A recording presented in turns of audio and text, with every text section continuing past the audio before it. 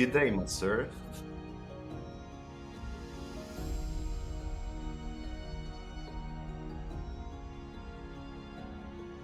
I think so, yeah. Finally got some kind of hairstyle again, so like bold.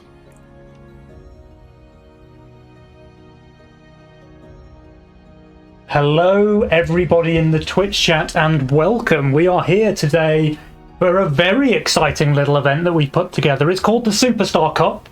It is a really interesting tournament where we've paired some of the biggest streamers in Legion TD2 with some of the best players from the ladder. And it's a little bit of a teaching experience, it's a little bit of a competitive experience, it's a little bit of everything mashed together. And I think we're going to have some really fun games. And at the end of the 2 days, there's some pretty serious prize money on the line as well. I think the prize pool is $1,000, which means it's kind of by far the biggest Legion prize pool to date, which is really exciting. And with me for this journey, I have Mr. Crazy Legion TD2. So welcome to the stream, Crazy. Thank you for casting with me. Yeah, thanks for having me. Also worth pointing out, this is the first official tournament since the full release of the game, so I hope you're as fired up as I am, because I think we're gonna get some really good games there. Oh, absolutely, dude. Absolutely. So I think, without further ado, we should probably have a little chat about the... oh, I'm not sure what's gone on there. I just need to tweak the... Your Discord picture has gone massive for some reason.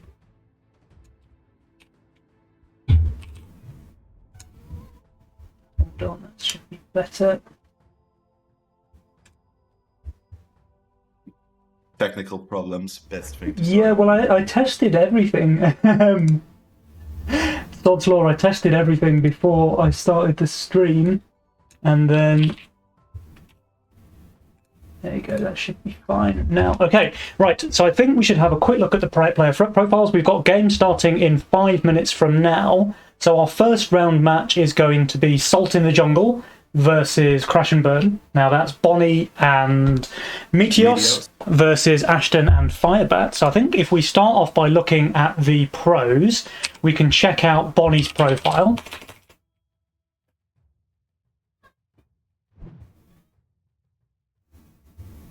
So Bonnie is currently just below 2.6k, but he has peaked at almost 2.7k this season. He's a face that is possibly the most recognizable face in Legion, because he's certainly been one of the biggest streamers for the longest time. He's got one of the biggest YouTube channels, and he's a really big influence on helping new players to pick up the game with his YouTube guides and stuff like that. A really solid all-around player. But on top of that, he's had some really good performances in previous tournaments as well, and he's certainly no slouch when it comes to grinding the ladder. So I think very, very solid player there with Bonnie, and his partner is going to be Meteos, which is the League of Legends jungler. I did have to look that up, having never played League of Legends myself before, so apologies to all of you League of Legends fans, but I'm a die-hard Dota man myself. So Meteos, he's been doing okay as well. I've really enjoyed watching him stream, actually. He seems like a very chill guy, and he's grinded himself nearly up to 2.2k peak rating, currently at 21-26, so fairly solid as well. I think these two players can gel pretty well together. What do you think about this team? I think so too. I mean, I know that personally, Bonnie, he's someone who can you can easily mesh him up with anyone, and I think he will find a way to make it work. And Meteos, as you said, is a rather chill guy. I've been enjoying his streams. He takes advice very, very well. So that's also something I mean, the influencers we have in our cup or in this tournament, I don't know every one of them, but I know that, for example, Meteos, he's been probably the pro, at least streaming the most out of them. Yeah, he's streamed a lot. Yeah, he's streamed a lot. The VIP who's played the most, or at least with broadcast on, and he's played very, very much. And I think that with the people in chat, giving him small hints and ways to improve, and just playing the game to this extent, it can really give you an edge here. And that's why I like our first round our first round game that we're spectating, because we know that Meteos for sure has put in his hours. We know Bonnie has been up on the grind lately. And whereas the other team, Ashton, like he's been a stable, he's been like there forever, and he's always on top of the Yeah. ladder. And we know that Firebet for some time, this season maybe not so much, but some time in the past, he put in a shit ton of work as well, and he really got rather high back in the days, especially for someone who just spent as little time in this game as he has. So I think we're in for a I treat mean, here. you say little time. He's played nearly 700 games this season. So Firebat, he's not streaming much at the moment, if at all, but he's playing a lot. Like, he's got nearly 700 games played in this season alone, which is insane. And like you say, he actually played the game way back in the day as well.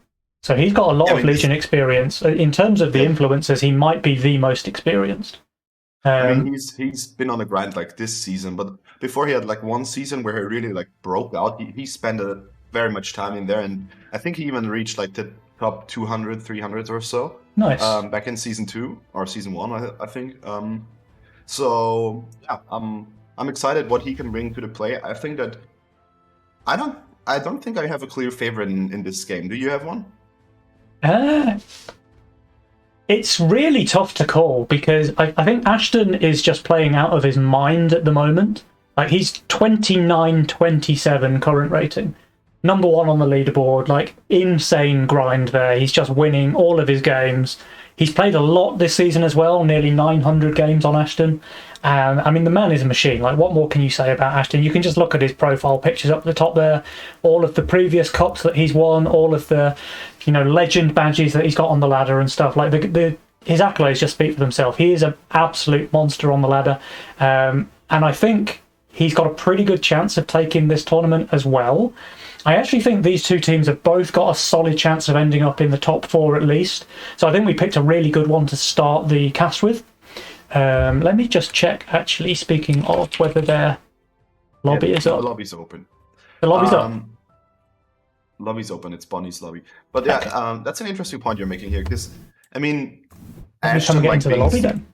probably the second most decorated player in this game as far Behind as King Downs, yeah, like, exactly. Yeah, behind King Dance, and with King Dance out of the picture for this cup, we might be looking like directly at Ashton, maybe even at Aviator, who's been like really in shape for some time now. So I think like from all the pros, those are really the two top dogs. They kind of stand above the others a bit because they managed, at least at some point in this season, to really pull ahead, like gain a massive advantage on the others. I think Aviator was up 220 elo above the others. Yeah, yeah. And Ashton now with almost being at 3k again, like those are some massive numbers.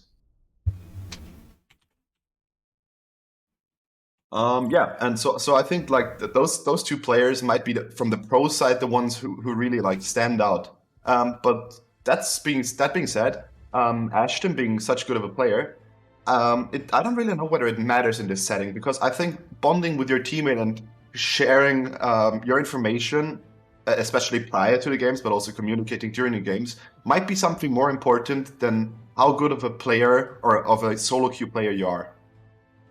Yeah, exactly. But I think he's got a pretty decent chance here as well. I mean, if you look at his profile, he's not just an absolute monster on the ladder. He's also won a bunch of Masters Cups back in the day when he used to play with Kingdoms.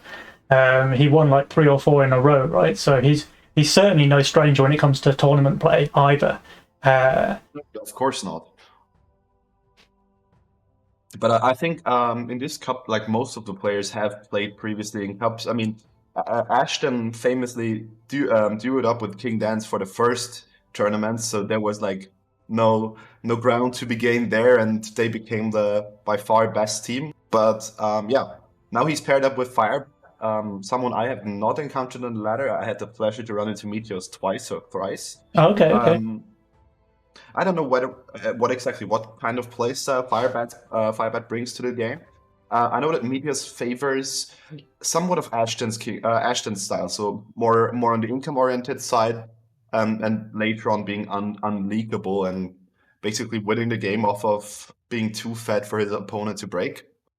And yeah, Yeah, that is how Ashton likes to play. Interestingly, it looks like Bonnie and Meteos have taken position priority here, so they've chosen the sending order, and Bonnie is choosing to send into Firebat, whereas Meteos is going to send into Ashton. Now, I think the idea is that they're kind of underestimating the influencer in the matchup, and they're thinking that they can just income send against them without being punished. But let's see if that pans out, because at the same time, like, if you expect the influencer to be the weaker of the two players, then that also means that Ashton's going to be receiving the easier sends, right? So I think this might be... I'm not sure. I'm not sure. We'll have to see how it pans out. But this is the first match of the Superstar Cup. And here we go, guys. Let's get right into it. I think it's an important point, but on the other hand, I think it's easier to manage and coordinate as a team what you send if the more experienced player is the player sending more often. And in this case, it's Bonnie. I'm pretty sure that Bonnie will send more often into Firebat than Meteos will send into Ashton, at least from how it pans out in my head, because you do not want to feed one of the best players on the ladder. Yeah. So I think it might not even be the part of like feeding or not feeding the supposedly stronger player, but rather having an advantage in communicating and coordinating your sends. Yeah. And here we go. Let's get into it. Ladies and gentlemen, the start of the Superstar Cup, round one, starts here. We have Salt in the Jungle on the left side versus Crash and Burn on the right side. We have three nice little spells there. We've got Guardian Angel, Press the Attack, and Hero. Crazy, what do you think about the spells? I think that we're looking at a big Wave 11 showdown again. I mean, we have Press the Attack, which is a very important offensive spell, but we don't have like a distinctible defensive spell. There is no, for example, Allowance, Sacrifice, Dark Ritual. There's no spell that gives you money at the moment you need it. You can really like up your build and step it up a bit with a hero, dealing more damage, being tankier, or like protect your carry unit, but you can't make up value on the fly on wave after wave 10. So I think we're looking at a big breakpoint around 11, and we're looking also at units that can utilize either Hero or Guardian very well, because as we can see, two Holy Avengers already rolled on the Salt and the Jungle team. That might actually be what they're going for. Yeah. Now, Meteos and Firebat both opening Grawl. Firebat has potential there for his Firelord opener on wave 3, so a nice 5-worker start option there for him. Everyone goes for their King Ups, there's not a snail in sight. Ashton with a very unusual opener though, a Warg and a Devilfish. I haven't seen that one before. But it should work out in theory, because he won't be weak with the Warg wave on 3, but rather Devilfish taking over there. I think it might actually be the point of surprising your opponent, but I don't know whether it was really necessary, since, I don't know, his role, on the other hand, just looks very weak, so I think it might be a bit of a problem having such a weak opener. Yeah, true. Also, he's not playing YOLO, is he? No. Even Ashton decided to dial it back to greed for the tournament. He's not gone for YOLO here. Yeah, that's one point as well. Nobody picked YOLO, but interestingly enough, Firebat and Ashton going for the not so usual King region ups on wave 1 or prior to wave 1. Yeah. This standard is basically upgrading your King damage, just so you can clear whatever you leak faster. Look at this. Bonnie sends the snail, so Firebat will leak here and will not be able to afford his Firelord then. Luckily for Firebat, though, he's got options, because instead of the Firelord, if he really wants to, he can go for a Soulgate on 3. It's not nearly as good as a Firelord, but he has that option available if that's what he wants to play for. I have not seen anyone pull off a Soulgate start in a very long time. And I think he might actually be off quite okay. It just depends on how much he leaks. But yeah, for now, his leak doesn't even give him an advantage. Usually you're pretty happy with leaking so small if you're on 5 workers, or if you're on the highest worker count in a game, but yeah. He isn't ahead on the workers. I'm getting people in chat saying that your microphone's quite low. I've got you like maxed already on Discord. Is there anything you can do your side to raise that slightly? Let me check. Anyways, we can see Ashton's like sending now, and he will be able to crank out 60 onto Bonnie this way. And yeah. But I think Bonnie should have it with his start, because he could easily add an Infiltrator here, which is a beast on wave 3. Yeah, which he's going for, by the way. Yeah, here comes the income sends again, all around from the players. Ashton Is he going to be okay? He will get the Dragon Turtle here, which is absolutely lethal against Devilfish. It's just going to tank him all day long. The 60 send here. Does it go into the split? It doesn't, but the Devilfish just zooms in on the Dragon Turtle anyway. Now, at least the Warg is starting to focus it as well. That he really needs that. I mean, it's probably even the best that Meteors could have hoped for with this send, because, I mean, he not only tanked the Devilfish with this Dragon Turtle, but it also cranked out nice damage onto the Warg, and that might actually lead to Ashton leaking here. Yeah. Yeah, that's it's not even a bad lead. Like 39%. Okay, he's gone up to 6 workers, but Bonnie has the advantage now with 7 already.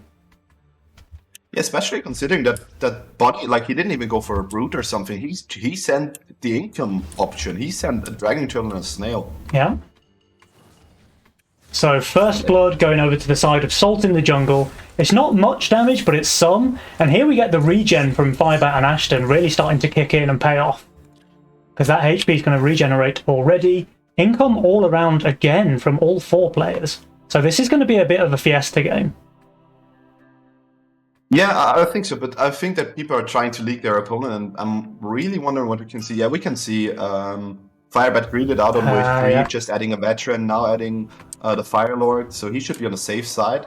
But Firebat's build already looks kind of butchered with his veteran being that far up and not even in a split position. Yeah, so the Fire Lord not tanking anything means it doesn't get that damage from losing the mana. And it's kind of wasting the ability, right? So he will hold here. But I think he just would have made it look easy if he had some kind of split aggro there. And that's going to mess him up the rest of the game now. Yeah, I think he really has to sell his veteran at some point if he wants to get in any kind of meaningful split, because he won't be able to place any melee unit. And we can see a build leak on Bonnie already. 58% there, so Ashton is catching him out on his greed there. The 7 workers that Bonnie pushed on wave 3, he is being forced to pay for it. And now Ashton's on 8 workers, so that lead is just going back and forth between the 2 pros here. Yeah, and it's quite interesting. I mean, Bonnie greeted out for sure, but he won't even have the benefit of being able to break his opponent, because Fire Lord is just such a solid opener. I don't think he will be able to catch out like Firebat with his pants down in the return. So I think that this league actually favors Ashton, who's up to 8 workers, whereas Firebat is on 9 workers. There's a massive worker lead on the east side team there. Will Ashton place another Warg, or is he just going to full greed this wave 5? Because I'm pretty sure he leaks if he stays there. Okay, no, he does add a Warg. And he's double Seraphim in as well, which is just amazing DPS on this wave. He might actually still... Oh, no, he just got 20, but... Like, but Bonnie, though! Bonnie in lane 1! Did he mean to shift that much gold? Did something happen in Bonnie's lane? He's screwed here. Was this some kind of mistake on Bonnie's half, or what happened? Like, was he planning to shift for a Sovereign on 6, maybe? Yeah, that's probably what he was going for, but this is absolutely really crushing. Necessary. He was never holding here. He wasn't even holding to no send, right? Yeah, because the Wild Shroom would always get sniped out and would not survive. Bonnie DC'd. DC'd. Oh my god. But there's a pause option now, no?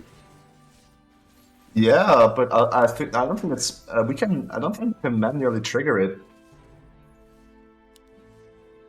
Well, Firebat and Ashton are both offering to remake, so that's pretty nice of them to do that, I think.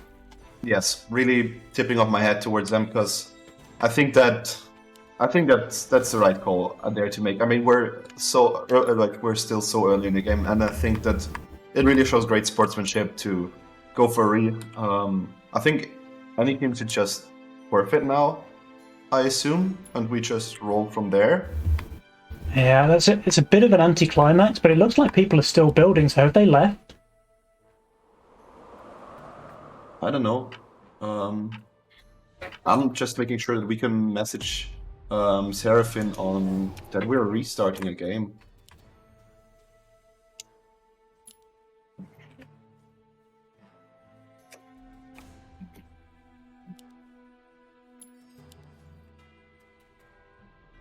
Okay, so this will be a remake then. The game is over. No, the games has not even started yet. For being quite Alright. honest. Right, let me put myself online because they can't see what's going on apparently.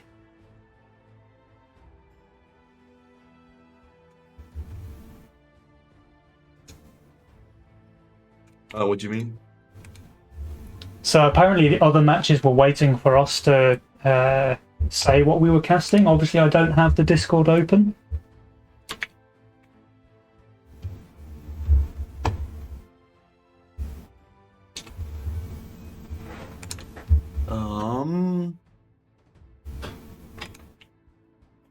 Okay. I think we're in a bit of a.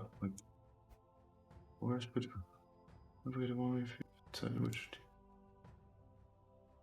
Okay, so it was Seraphim holding back the okay to start for everyone else because everyone else was waiting for Seraphim to know what we were casting. Yeah. All right. Well, we need to find the rematch here now, anyway.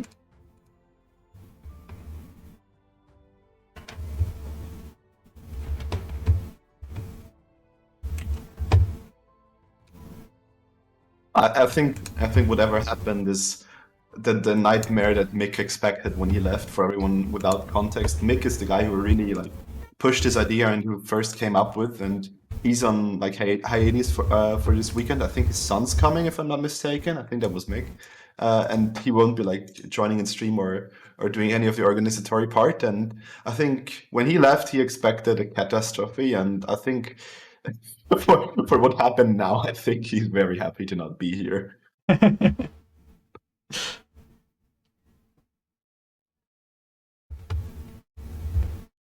All right. Is Bonnie back online? I don't know.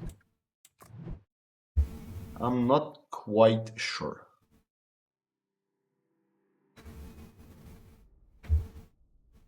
So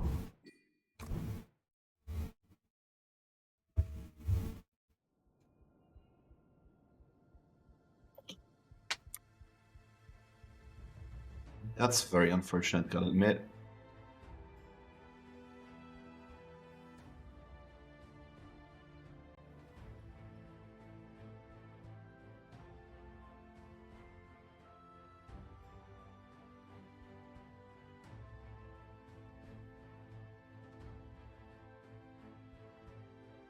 So,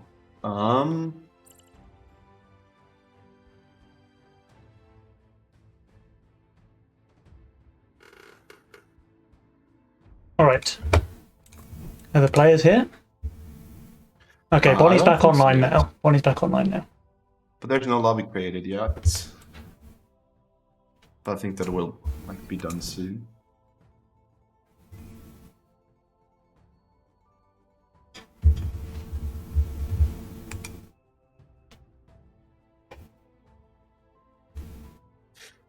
The good part about everybody waiting for the other matches is that this remake won't impact too much because they're only on like round 2 or 3 now, instead Yeah, of, I saw that was being on round mentioned. 7 or 8. Like we had a head start, and that's paying off now. Yeah. So Still no lobby? still no lobby. Maybe I'll just create it and start inviting people. Just get things Yeah. rolling. If you can, like, sure.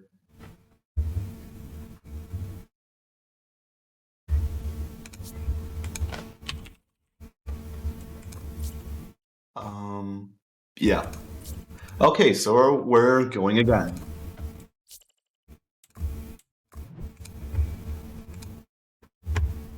And we've got everyone except for Bonnie in here right now.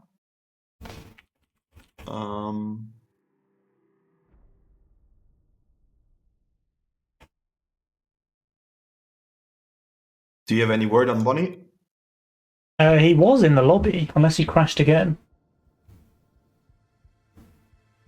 He never. No, he wasn't.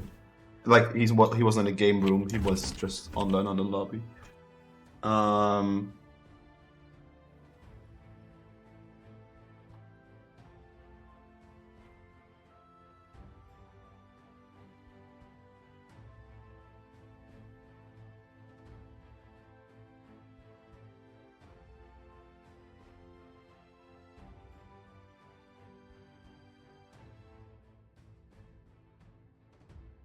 Okay. Bonnie's Any having word trouble on Bonnie connecting, apparently. yet?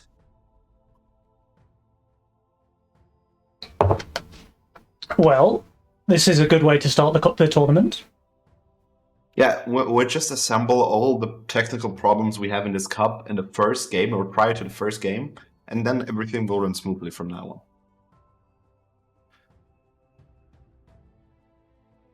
on.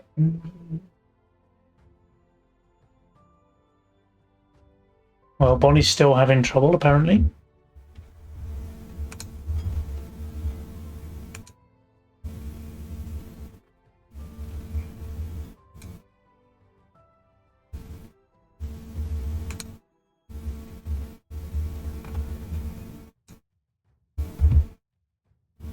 Connecting to the servers, or connecting to the lobby, what exactly?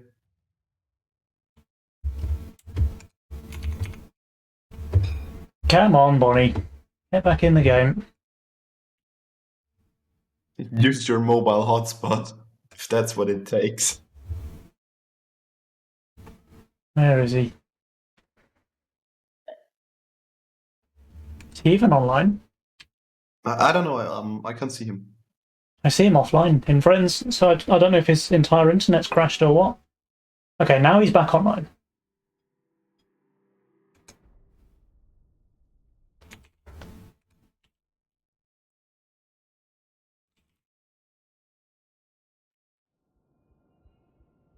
Okay.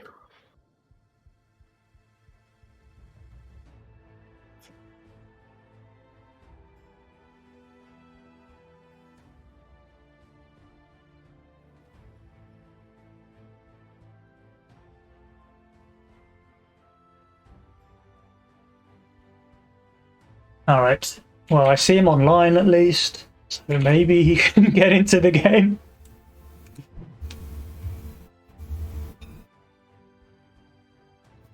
Hopefully it works out now.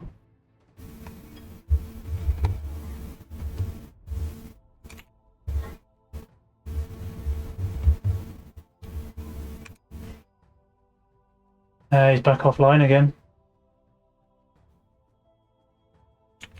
Bonnie, Bonnie, Bonnie. I mean, at this All point, hail do we Bonnie. just have to cast another match so that we don't just have downtime on the stream? We might have I to, don't right? think so. Or actually, but they can't start off round 2 without the results from round 1 anyway, so it doesn't matter. True. Yeah, he's having to reconnect his router. Whew. Yeah, I mean, I don't know. I think that's really where I don't want to be the tournament director, because at some point you got to consider whether you have to like make it a technical KO, whether you have to just forfeit again, because everyone will be waiting for them, and I don't think that's a very nice position to be in.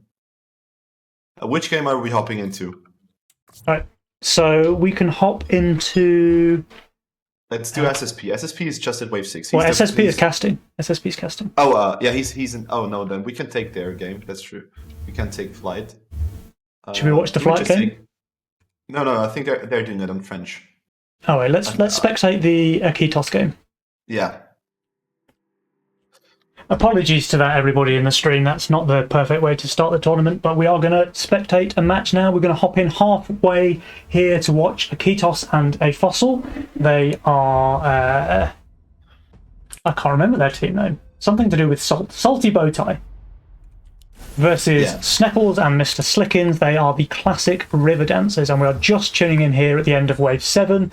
It looks like there were no leaks. People are income sending all around. We have 10 workers on Mr. Slickins. He's got a pretty decent lead, actually, since everybody else is only on 8. Yeah, and we can see that Akitos and Fossil's king is low. I don't know whether that's the spectate bug or whether they really took that much damage. I do actually think they did. So yeah, and we can see Mr. Slickins, who's probably the highest rated influencer in this game. We can see him like really pulling out ahead in front of everyone else. And besides that, it looks like a solid lead for the East Side team. An easy hold there for Sneckles with his insane value. Mr. Slickens, of course, will hold as well. A Ketos and a Fossil, it looks like both are holding, or are they? Is a Ketos got enough DPS left alive there? I doubt it, because his only real DPS left standing is his Sacred Steed, basically. The So I three think you bazookas look to be enough, though. Like, they're doing enough. I know it's a bad damage matchup, but... And they are focusing one Cobra at a time as well. Yeah, but they're getting focused one by one as well, so I think we're looking at, two Two Cobras. League. I mean, it's not even that bad, but... It's not I mean, usually... bad, but you know what? It favours Sneckles and Mr. Slickens because they both have more workers. So every second that the game passes when you have extra workers is only working in your favour. Yeah, that's usually why you usually tend to like the small leagues, because you're the one who's pushing then and like have who has the additional time. But Yeah. since they're a bit behind, it does not really favor them. We can see Akita sending 3 snails. Yeah, I mean, that is just pure food there for Sneckles, so I'm guessing he just wants the income. But I don't think that's going to do him any favours here, because Sneck's just going to push extra workers and really start to pile that pressure on top of a Fossil. Meanwhile, Sneck and Mr. Slickens, they're both saving. So if they want to, they can go for a really big send on 10, but to be honest with you, I think it's going to look to be wave 11 instead. Yeah, I think wave 11, especially once again with no real defensive spell, or like no distinct defensive spell, and Giant Snails in game. Giant Snails actually do look very decent against the Ketos and might even be okay-ish against the boar of the Fossil. So I think that Snackle and Mr. Slickens are looking at the big 11 cent there. Yeah. So that's an easy hold there for Sneck, and a Fossil gets away with his very low value as well because there was no send coming out. Of course he had boar as well, so he can probably afford to play it greedy there on wave 9. But here, Sneckles and Slickens, they're saving again. So it is going to be either 11 or 12 then from those players. I mean, with them receiving a send now on 10, it really opens up to go 12. But Yeah. I actually think that Akito's prior, at least to building the skate, was was way weaker on 11. Now it might not be the case anymore. And what I really am wondering is, will we see a shutdown? Like, will Sneckles enable his shutdown for 11 or 12? That could really be a case, and that might actually be something to look out for. Yeah. Now, how are these guys going to hold, actually? I think Mr. Slickens will probably leak this. Sneckles, though, should be an easy hold for him with the Sky Queen and decent frontline as well. So he should just be fine. Maybe even enough to cover his teammate as well. Yeah, actually, Mr. Slickens sniped out the mole, so it actually makes his leak not as bad. Oh, this is definitely a pro leak. What they're saving, because look at their Mythium counts. We've got 250 Mythium on Sneck, we've got 240 on Mr. Slickens. So whenever they decide to send, this is going to be massive. Yeah, and I mean, they're not even, as Akitas and the Fossil are not even forcing ping damage here. Yeah. So it will just be like additional pressure for Sneckles and Slickens. And guess what? The best defensive option that you've got there is Protector. Meanwhile, Lizard Army and Giant Snails are 2 decent weapons in the arsenal for Sneckles and Slickens. So let's see when they decide to send. Already coming out from Akitos. They do really fear a send here. But Sneckles and Slickens probably debating whether they want to go for wave 11 or 12. And actually, that's interesting. Look we at can see that Protector red eyes. on Mr. Slickens. He had to sell something for that, though.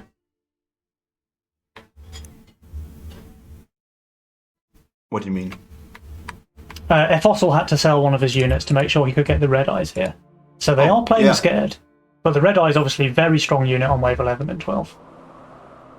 And we can see actually Sneckles being the only person taking an offensive spell or any spell other than Protector. And we can see him like going for Lizard Army, and a Fossil and Akitos going for the massive king ups and just releasing even more pressure. And that's where Sneckles and Slickens saving really comes into play. I mean, they've racked up a ridiculous amount of Mythium just look at that Mythium count. 400 plus on Sneckles, nearly 360 on Slickens as well, when they do decide to send. And I expect it to be wave 12 now, for sure. Yeah. I think so too. But they kind of save, though. Do you know, I don't know that I like the save here, because now you're kind of committing to going wave 13 against Berserker, Zeus, and Gates on Akitos. Now, Akitos, he probably will not be able to afford a Hellgate, because, you know, he just doesn't have any gold to spare. And I do expect him to harden here. I really expect him to harden. I'll be very surprised if he doesn't. And we can see further king upgrades, and I think that's the right call. At this point, they're committed. They really got to up their king, and they really got to take the income and every money they can get. Yeah, for sure. They're kind of clinging on for dear life at the moment. They're like scrabbling at the walls, trying to take any footing that they can to try and save themselves from this massive send that they know is coming. But Akitos, he does harden his golem here, so that's a lot less value that he has now on wave 13, which is when the send has to come. There's no way they save longer with Lizard Army on the table. That's what I wanted to ask you. Are you sure, though? I mean, we could see, especially Slicken sending into Akitos, like, just going for wave 14, couldn't we? Like, you might as well go for a knockout punch on 14, yeah, and we can actually see that they're still holding back, and they are still waiting, and we can see a Fatalizer coming out from a Fossil, and I wonder what Akitos will bring to the play. What is going on? See, what? You take Lizard Army and then just use it to feed him 6 lizards? Like, what is happening here? Yeah, I mean, that's a solid 72 gold to a Fossil. I mean, he'd gladly take that. And we can see with them saving that long and Akitas and a Fossil upgrading king, taking the income. I mean, look at their income. Akitas and a Fossil are above 200 gold income, whereas Snackles and Slickens are stuck at 100. And even the shutdown is gone now. Because if Akitas and a Fossil can manage to hold this send, or not even, they don't even have to hold it, but just deal with it in any way and come out somewhat solid, they might are they just going to go 15 though at this point? Like, no, okay, they do go for 14, but do you know what? The Red Eyes is really strong on 14, like really, really strong. I think the sends might just be too massive, right? Yeah, and I think the thought is that they really want to destroy Akitas, because if Akitas leaks here, he probably won't come back into the game like ever again. Mr. Slickens is pro leaking here. Look at this. The 6% HP Golem just giving them an extra like 20 seconds on top to save more and more Mythium. This is going to be enormous now. And I mean, a Fossil sent a Dragon Turtle, and that caused that. So that's really a problem. But I mean, I think the point behind sending here really is Akitos with his gates. They're really, really bad here. And even though a Fossil has a Red Eyes, which is a very strong unit, a Fossil still kind of lacks damage. His only damage is the single target magic and impact dealing Zeus. But now Akitos has a chance to double harden again. I'm really not sure about their decision to not send 13. I mean, it just comes down to how well or whether Akitos and a Fox will survive this, because if they do, they might even come out ahead. This is a 660 and a 700 send on wave 14 though. Like, you're not supposed to be able to survive this. I mean, especially looking at their values. I mean, they're barely above recommended value, to be honest. So yeah. I think we're looking at big leagues. The question is just whether they do survive those. This looks like a pretty decent leak, at least on Akitos. A Fossil leaks there 134%. And Akitos not much better, 133, nearly matching leaks. They do have a maxed upgrade king, though. Is there any chance they survive this? I doubt it, honestly. I think that's the leaks are huge. Too much here. It is too much. It is too much. It's just overpowering damage. The king has no chance. And we've got a pretty solid victory there, then, for Sneckles and Mr. Slickens taking the wave 14 with an insane starve. Yeah, so the classic river dancers are really going for the skip on 9, where we start questioning whether it will be 10 or 11, and seeing the king ups and seeing the income sends going straight to 14. Jeez, dude, that was an 8 until 14 send, with a wasted lizard army in the middle, just for good measure. Because the only benefit that Sneck got from that lizard army was plus 45 Mythium. And for the price of that, he actually gave a Fossil 72 gold from the lizard spam. Yeah, kind of somewhat out of balance. But I mean, like, that was really a road. Like, they really went a nice road down there. We can see people saving half of the game actually. It's just from 8 to That is 14. insane. That was an With a pro insane league on start. 13, so I think it's great. Yeah, really well played there from Sneckles and Slickens. I see Yeah. Bonnie on wave 3, by the way, so should we just hop straight into that one? Yeah, let's We can get the end of the game that we started watching. Yeah, I mean, we stopped the last game at wave 5, 6, so we might as well just reconnect there. Yep. Now.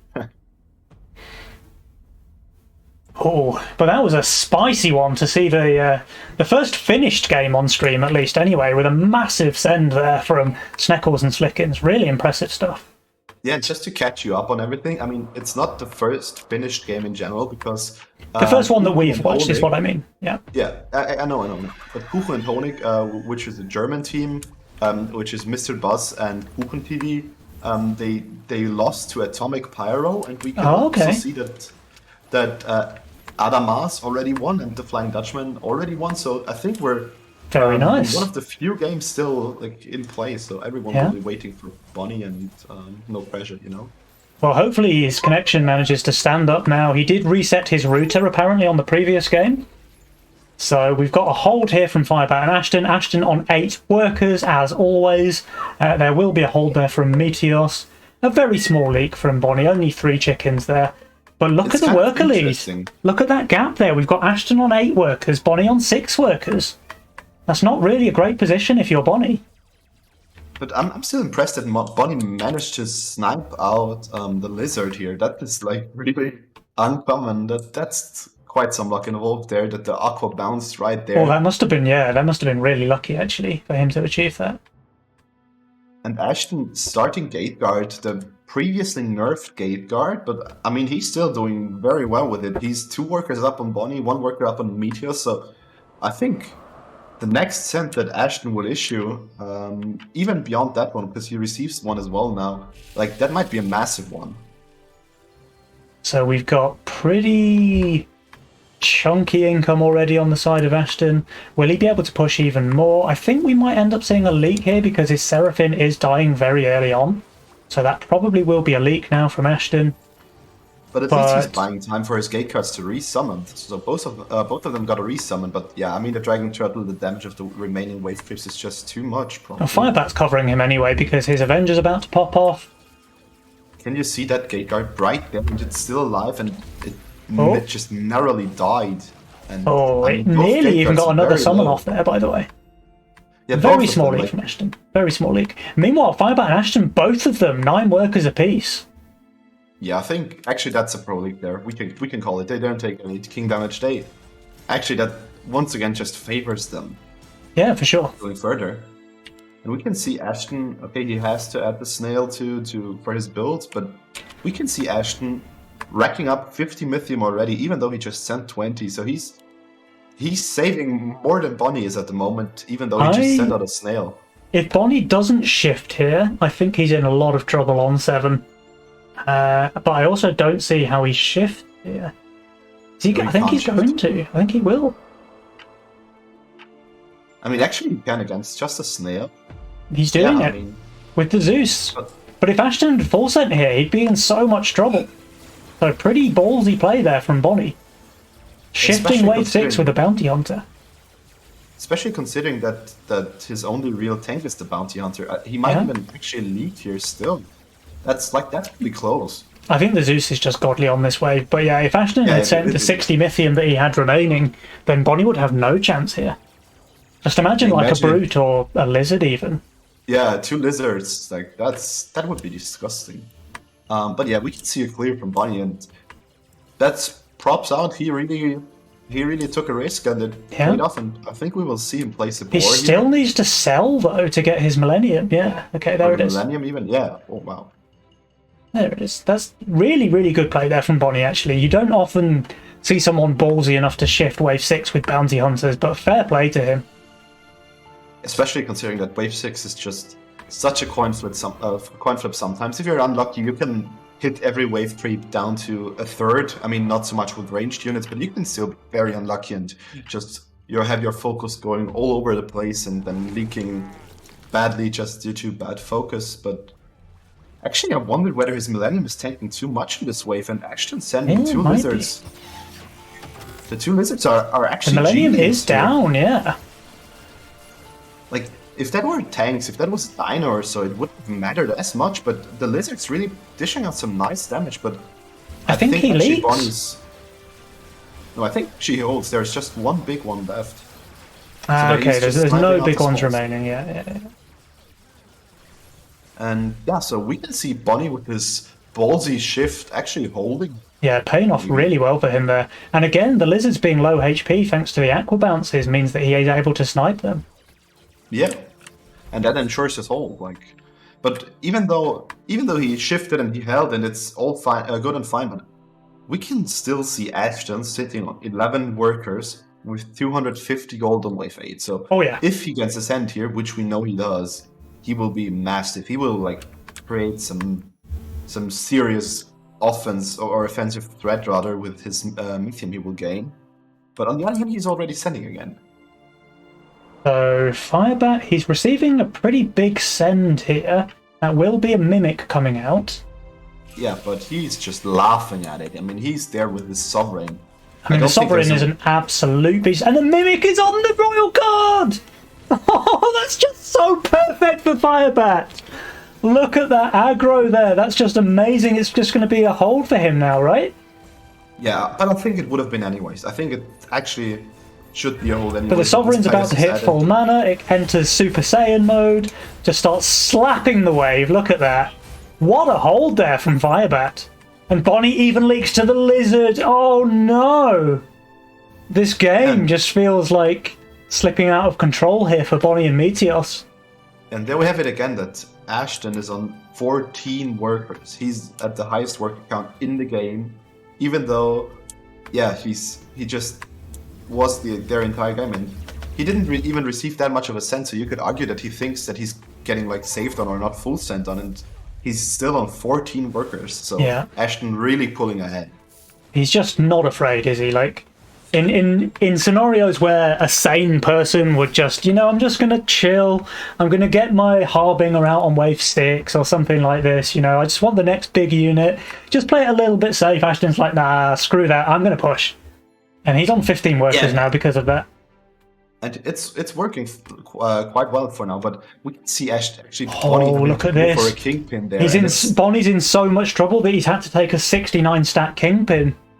And that really hurts. That I feel for him there, because you really usually don't want to do that unless you fear a big send. And actually, I might wonder whether selling one of his small units would have been a better option and just adding a boar. But I'm not so sure. I think he really was afraid of this wave. Yeah. And we can see Ashton actually being on fire, by the way. Firebat can just go insane now because he's got another income send. He doesn't need to build anything for wave 10, I don't think, with what he has there. So he can just push full crazy workers. Ashton's even going to pro league, Yeah, which is incredible because Firebat has 18 workers. But Ashton's on shutdown, so that's 25 gold. That's half right there. Yeah, true. And that's not even that small of a leak. I mean, it's 40%. It's quite okay, honestly. Are they going to go for a wave 10 send, though, on the side of Firebat and Ashton? I think they do, right? Ashton he does Ghost Knight. Ghost Knight going towards Bonnie here. He's just screwed. That's disgusting. He's just screwed. Like, he just doesn't have a chance. Yeah, I agree. I mean, usually a Ghost Knight is, especially since the latest patch, it got added some more HP in favor of losing some of his resistance. Usually, even the Kingpin deals melee damage onto the Ghost Knight. It's not that bad because it's high pierce damage, high single target pierce damage into a swift unit. Yep. And Zeus with its magic also deals some nice damage. But with this Kingpin doing at 69 stacks, that might actually spell doom for them. Did Ashton just throw though? Oh, never mind. Okay, so he added a Fiend, which gave the wave a chance to ignore the Ghost Knight. Luckily for Ashton, it didn't, and the wave went onto the Ghost Knight after killing the Fiend, but it could have done. Yeah. But still, this is a massive leak on Bonnie. Though, look at this! Meteos! He's pulling it out of the bag here. He's killing the boss at least, so only leaking the Ogre, and that on half HP. And that's a Daphne there on an APS, and that Yeah. really like amplified whatever he had coming from his Zeus's. And but we can still also see Ashton leaking. He placed down a Radiant Halo for this wave, but unfortunately for him, a Dino and I think the Dragon Turtle split off to the side and were focused first. But it's no problem with Firebat just clearing it out there, and Look that's at some that serious aggression king from damage. Firebat. 18 workers, 1200 value, wave 10, easy, no problem, covering his mate's leak as well. But Bonnie, he continues to save here. So I wave mean, 12, I think, is very dangerous for yeah. Firebat, actually. I think that we will, in return, see Firebet like actually go for an allowance play and just Yeah, he add has some to. more He value. has to. And yeah, actually, Ashton again has a shutdown. So even though he leaked the last two waves and lost some gold off of it, his lead over Meteos and Bonnie is just so big that he will just pull out ahead. And yeah, Yeah, yeah. I guess all the players are going to go for a 12 send then. There's no way that Firebat and Ashton skip 12 while they're being saved yeah. on so hard by Bonnie. I think they at least got to match it with some income. I think actually income's the right play for Firebet and Ashton. Maybe even Income King there. Yeah. Because they're just so far ahead, and not just gold and worker wise ahead, also build wise. I mean, we can see Firebat, who has a Grawl to add an Ocean Templar for his Sovereign, but also having a Sovereign and the Pegasus. So that's a very, very strong build. Yeah, for sure, for sure. And Ashton's going to have his red eyes now on wave 12. It's still going to be a massive send on Firebat, though. Bonnie's going to have near enough 500 Mythium. I mean, that's press the attack, but yeah, I mean, we can see income sends, and we will probably even see some more king spells added. So they went for income king just as expected, and I really do wonder what are we looking here, like what are we looking at here as defensive options for Firebat? I think he really when his sovereign gets killed, and it has to get killed because there's no it will get killed. There's no butcher in play. I'm really It not will- sure about the disciples here. I think he just needed tanks for his sovereign. Yeah, but the problem is his tanks would be King Claws, and they do also leech off mana of his Sovereign. So I think his plan was to go for a Sovereign that, even though it's a Swift unit, tanks here, and just to add the damage with the Disciples. But like this, his sovereign's dying without even reaching its full potential. So that's dead now. This will be a pretty big leak. Maybe he can kill one more. Yeah, He can? Okay, nice. Yeah, there's a spell. But there's still 85% there. But Ashton, with the easy cover there, 320, no problem for him. He might even be able to fully hold this in the mid as well. Yeah, I think so. He has a good shot of it. But I mean, actually, I think Firebat might have even made the right call there with the Disciples. I don't think he would have done better with stacking up his Sovereign and adding more tanks. Because it won't reach max mana and damage and kill off the entire wave anyways, so you might as well take the safe gold.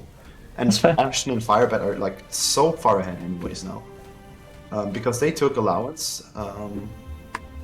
And actually, Yeah, this was kind of an all-in aggressive play as well, because Bonnie was saving for a long time there, and they achieved 2% king damage from it.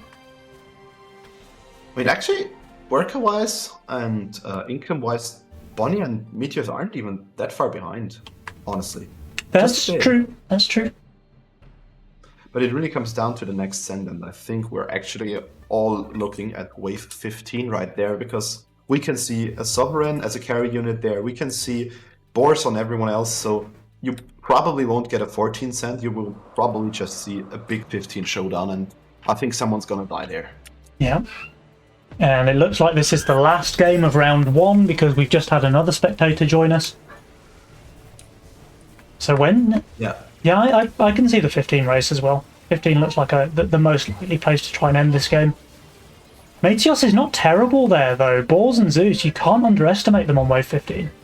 Yeah, and especially with the Daphne, so he's really good on focusing down this creeps wave one by one, adding the magic damage that the Zeus deals to a single target as well. So I think that Meteos really has not such a bad shot at holding, but the problem is, what does he do against such a big send? I mean, Firebat is on 25 workers, he's got another wave, it will be a 500, 600 send, depending on how long people take to clear the wave. with a yeah, I think he actually will have some trouble. And I think Bonnie's.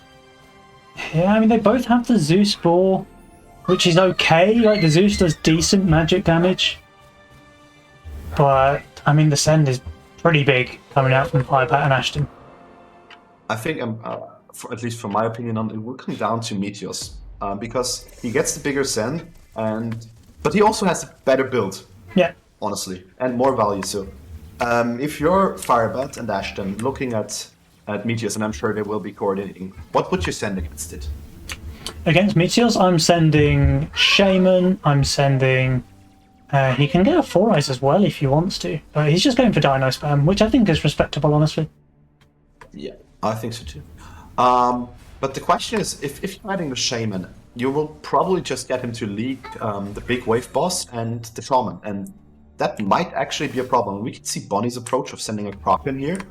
That way you probably don't have like as much of a threat of killing everything, but you do really you can push the enemy to leak even bigger and even more than before, so it's more lost scope. But Firebat needs to sell the Growl and take the Starcaller. Yeah. He actually needs to sell more. Yeah, but it's still worth it. I mean... Yeah. Okay, he does the one on the wall. Okay, so he's buffing the Sovereign over the Steed. I'm not sure about that. I think I upgrade this one. Ooh, it's a tough call. I think actually it depends on the range of the unit, and since... But look at this, he's gonna nuke the Kraken really quickly. Like, the Starcaller is pretty insane, but his Sovereign is already dead. I mean, that's what I wanted to point out. That they traded places. He traded a Kraken for a Sovereign, which is actually not that bad of a trade, but the problem is that there's a Hades with a Starcaller aura who had Pegasus in front, so that's spawning like quite some nice drakes, but that's actually a big leak. That's a big leak on Firebat, and Ashton's not holding either. Yeah, and they're giving away shutdowns. I think they just win the race, so their leak is bigger, and I think this is enough to kill them on the right-hand side. I don't think so. I think it is. With the Shaman and the two bosses, and this one on full HP, I think they die there. There's no King attack, but the left side, they just have too low HP, so I think this is a win here for Firebat and Ashton. And I'm pretty sure they would have survived, honestly. Look, there's no way. Look, this boss is still full HP. Easily. They're at 40%, it's a half HP king and the Shaman is down. Yeah, but the boss was still full HP, dude. No, it was half HP. I don't know which game you're spectating. They would not have died, I'm pretty sure. Okay, anyways, it doesn't change any of the outcome. It does not. We're just having a little bit of fun there. Yeah, okay, that wraps up our first round. We have wins of Team Atomic Pyro, Team Crash and Burn, Team Necro Spirit, Team Flying Dutchman, Team Adamas, and Team, which we actually spectated earlier, the Classic River Dancers. So, okie dokie. So have we got a bracket for round 2? not yet, because they have not reported the outcome there.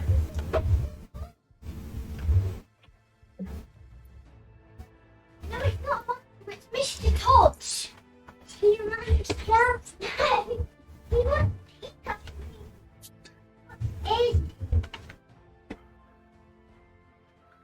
Okay, so actually that wraps up our first round, and I think that SSP is that Seraphim is actually in the making of the second bracket. I'm just gonna put this.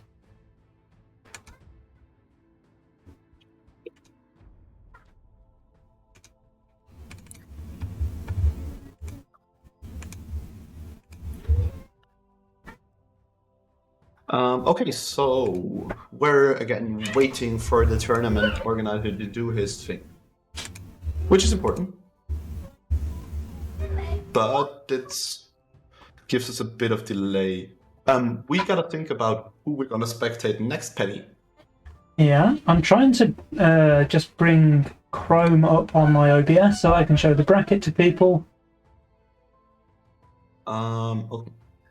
But I think we should actually go into a game which we haven't seen, so that would probably be someone like either or do you want to cast the losers or the winners?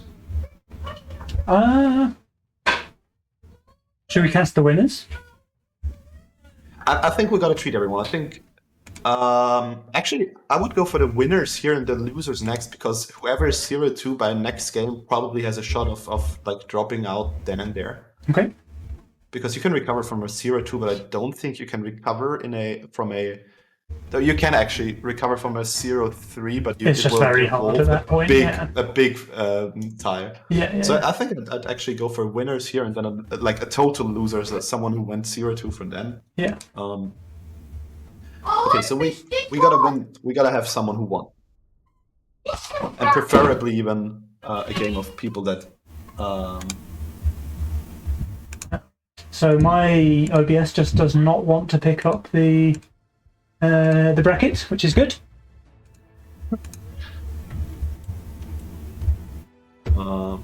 Yeah, that kind of sucks. So we're still waiting. So we could have a look at, how about Neca Spirit and Atomic Pyro? How does that sound to you? Hey, wait, do you have an updated? That's me. It's just been updated. Yeah, now. it's just popped. Yeah, you're right. Yeah, sure. But we haven't casted either of them. Just to set the setting for it, Atomic Pyro won against Kuchen and Honig, which is the German team that is by far the lowest rated team here. Since Kuchen is a very low rated player, but he wanted in, and I think he was a great pickup. As far as I know, he's rather entertaining, but I'm not so sure. I've not actually watched that much of his content. And the second team they're playing is Penny. Why don't you introduce the second team? Sorry, I was fiddling with settings again. So which team am I introducing? You're introducing Necker Spirit. So Neca Spirit is a Russian duo. So it's Green Spirit, who's actually a Russian guy living in Germany. Really strong player, a good friend of mine. I actually play a bunch of games with him lately. He's a really nice guy. And his partner is Neca Payne, who is a big Russian streamer. So they have been practicing together quite a lot lately. I think Neca Payne's chat really enjoy watching him play with Green Spirit. They've kind of had a lot of fun with the teaching moments. They refer to Green Spirit as Granddad. So that's kind of a fun little nickname for him there, especially because he's younger than me. So him being called Granddad is always a good ego boost for me. Yeah, I mean, you're balding already, so... Yeah. Balding? I think I'm completely bald at the moment, dude. Yeah. So this should be a nice game. Anyways, yeah, I think so too. I think we're in for a treat. I think we don't have like any distinct player that we think is above the others in performance-wise at the moment. They're all just very good, which also makes up for what we just saw, because we gotta admit last game, even though Firebat did very well as well, it was kind of the Ashton show. Firebat had by far the better build and the better role, and even with that we could see Ashton pulling even further ahead. So Ashton is like in a very, very disgusting powerful position at the moment. He's really on a hot streak lately, and yeah. Oh, we've got nearly 500 viewers on the channel, by the way, which I think is the most people I've ever had watching one of my casts. So that's pretty exciting, dude. Yeah, don't pay too much attention to that. It doesn't matter whether it's 200, 100, 200, 500. It doesn't matter.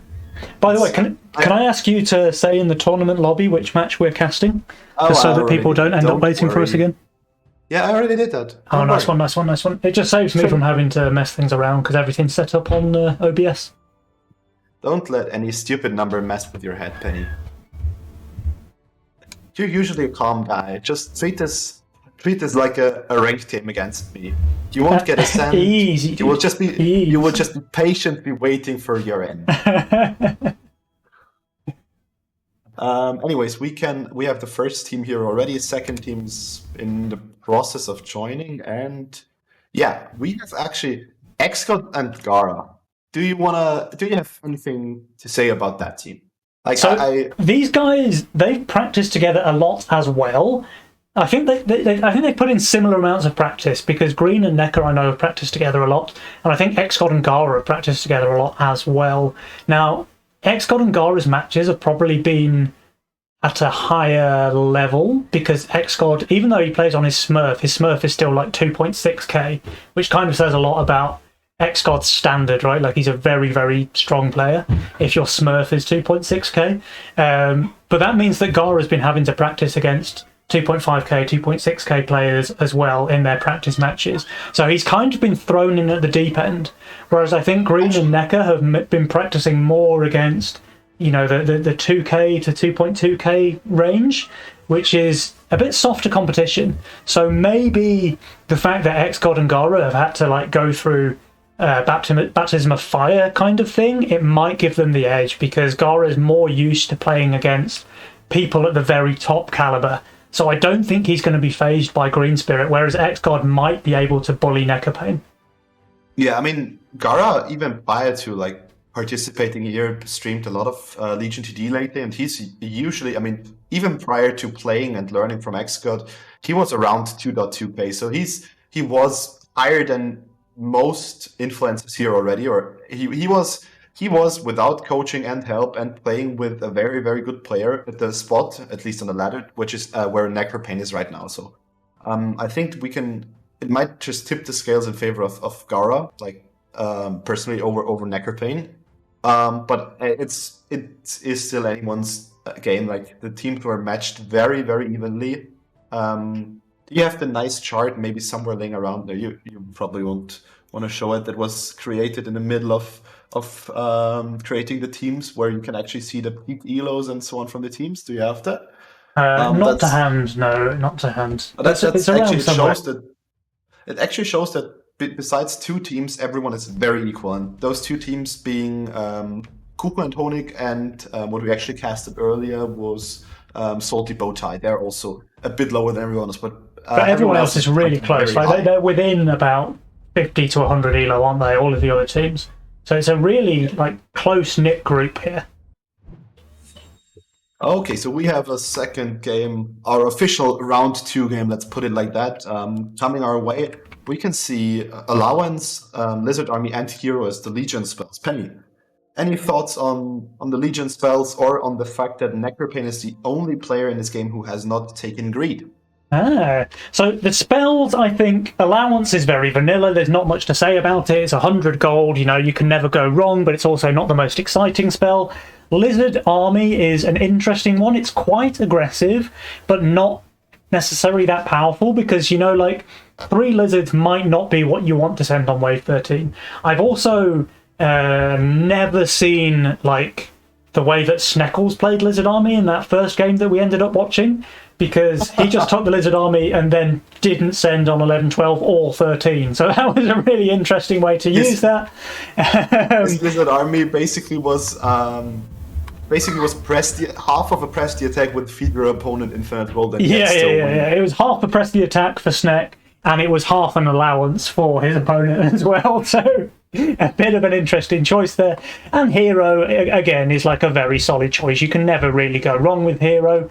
It's best on summoners, so like Gates is fantastic, for example. It's also amazing on things that have bonus damage, like Phoenix, like Kingpins, because it also amplifies the damage that they get from their abilities. So, of course, there's King Ups all around. There's nothing to say about that, really. Green Spirit does get away with his Windork opener here. There's no Snail there to punish that, so he's really happy about that. Neckerpain with a Disciple opener, that's a bit of an unusual one. It's not the best, I don't think. I think it's actually quite a weak opener, but a very strong late game unit.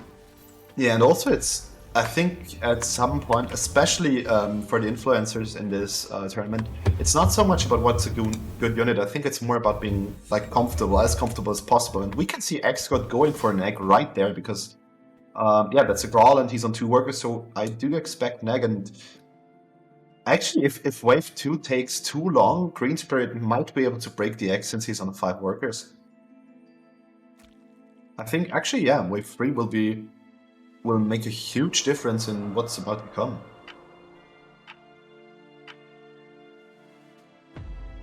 But we can see Green Spirit greeting out here, just adding a buzz. So Yeah. actually, that's XGod, but he can't hold wave 3, right? So I think he probably just has to push workers and let his egg die. I think he will try to. I think he's got with the Wild Shroom, he might actually have a chance. If you get the Wild Shroom to off tank, you should actually probably hold.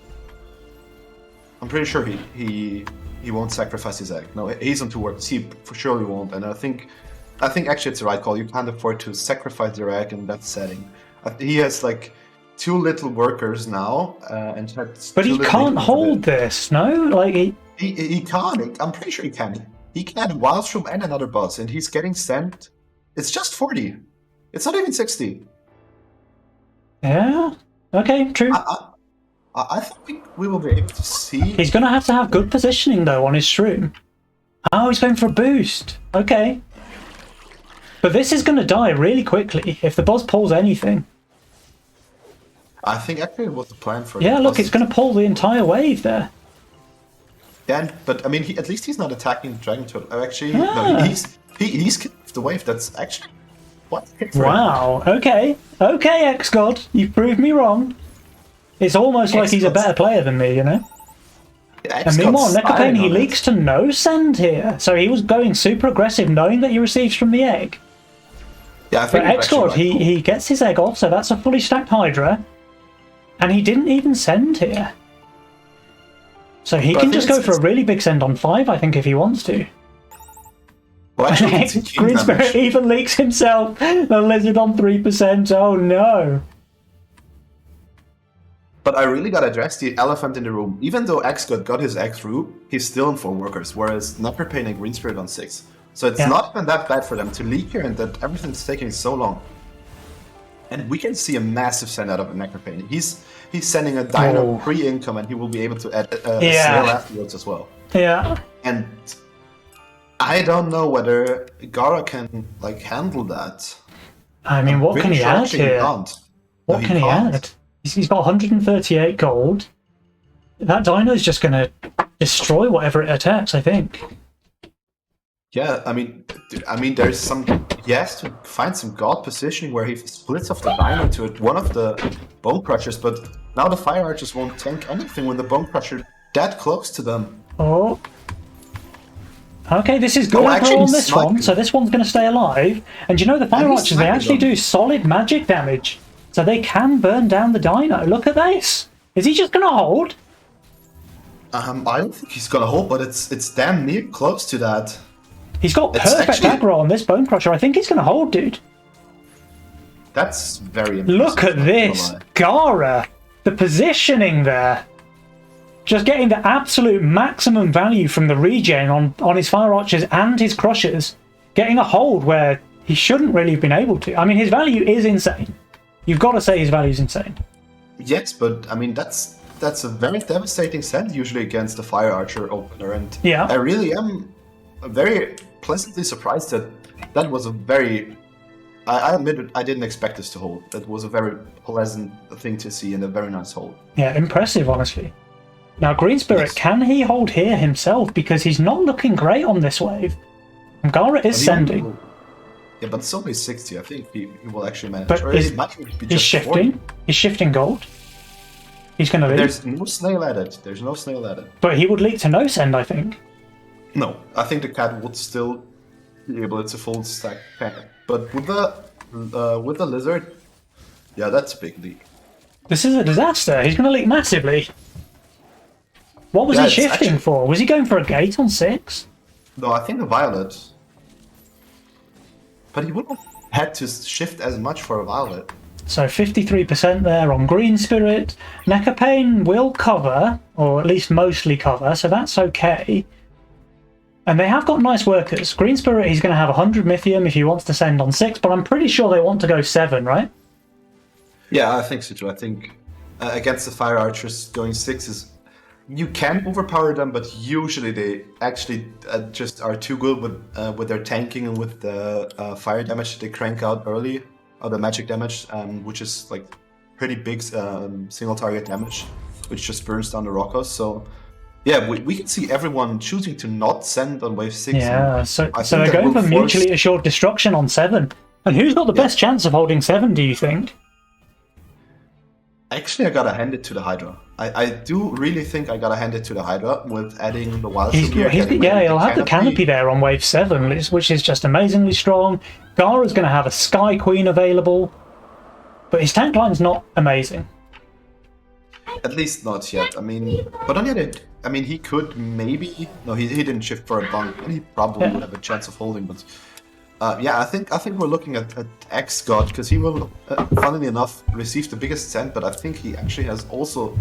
He might actually have the best chance of holding as well. And we can see Necropain's disciple dying here, and that might actually cause him to leak. I think.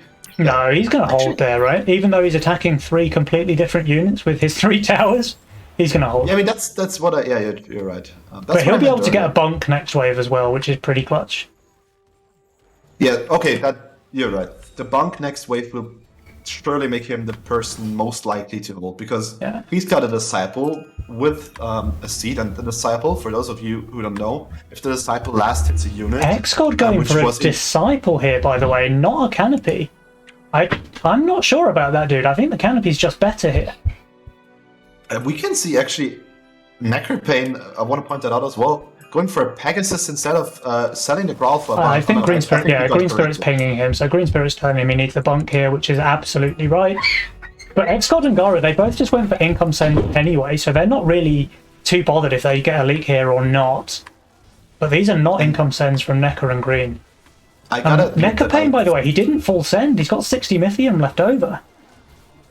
What I want to point out is, I think actually the Disciple might be the better call than the Canopy, because against the Brutes on Wave 7, you usually want to send, against a Hydra on Wave 7, you usually want to send Brutes, and your Canopy kind of is screwed and can't really utilize its regeneration as well against Brutes. So true. I think going for Disciple is probably the right call, and it's not even that bad of a leak for That's a small leak there from Xcode, a full hold from Gara. And I think we're going to get a leak on Green and Necker just with the Drakes as well. Yeah. So then both leaking a Drake, Gara able to cover this in the mid. I think he's just going to full cover, by the way. Because his Sky Queen's so high mana already. Yeah.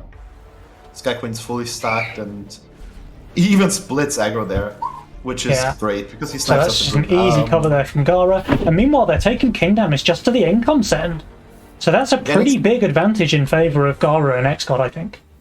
It's also not just some king damage, it's actually 15%, which is not that little, honestly. Like, Xcod and Gara are slowly chipping away at the health pool of Green Spirit and Necropain, and we can see Xcod with this leak here with the Hydra. He's on 12 workers now. That's a solid third more, a solid third added to what Green Spirit has. So that's actually massive, and that's what the power of a surviving Hydra. If you get a fully stacked Hydra, you can push ridiculously hard in the mid game because I just have no fear. So strong. He might leak this small resend though, because it's kind of trash on this wave. The Disciple is his only real unit. Yeah, but the Disciple is good enough of a unit, I think. Oh, actually, his White Room's getting sniped. Probably not, but it's not bad, honestly. He's on 13 workers. He's so far he's ahead. Completely fine if he leaks this, because he can just push more workers and be happy. He will leak, but it's not going to be massive. The Disciple's still going to clear up a couple of these before it goes down. No, it's just one. It's just one. Yeah, what I wanted to point out, where Xcode actually got a perfect example of it, and which is important to understand. The Disciple, if it last hits a unit, it gains amount of mana, so if you don't feel as bad if he wastes his spell on a very low life creature, which is actually very beneficial in Wave 7, because you tend to clear those little blobs, and they give you enough mana to snipe away something bigger, maybe. Oh, look at this. Ogre coming out on Wave 9 from Mecha Spirit. So what is Gara's answer to that? Because he's going to be in trouble if he doesn't have something. He has a bunk, okay. That's not good enough. I don't know if that ever tanks, though. No, I'm sure it does. But I think he needs it over here somewhere. I think he should actually go for the Antler. I think that...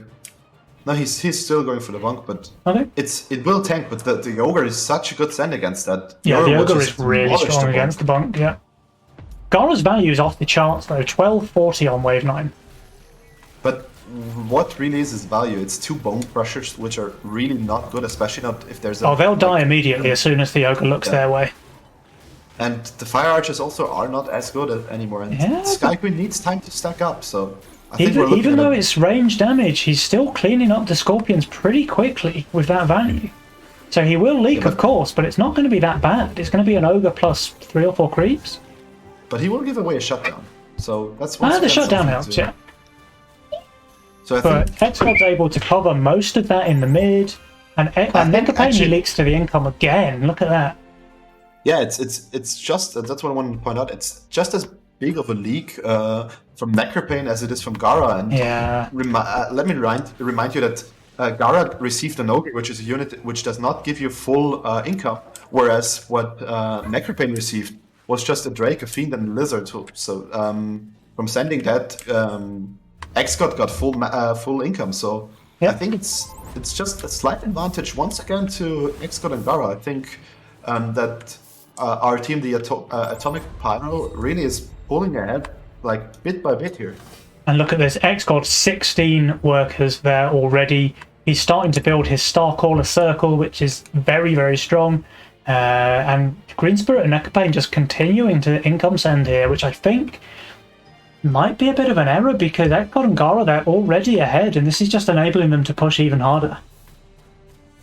I mean, Gara is on massive value, and Xgod is on a massive and a ridiculous amount of workers, if we're being honest. I mean, he's on 16 workers, and there's just no stopping him soon if you just keep sending.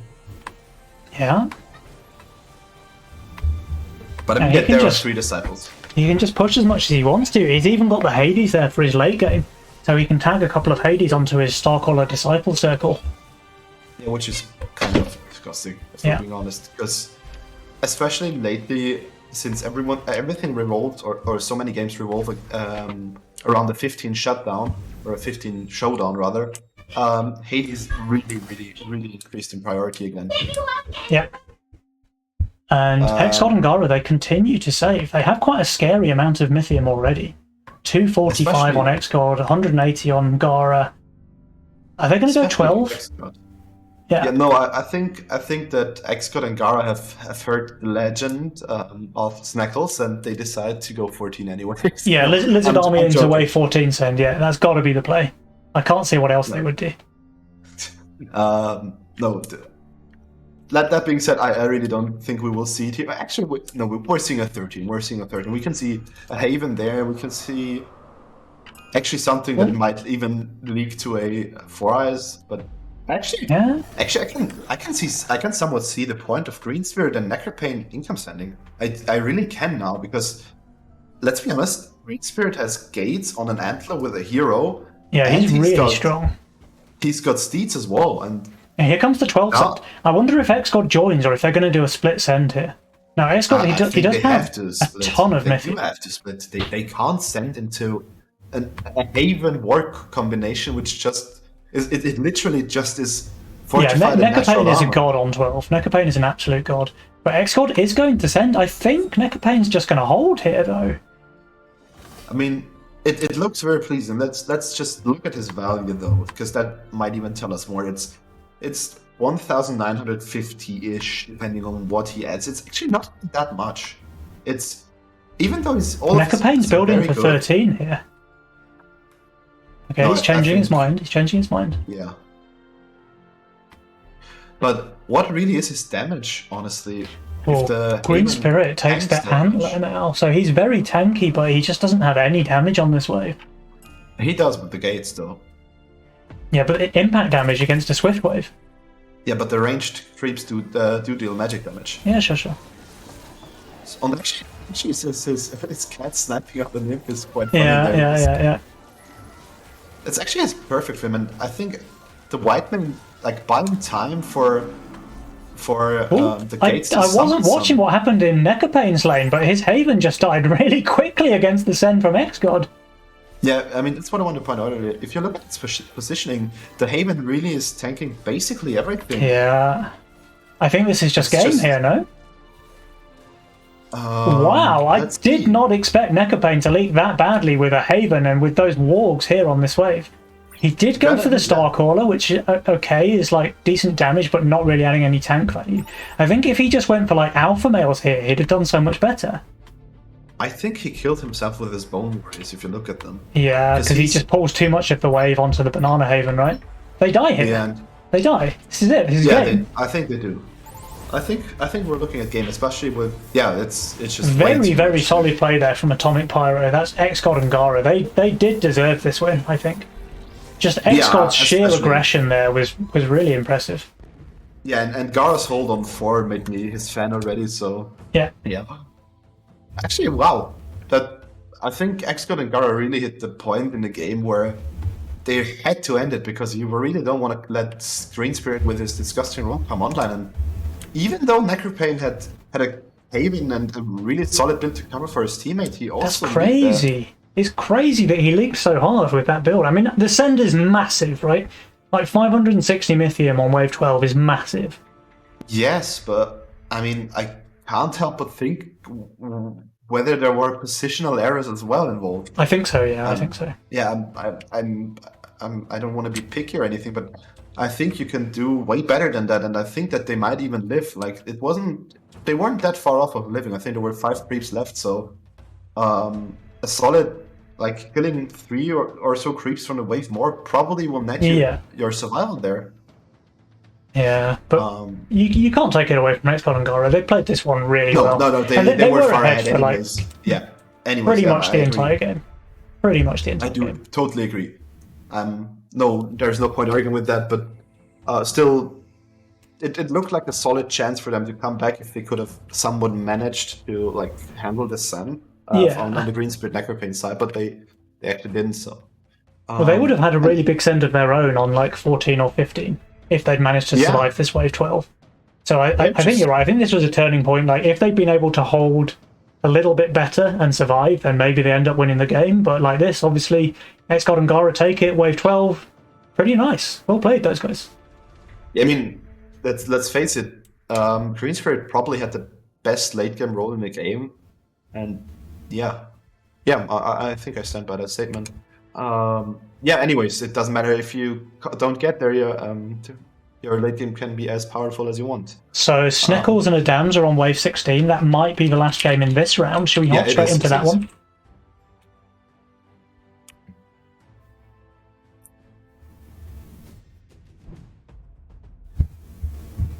So this is Adamars versus the classic River Dancers. Which we saw earlier with their ingenious play of legendary Lizard Army 14 cent. And we might be here just in time to see the end of the game, because there's a fairly big wave. 16 send, 400, 380. Sneckles and Mr. Slickins, their king is on 6% HP, so they cannot afford even the smallest of leaks here. They need to fully hold. But if they do, they're in a really good position. And looking at it, I think they might. I wish I could tell you, but I can't since I'm stuck in the loading screen because game won't. Oh, no, Mr. Slickins. Oh, his Fatalizer is still alive.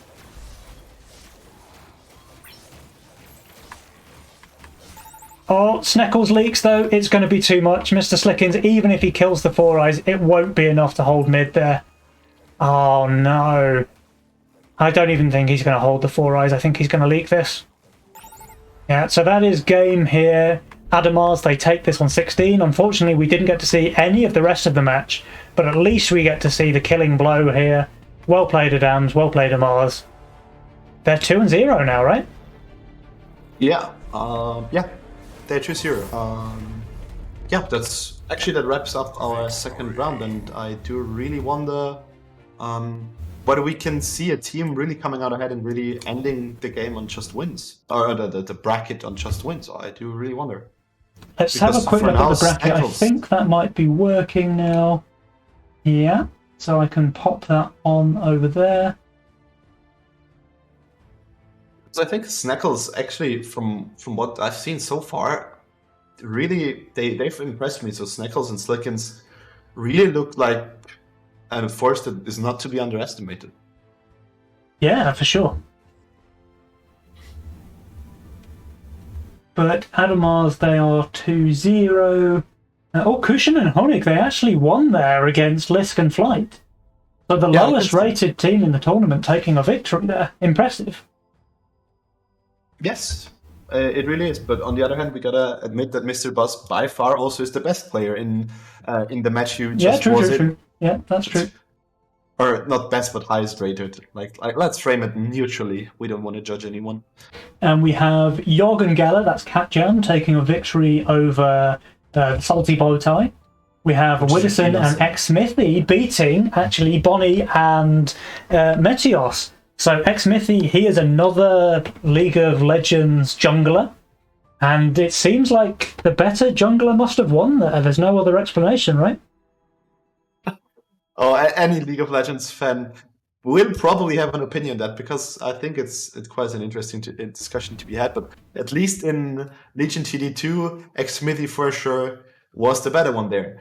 And so we do have our schedule up, and we can see that. Yeah, we have 3 teams that are 0-2, and just 3 teams left that are 2-0 as well. And after that bracket, we will probably just see How do you feel about watching a couple of giants here if we hop into the Flying Dutchman versus Adamar's game? So they're both 2-0. You can either go for the 2-0 or for the 0-2. I didn't care. Who's 0-2 at this stage? When Bugs Fly, which is Lisk and Flight, Salty Bota, which is Akitos and a Fostel, and Salt in the Jungle, which is Bonnie and Meteos.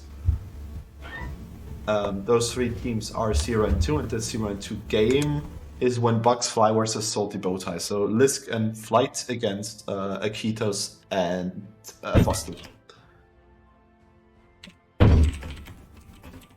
Your call, mate. I'd quite like to go for Flying Dutchman and Adamar's, I think. Okay, then we do that. So let's see if that lobby is available.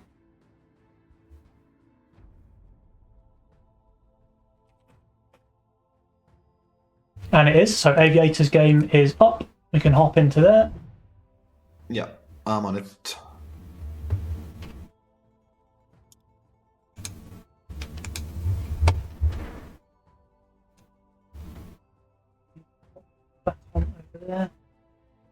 And we can see that the team of Aviator, which was for a very, very long time the highest rated player in the game this season, who's matched up with CivHD, who is one of the lowest rated influencers, probably, I think.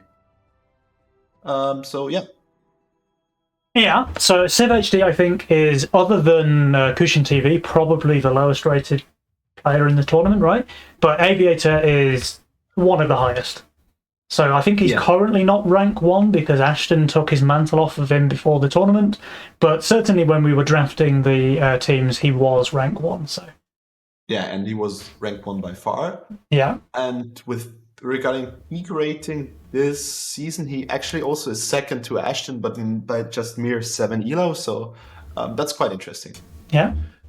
We will have the Aviator, sure, I feel like. I think it's with Aviator and Civ, I think you can make a rather uneven team skill-wise work if you manage to pull one of the players ahead while the other just like tries to cover him. And I think that actually might be a strat that they're going for with such a high skill disparity. Yeah, for sure. So CivHD probably just goes for a bit of a starve, lets Aviator snowball, and try and win it that way. It just is an assumption, to be fair, because I probably don't think you can go as high as going 2-0 here if you're stuck on this style, unless Aviator really is in God mode, which I don't see happening in 2 games in a row. I think that's like their games ended fairly early, so I think actually Civ might be someone who's rather underestimated by us here. So I think that they probably will pull something out of their head other than what we just theory crafted. All right, let me go and grab a refill on the water just before this match starts, but we're pretty much ready to go whenever. I'll just be back in 2 seconds. Yes, so I'll take that.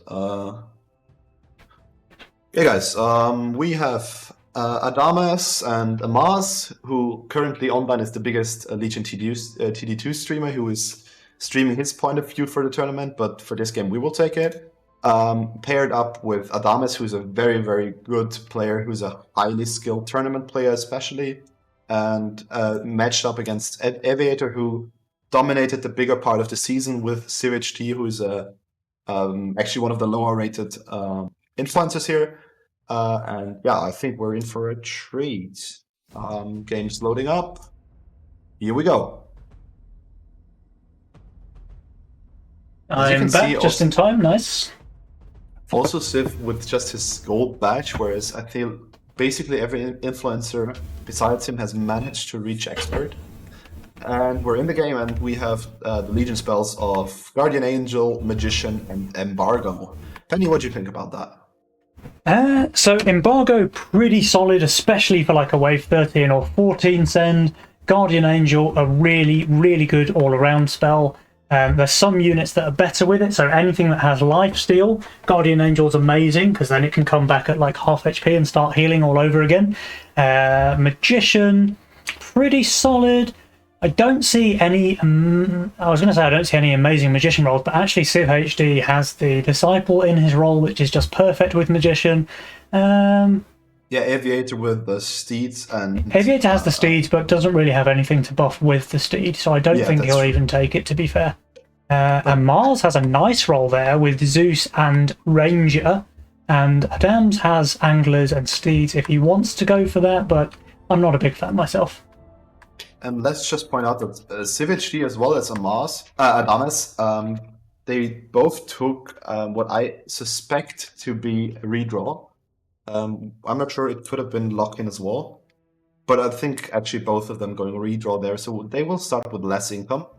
Whereas Aviator and Amaz both started greed, or both took greed and start with 5 bonus income. And we can see solid openers all around. We can see a Nightmare which will have no problems cruising through the early game. We have a Bone Warrior, which is a unit that is actually very hard to handle, but can be incredibly rewarding. We have a rather slow start of Adames with his Bounty Hunter, and we have the Green Devil, who also can go ridiculously strong very fast in the early game. Yeah, so, pretty solid. Yeah. Civ HD taking the worker lead there. First to 5. Yeah, for sure. Do you think we will see the other players pushing 5 workers? I don't feel... I mean, the Green Devil of Amaz will surely push the 5 workers. I wonder whether Aviator will do the same. I suspect Civ HD's gone 6? Yeah, that's some bullshit. Does this positioning work? Don't know if it does. I know that he's screwed if Adam sends the snail here. Yeah, if he gets a snail, he will leak anyways. I don't think he will get it though, because... Oh, actually he does. Oh my god. Oh, he is in trouble. Oh, yikes, he's in trouble. Oh no. And meanwhile, Amaz, obviously he's going to be fine there. He did add 3 buzzes here, so he's no problem whatsoever.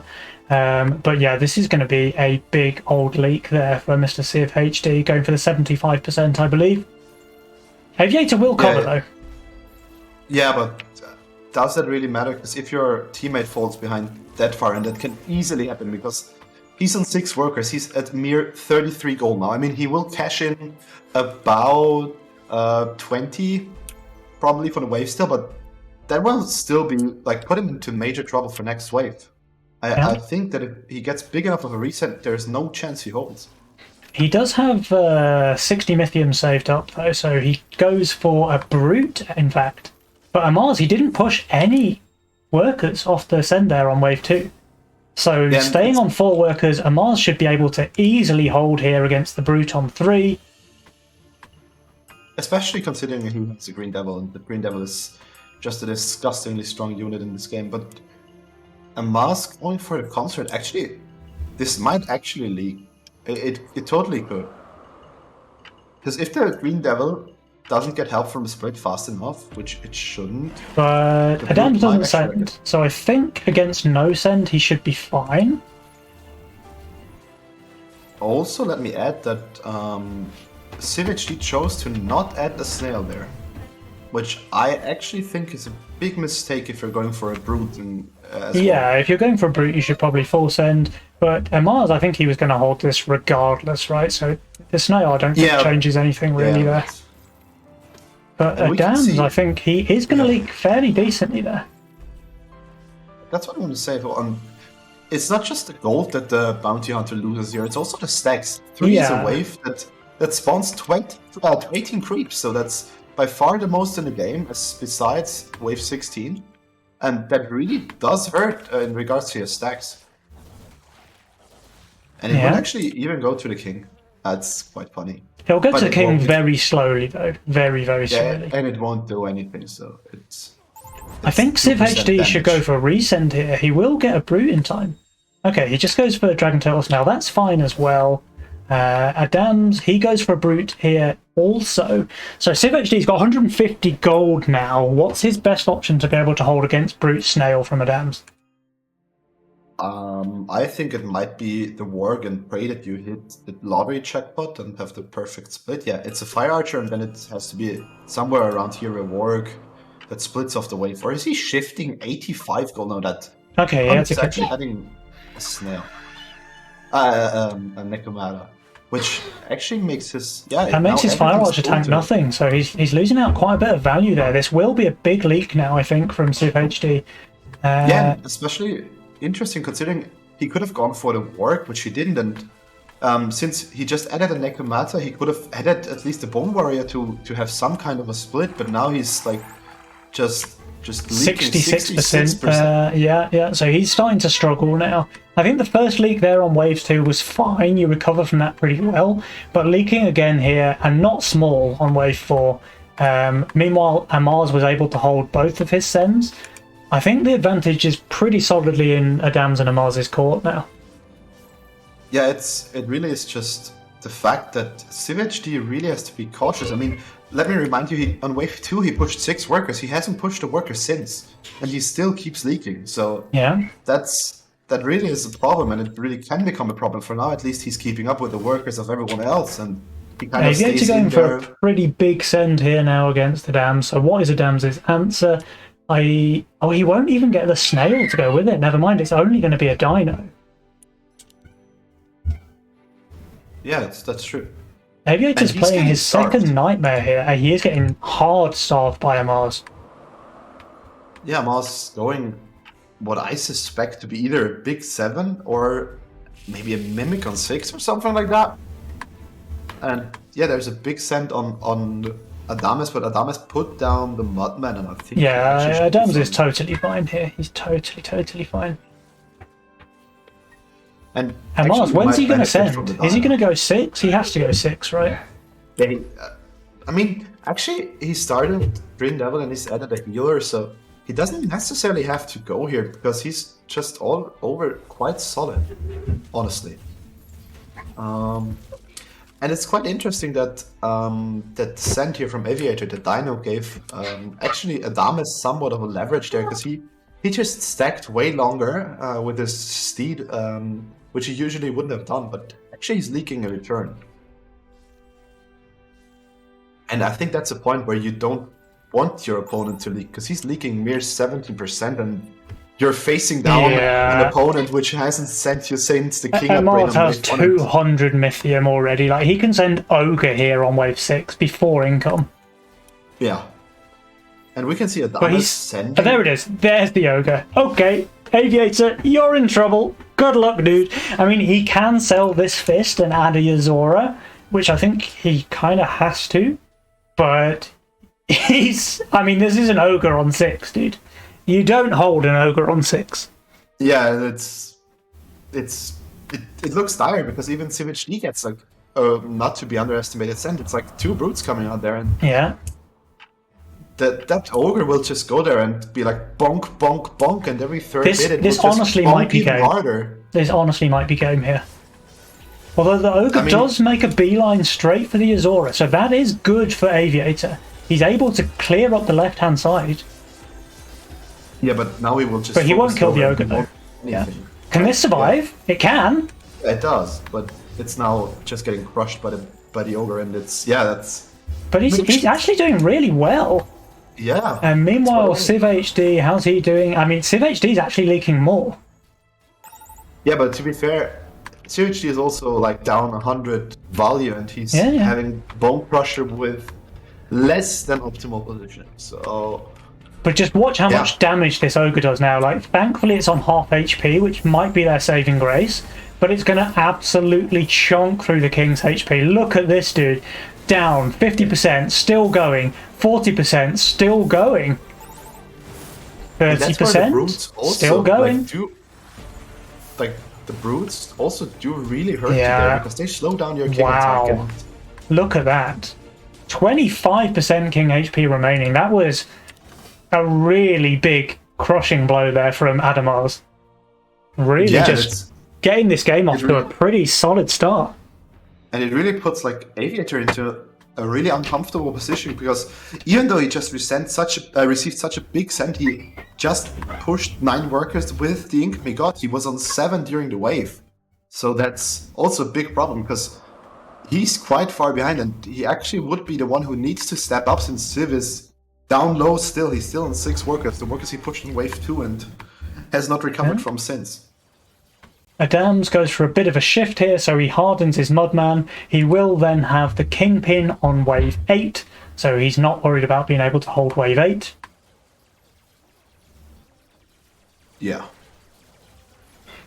And I think we're looking at a very solid lead from Adamas. Oh yeah, absolutely, yeah. Adamas with his Kingpin now almost fully stacked for next wave, or like it's a solidly stacked Kingpin for next wave. Whereas Amaz like kind of starved himself, but he got an ogre out. He dealt very nice king damage, and the pillage, gold, and everything really paid off. And additional to that, he actually got his ogre off before income, which is not to be underestimated. I mean, that's for sure. That's plus 50 gold. You either get or not. I mean, yeah, that's a worker more or not. Now they do go for income sends here on 8, but I think Aviator and Civ at least have a good chance of holding here. The Nekomata is not fully stacked, which isn't ideal. Yeah, but Aviator should hold here. Aviator should hold here. I mean, actually, it could leak if he's unlucky with the split, but I think he shouldn't be. No, I think he's fine. Nice position. I'm pretty sure he's fine.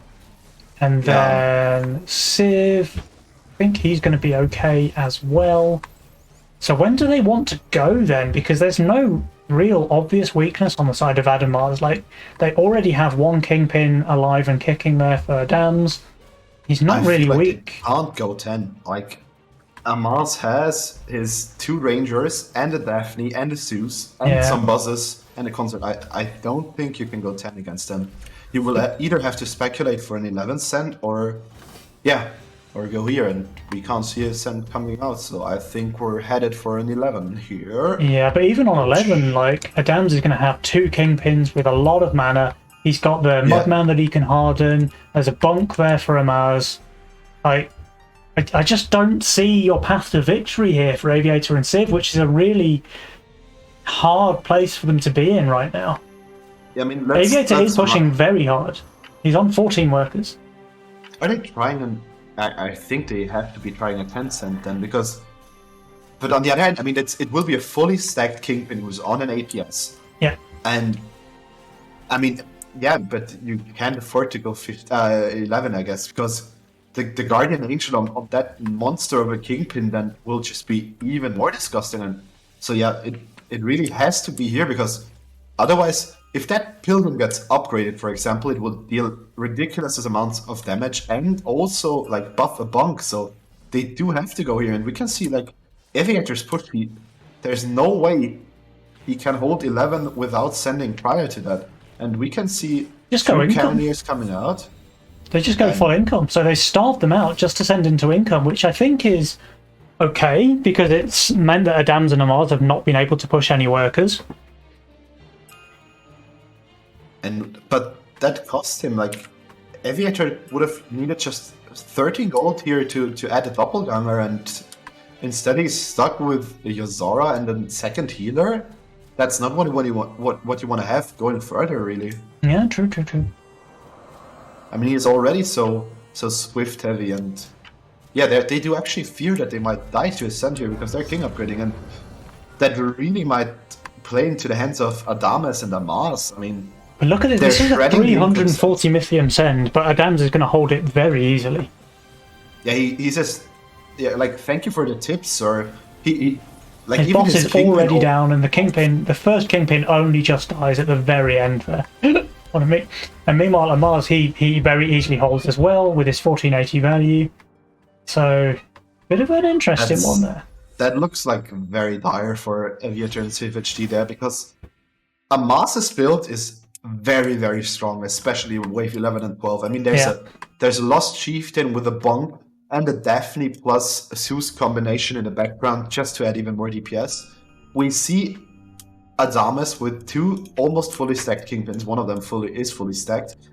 And even like a Guardian Angel or an Embargo in the game. So I think really Dams takes the Magician. I think really it is Adames's game for the taking. I think they are so far ahead. But I mean, Adames even racked up a 75 gold shutdown by now. And he can just send whatever he wants to. He's not really... He certainly doesn't need to send 12 if he doesn't want to.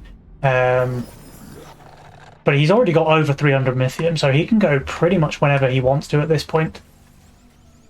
I really don't think it matters. I mean, looking at the roles, you can't even say that CivHD and Aviator should drag it out to the late game, because even just if they were all equal, their role isn't that good. And considering they are like miles behind, I mean, that we're nearing the end of a marathon. Here it comes. Here's the send. CivHD and Aviator just like finished the first kilometer, it feels like. Yeah. So we've got pack leaders, we've got double imps from Adams, we've got the Hermit from Amaz, and Aviator and Civ, they didn't expect it here. I think they're planning on a 13. Oh, Aviator actually had the embargo, so there's nothing he could do about it here. But I'm pretty sure we just see the end of the game here. Yeah, I'm pretty sure as well. I'm pretty sure. There's just no way. They're on 30%.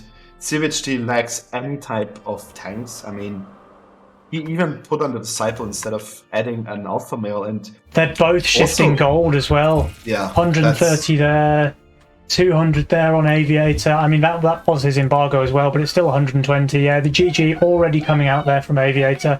He knows it's over here. Adams and Amaz, they take a really decisive game here. And I mean, they were ahead the entire game, right? Starting with that snail on wave 2, getting the 75% against Civ HD, and then they just never really recovered at that point.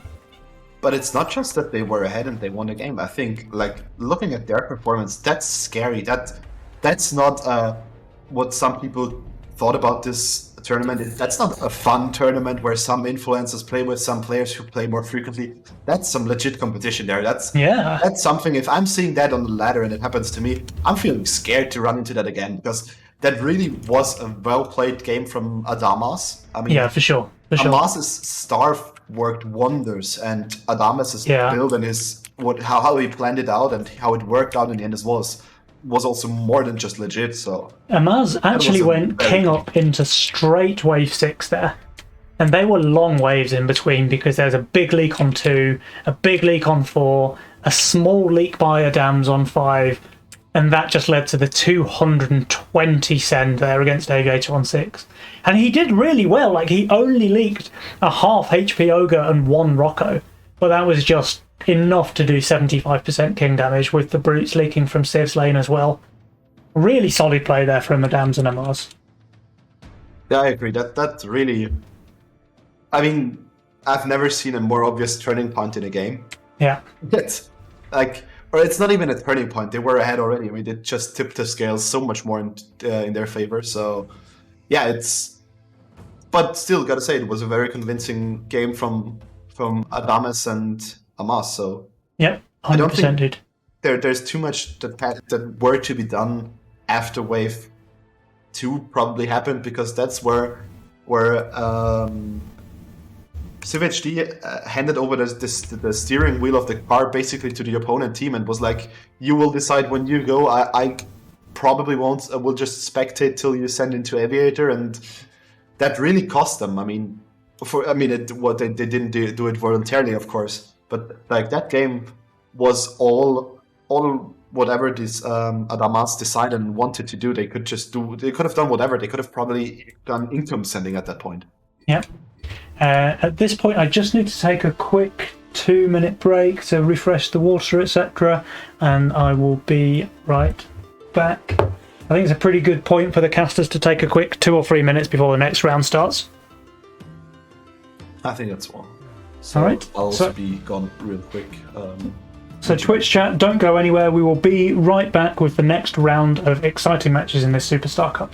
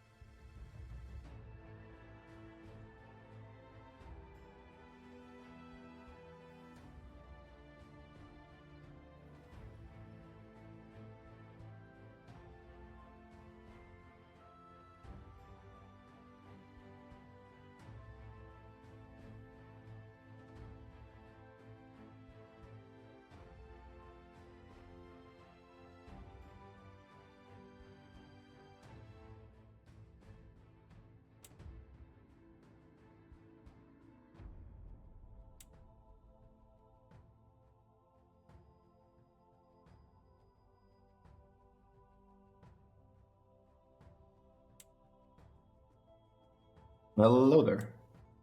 Alright. So it looks like there's still one game going on in the final round. In fact, two games going on. So a Ketos and a Fossil are on round 18. We can hop into that one. We probably will just about see the very end of the game. I think that's a good call. It's the 0-2 matchup, if I can remind you to that. And yeah, whoever wins here will still have like a very solid chance to make a comeback and in the bracket and go and proceed to the day 2. But I think whoever loses here might be hoping for a miracle to, in any case, advance. Yeah, for sure. Okay, so we're dialing in at round 19. Lisk and Flight both sending. There's a Shaman apiece there going for a Ketos and a Fossil, who have decided to save their Mythium here. So if they're able to hold, if they can hold, they're in a really good place. Yeah. But I mean, let's run these builds down. We can see on a Fossil side of things, there are a massive amount of boars as well as Hellgates with an Ocean Templar. Yeah. Lisk also with some Pegasus and Hellgates and Lost Chieftains, so not too like uncommon to see in such such builds. Ketos just easily holding the 560 send here. And a Fossil as well, it looks like. Actually, maybe a Fossil will leak very small. No, his Phoenix is just perfectly split tanking there, the damage. Just an easy hold. And they've got a massive send now coming out as the counterplay on wave 20. Look at this. Shaman, triple Witch from a Ketos. Shaman, single Witch from a Fossil. Yeah, I mean, Akitas is on 53 workers now, and I really think that last wave send might have damaged Lisk and Flight. I mean, they were ahead in workers before that, and now they're facing down a very scary send on wave 20, and I mean, they're on 55% HP. That's not too much with no king upgrades. They have no king upgrades, as you say, so they cannot afford a leak here. One boss with any amount of HP remaining reaches the king. They are dead. Flight just spamming Green Devils here for his tank line. I think that's pretty solid. He does decide to go for a Daphne, I would assume. Yeah, he does. But that is a 13-20 send against Mr. Flight. Look at that, though. The boars collide, and they just kill all of the Witch's first round of frogs. Yeah, I mean, that's quite common. I mean, that's one of the major problems you're facing if you're sending it to boars, that not only they do reduce your damage output insanely at the start of the round, they also squash like every little thing you send with there. And we can see a hold there from Flight, I'm pretty sure. I mean, the next round of Gates will just obliterate the wave. Yeah. So really solid hold there, actually, from Flight. And this was clutch. He needed to hold here. Yeah, and it's not even... Lisk will leak, but I think Flight might even be able to cover that in the mid. Yeah. With the resummon? Oh, yeah, he got it. He got the resummon, so it's now stacking up mana, and I think he should clear it easily. But his units are being distracted by the frogs there. Okay, now the Maccabeus goes down. That is a full hold from Flight, and here comes their counter send. Yeah, this seems like a transformation of the It's a bit of a shame that we missed this game, dude, because this one must have been action-packed. Look at this. Yeah, I agree. And I really think it will come down... Like, I don't really see anyone being too weak here. I mean, we will probably see Lisk leaking here because he doesn't have enough time for his gates to summon. Akitos needs to sell this. He has to sell this veteran and then harden the golem. He has to make that play. Okay, he does. Good.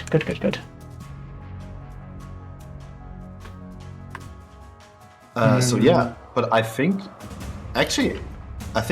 we're racing here, and that's not non-debatable. But I think that Flight's just going to hold, right? I don't see any world where Flight leaks it. Because the boar and the Daphnes just reduce the damage output so much, and reduce the damage output and amplify the damage, and he will just obliterate the wave. Like, Flight is insanely fat. He like even crossed the magical border of 10k value. But Akitos is doing insanely well here. He might even just full hold.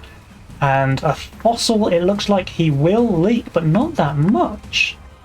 But it might just be enough for lethal, because Akitos, I don't know that he can cover the leak as well. Yeah, and especially considering that they are on 15% king HP, and no king upgrades as well. Yeah. So And even we can the see 56% Flight and leak, it List both might hold. just be enough. Yeah, I think it's enough, especially with the shaman there. But like, wow, that game could have easily gone to 21.2. Like, This is super close to even holding, but not quite enough there. Unfortunate, but well played there from Lisk and Flight TV, picking up their first win in the tournament. or Or unless, yeah, unless actually, unless the 2%. what the hell? But I mean, this isn't going to change, right? Yeah, that isn't. It's only getting worse. I mean, Yeah. So Flight Yeah, and okay, Lisk won't do worse here than they did last wave, whereas a Ketos and a Fossil will. I mean, Yeah, he does get another hardened golem, which is pretty clutch. He needs that, but the two behind it are de-hardened here, and a Fossil didn't really have a chance to add anything much. Yeah. But actually, no, they're both getting shamans again. There's Yeah. actually that's a big problem that a Fossil There's is no the only shaman player against not Lisk sending a either. shaman. Yeah, and that's a big problem. I think that actually might make him hold. Yeah, it does. But And a we Fossil, can he see hasn't even Flight. killed his boss yet. Yeah, Okay, he does he's now. But if we just zoom in and take a look at his lane, the Phoenixes, they lose so much of their value on wave 21 because they just line up and get killed one by one like this, so they don't really get to maximize the use of that damage reduction shield. But is Achilles able to cover this time since the send is smaller? The leak is actually smaller this time on a Fossil. Is But this it's just going to be for- one of those mega clowny games? No, it's not. I wasn't too sure, but I thought they would die last game. But I don't think the Skywinds can shred all of that fast enough. I think well, they're actually, doing a that's- pretty good job of it. Yeah, we're at wave, Okay, wave 21. not quite enough. But man, this is like the edge of a needle kind of stuff. This is one creep and one shame. Clear it. Unless no. What? What? What's happening? What? What? And actually, I think it's kind of funny that we're in a game that King just cleared because he's on 1 mana. He started with one mana less from the last league. So This is wave 21.3. I don't think In a we've tournament ever match. seen wave 21 part 3 in a tournament match. Ever. yeah, I don't think I can comment on any of this anymore. I have decided it's time to accept that whatever I call here is just gonna not end well because Yeah. my games usually don't go past wave 15. You know, we're in unfamiliar territory here, and yeah, we actually might reach the point where the gates summons get killed off fast enough, but that's no match. Like killing the gates or combating the gates is no match for what's happening. But Akitos, I think, is actually Akitos and a leaking Fossil. himself Yeah. here. Yeah, meanwhile, Flight is still holding, and I think Lisk is still holding as well. Okay, no, Akitos is able to hold his own lane, but this time there's just but- no chance of him doing any damage against a Fossil's leak. I mean, this is Like, a crazy-ass game. Even the shaman would be enough. Probably even the hermit. Even Lisk did leak very small here, but Flight will comfortably clean that up in the mid. And, I mean, man, we called this on wave 21.1, but they managed to put a hell of a show on for us, and they took it all the way to 21.3. That is GG there for Lisk and Flight, taking their first victory in the tournament. I wouldn't want to be the one who has to do the scheduling. I'm telling you. All right, talking about scheduling, let's have a quick look over at the bracket, see how that is shaping up. So with that, now when Bugs Fly taking the win, we are looking at our round 4 matches starting pretty soon. We just need Seraphim to have a chance to update the scores. And we will have, I assume, a distinct match on the top. Yeah, because there are just Adamas and Atomic Pirate, the only 2 teams left that are lossless. Oh, nice. Impressive from those 2 players. Yeah. Okay, so this time around, who have we not casted yet? We haven't seen a Cat Jam game. We haven't seen Ganked by Bananas or Kushin and Honig. Yeah. So one of those two I think we should go for, because we've seen everybody else. Yeah, or otherwise you could always just go for the 3-0 part, because there will, after that there will only be one lossless team. I don't know, I don't care. That's a pretty we good have- call, actually. Should we go for the Adamars and Atomic Pyro game, just because that is going to decide who's at the top of the bracket? I do think so. Okay, I mean, let's do that. That's why I would have gone for the loser side of the bracket in the previous game, because for now it really decides who wins it, or Yeah. who is the most likely to advance in the top seed from the group stage. Okay, let's go for that.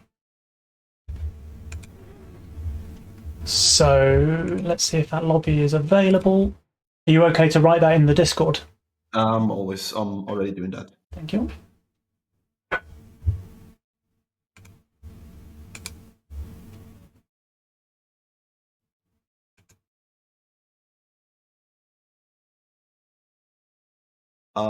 Yeah, game's not yet up. So the teams that will be facing off are Adamas. So Adames and Amas. We have seen them in the last round, just prior to our little break. And Atomic Pyro, which is X God and Gara, and we have also seen him. We've seen him in the second game, or no, it's the other way around. It's the other way around. So both teams we have already seen, and yeah, they're battling out for at least for now, top spot, for the sole top spot at the moment, because both teams are 0-3 in the bracket. So yeah.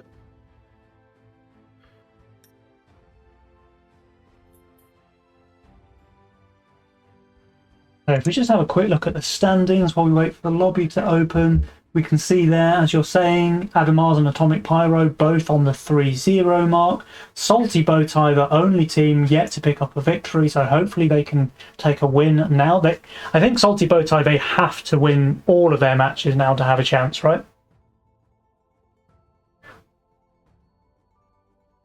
Yeah. And then Catjam, they're doing pretty well. They're 2-1. Ganked by Bananas, Flying Dutchman, also 2-1. And then we've got a bunch of 1-2s just filling out the rest of the pack there. But the Adam's lobby is open, so we can hop into that. And we have just officially overtaken the French cast, because they claimed to pass this match. They refrained from it since we said we would do it. So shout outs and much love to Shadowings and SSP on the French stream. It wouldn't be necessary, but we appreciate it. Alright, so we are just waiting then for Gara and XCOD to join the lobby, and then we are ready to go. This will be round 4. It is going to decide who is in the pole position into the group stage, because these teams both currently 3-0 on the bracket, and only one of them can win this match right here. Yeah, and whoever wins here has a really good shot of just ending this stage of the tournament flawlessly, I think, because I mean, there's a reason those two teams are 3-0. Yeah. On that being said, an upset I think it can happen at any point in the tournament, especially around the top. So not too sure about it, but at least for now, it will distinctively make out the first seed. Yeah. And XGod is here, and Gar is here, and now everyone needs just to move into position, and then we're good to go. Yeah, I'm ready when the players are ready.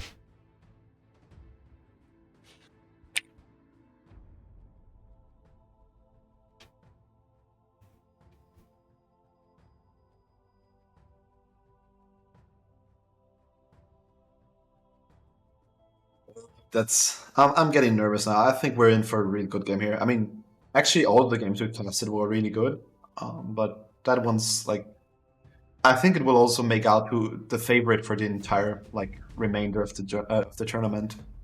Oh yeah, this is an important match right here. Do you have a favorite? I mean, I gotta say, I probably have to hand it to XGod and Gara, just from what we saw, how Gara like managed somewhat of a very unexpected and clean hold, and I think that Gara being that active, especially not just lately for the tournament, but also the entire season, I think it might give them the edge. Yeah, I'd agree with that.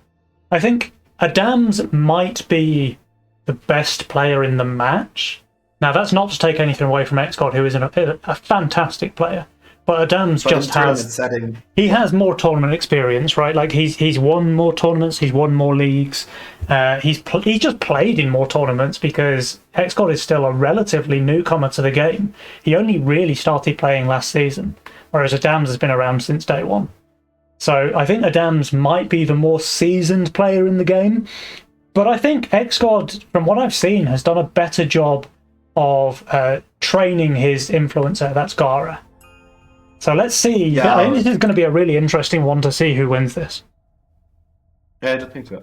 Actually, we don't see any like particularly impressive start. We can see Adamas again with his bounty hunter, which is okay.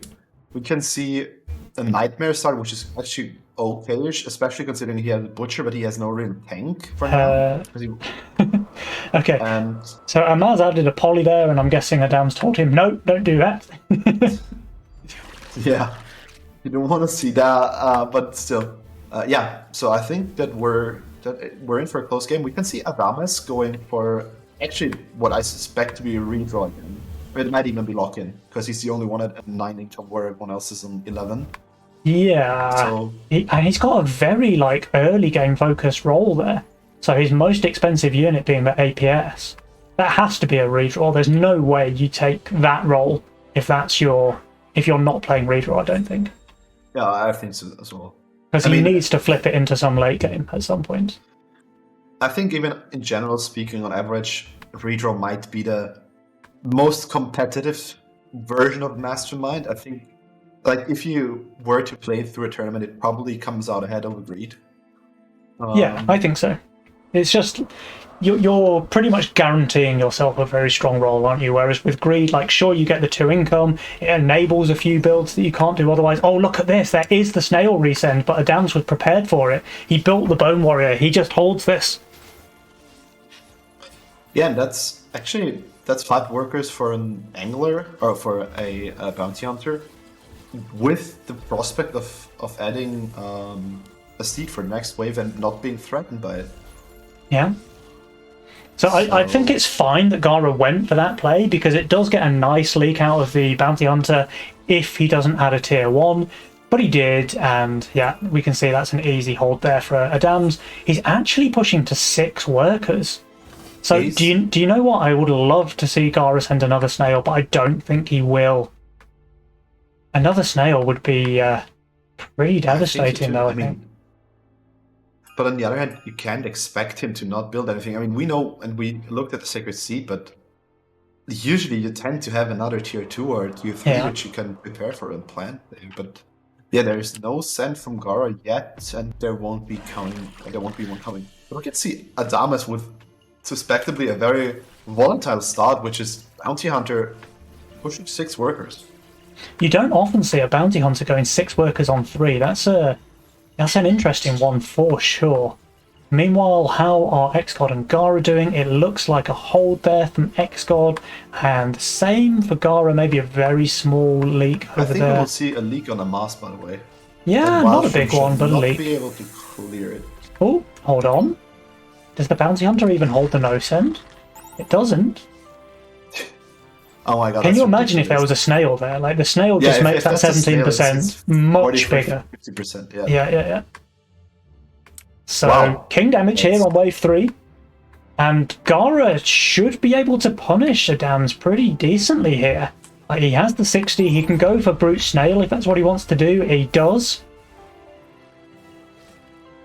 Yeah, and I mean, that's the kind of the problem of the Bounty Hunter start, that even though you're usually not good 3, you're also very much not so good on 4, because the tank type is, I mean, so much of the value of the Bounty Hunter early on especially is in its stats of being a very tanky unit actually for what it costs.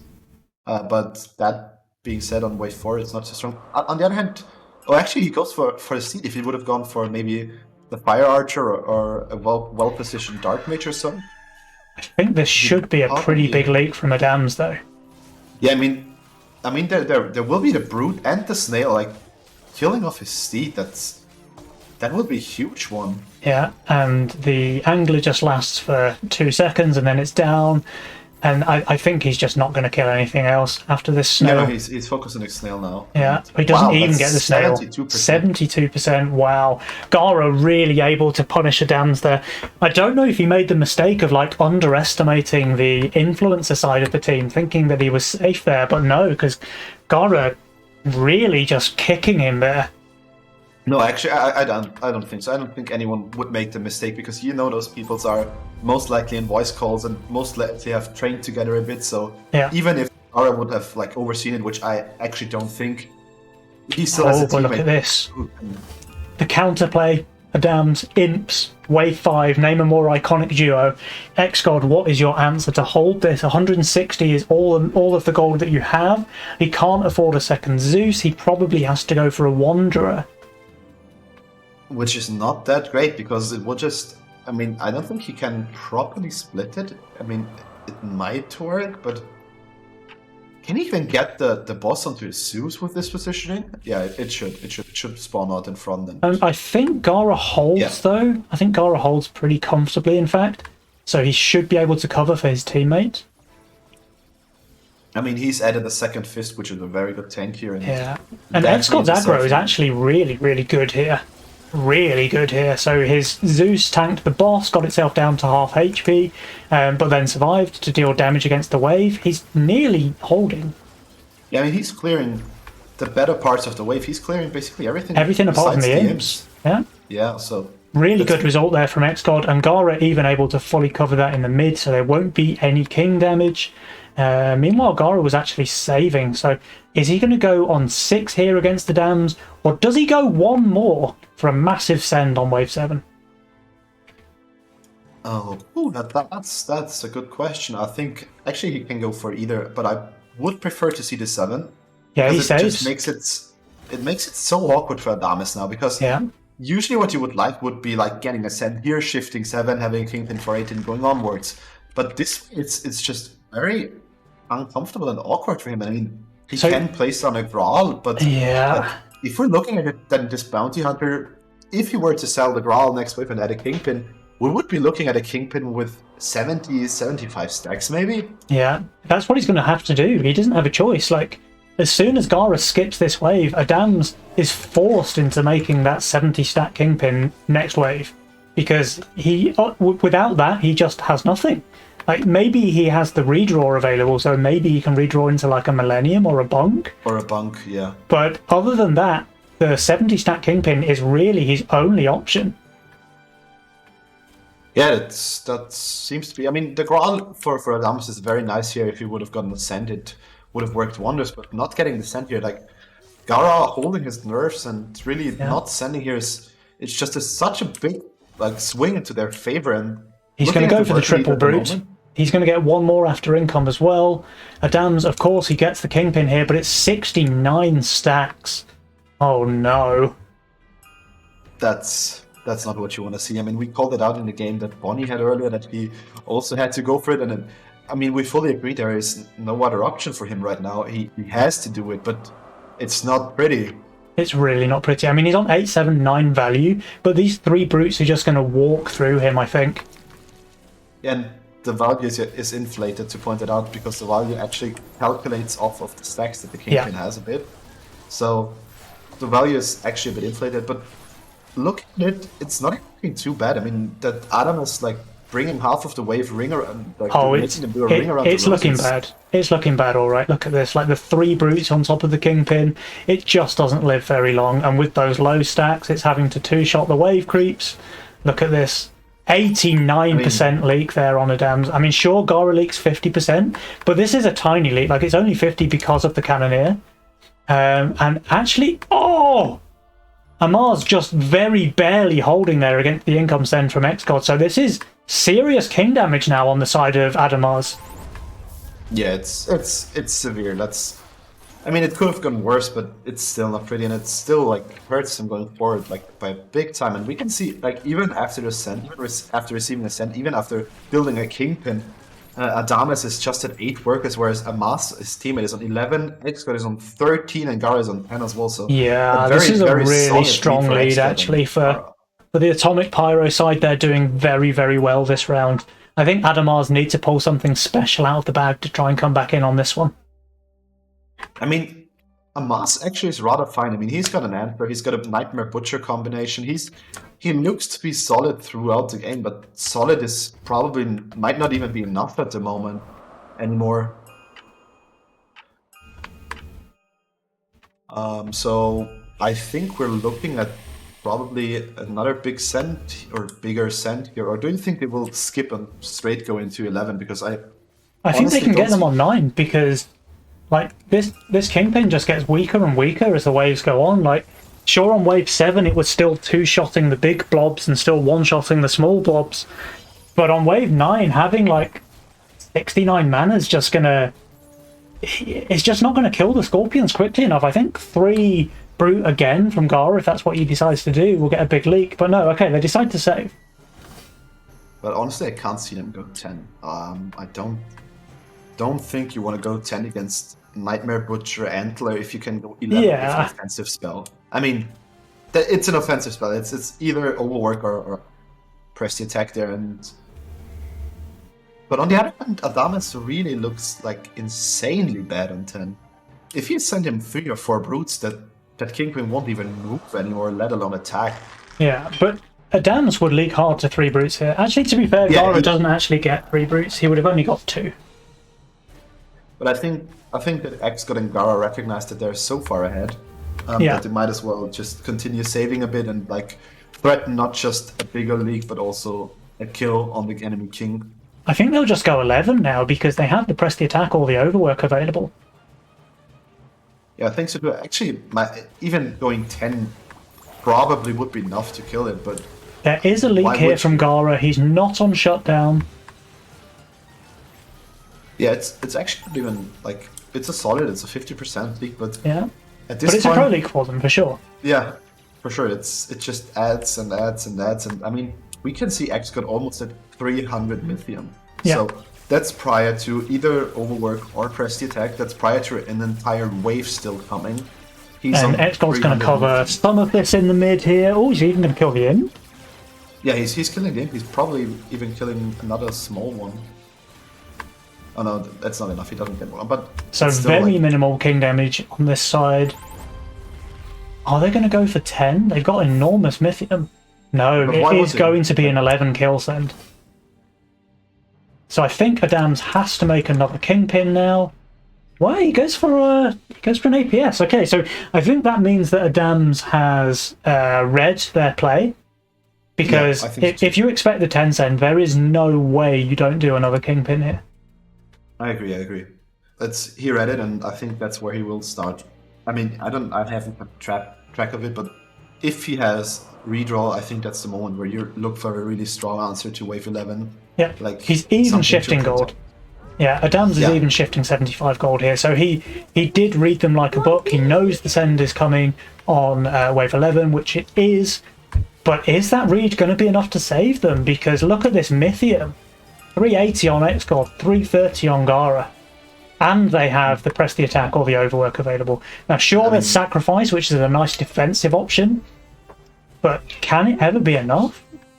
I don't see it. I mean, their value is so low, and they save. So big of a send. They're going for a 12 send with overwork. I mean, okay. I actually don't know what to say to that because I think it's actually the safer play, honestly, but it probably isn't necessary to drag this game out that far. But I mean, yeah, I agree. It's a safer play for sure. I mean, you can rack up insane amounts of Mythium during this wave. You're not gonna leak here, and it's not like your opponent's scale any better. Like an argument can be made that a mass is probably even worse on 12 than 11. Yeah. Since he added a lot of that. So yeah.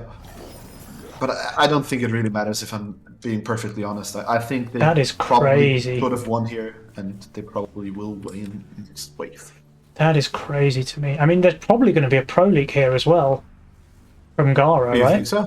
I think Gara pro leaks this Oh yeah, yeah. because he actually got a Drake. Oh, Like, actually no, he has a gate. The gate might be enough. I carry him think through there the will wave. be a pro leak. I just think it'll be a very, very small one, which is just I mean, he's absolutely fighting Drake perfect now. while they have the overwork. Oh yeah, you were right. How could I ever doubt you? It's a very, very small leak, but I mean, just this is insane. They have that overwork ticking. They're just getting so much value out of it. And even though Adams is going to have the double Kingpin with an APS aura, how can he That's- hold the send of this size coming out from Gara? I mean, he's staring down a 600 cent by now, Yeah. and there will be still somewhere mid-team to come. So we're looking at. So Gara probably can go for more brute than spam if he 700. wants, or he can go for an ogre post income, which is a solid option as well. He's skipping the Yeah, income. He's either going to go for ogres or maybe even another 4-eyes. But I think with the slowdown now from overwork, he probably can't get it. Yeah, there's the ogre. There's the ogre. Wow, and those are enormous cents. And I mean, Mars has some nice value. Adamas will add some nice Yeah. value as well, but like the value pales in comparison to what the send. The send is enormous, yeah, the send is huge. So he does have this doppelganger with double lifesteal, he does have this boar to tank, but the send is just massive, just absolutely massive. Yeah, I mean, and the boar isn't even upgraded. And it's one doppelganger, so as soon as the 4-eye decides to hit the doppelganger, you're Yeah. facing your only real damage source on this wave. I mean, look at that, that's a Gone. 720 send on wave 12. That is insane. And now Yeah, the doppelganger's getting focused, and just it's- look how quickly it melts, as you were saying. Yeah, So that's a massive leak that's- from a Mars, that's 133%, and a Dams, he's doing somewhat better, 107%, but this just game. Yeah, that's game. That's no way they live through that. That's Really, 10 times. really solid play there from Xgod and Gara. These guys are scary, man. yeah. I mean, that's a legit team. That's like I don't think that if a team here were made out of non-influencers or would be not including any influencer, they wouldn't be either comfortable playing against that either. Like, I mean, we had this distinction between pro player and influencer, but Gara probably has like signed somewhere that he doesn't want to get counted as an influencer and much rather like put on his carry shoes and be part of the pro team. Oh, for sure, yeah. And he's certainly playing like one today. This is really solid play from the Xgod and Gara team. Alright, I think we Yeah. should hop straight into the next match, by the way.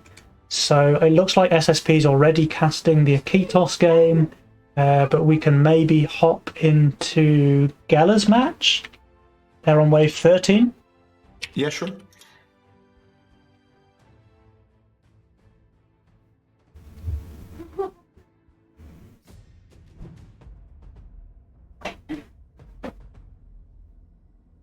Ah, so this is Yogg and Gela versus Aviator and Civ.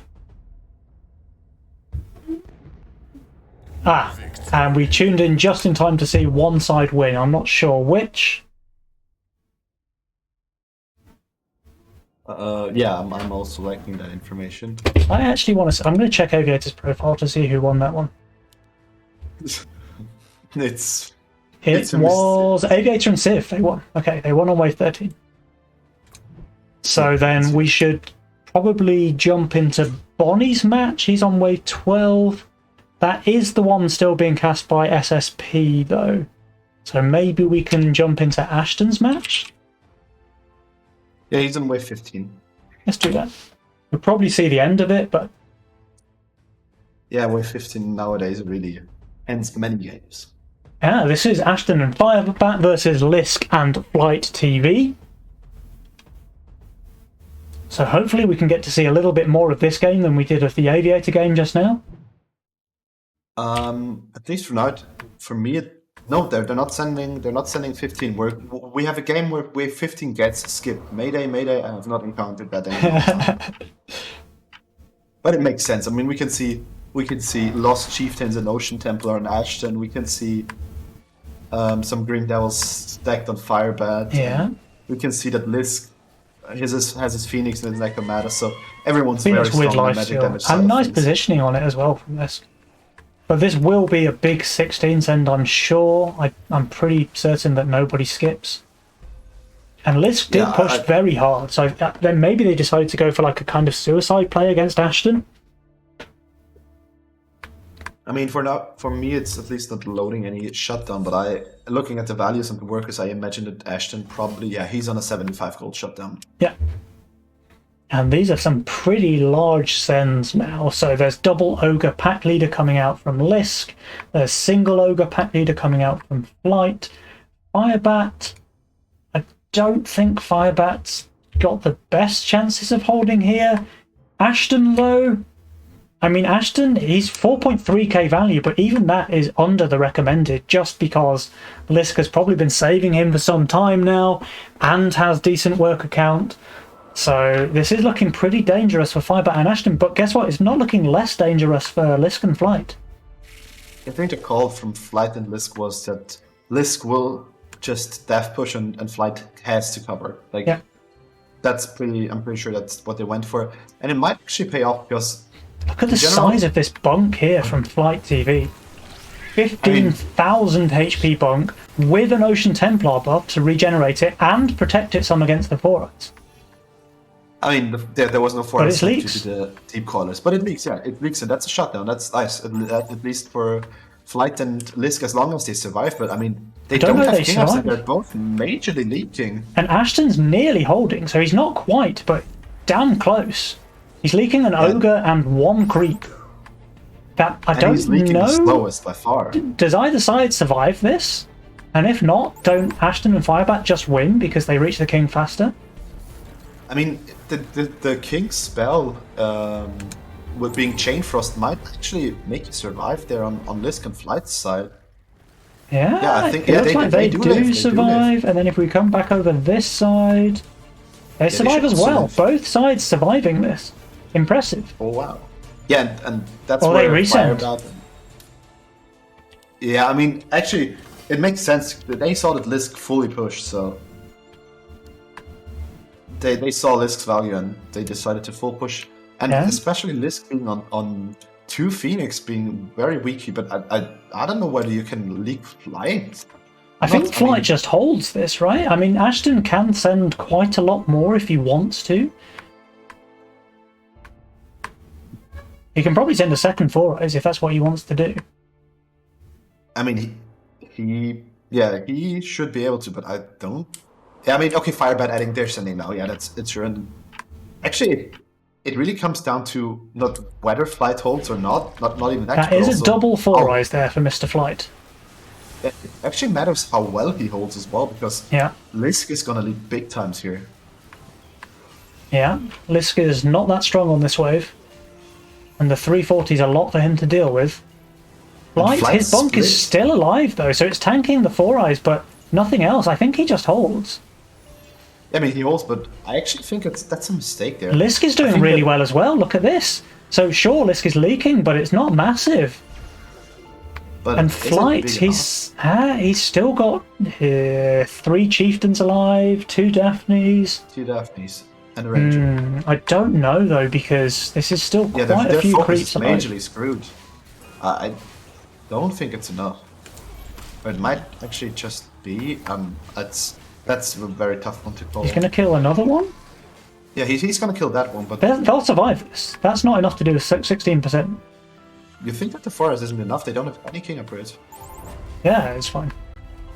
And wave 17, like the 4-eyes, is not that dangerous. Okay, and they save again? What?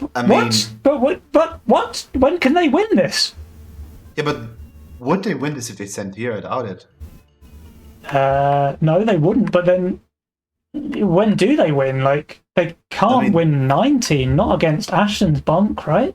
I think we can see Lisk full pushing. I think that's the call. I think Lisk is full pushing here, selling off next wave and just praying to whatever he believes in and sending 2 shamans, because actually he will be able to send shamans since the deep crawlers will be like spawning in the wave since it's a ranged wave, so he won't be hindered in his sense. But I mean, But he still needs to be able to get through Ashton's Bonk, which already has 13.6k HP and the Ocean Templar buff. It's no mean feat to break through that on wave 19. And especially since it will like take all the aggro of the wave, so it's not even like that you can luckily slide any of his damage away. So I think that Look at Flight's Bonk here. Flight's Bonk with damn near 20k HP. Yeah, that's a mean bunk right there. That is a mean bunk. But actually, it's a meme haven if we're being honest. But I mean, actually, Lisk leaking so small here is actually really good for him because he got some money and pushed some workers. But he's at 58 workers. He's at the worker count that Ashton is at, just with Ashton not suiciding. Yeah, with Ashton not suiciding, exactly. I mean, Ashton is a solid 200 income up on everyone else. So I'm not so sure I can see a world in which Ashton's going to be comfortably above 7k value here when he finishes building. His Haven's going to have as much HP as Flight, nearly. Yeah. And not to underestimate the Lost Chieftains, they do deal some serious damage. Yeah. Also got to point out that Lisk sold off. So the other thing is that Flight has no split. So, yeah, his bunk's big, but it's not sharing aggro at all. I think it was a mistake because he did have a split and he's now sold that and placed it back here. I think that was a mistake. He definitely wants like half the wave to attack this and this. I'm not so sure. I don't think it really matters, to be honest. Okay, so can Flight's Lisk actually full sold here for workers? Can Flight's 22, 23 nearly k HP Haven hold here? It cannot. It is dead. Meanwhile, Ashton's Haven is also dead. But it's too much. Is it going to be enough? Flight will hold, right? Yeah, Flight will hold. Ashton, if he leaks, there's a chance. No, Ashton's holding as well. Ashton's holding as well. Okay, then this is just game then in that case. So Firebat and Ashton crash and burn. They take another win here. Unlucky for Lisk and Flight. They seem to be struggling a bit in this tournament, actually.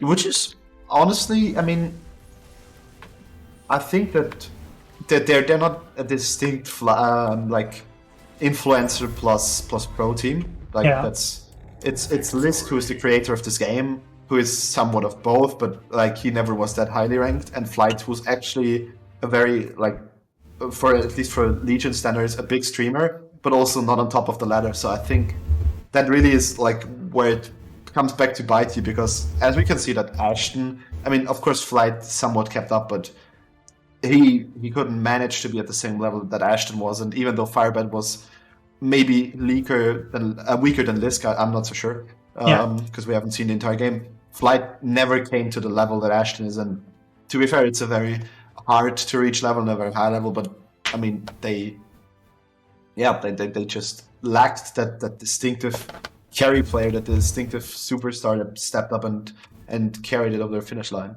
Absolutely, absolutely. And with that, that is the end of round 4 in the Swiss. So we've still got 3 games to go, actually. Yeah, it's a 7-round Swiss system. And have you decided who we are going to look at? So I'd quite like to watch one of the teams that we haven't seen yet, because we're coming into the final stages of the Swiss. So I'd like to watch Cat Jam, Gankpai Bananas, Kushin and Honig. I think those are the only teams that we haven't seen so far. Yeah. Well, have we seen the Flying Dutchman? Yeah, that's Aviota's team. We've seen them a couple of times. Oh, that's Aviota. Oh, yeah. Okay. Makes sense.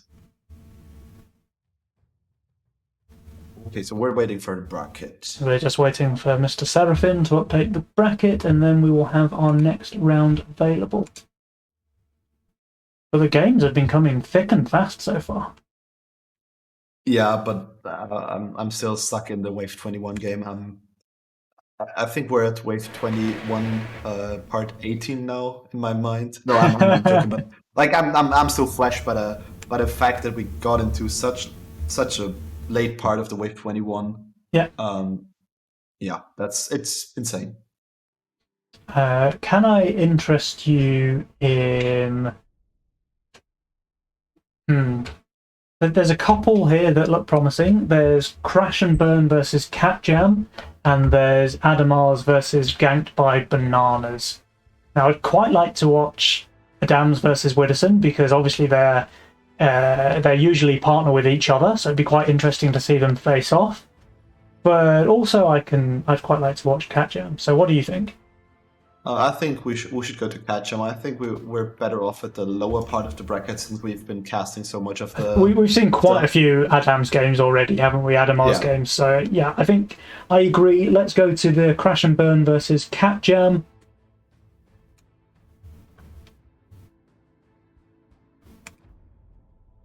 Also, Adamas versus Ganked will also be covered just by Death by Smiley. Perfect. Just Red Dead. Okay, so we are looking for either an Ashton lobby or a Yogg lobby.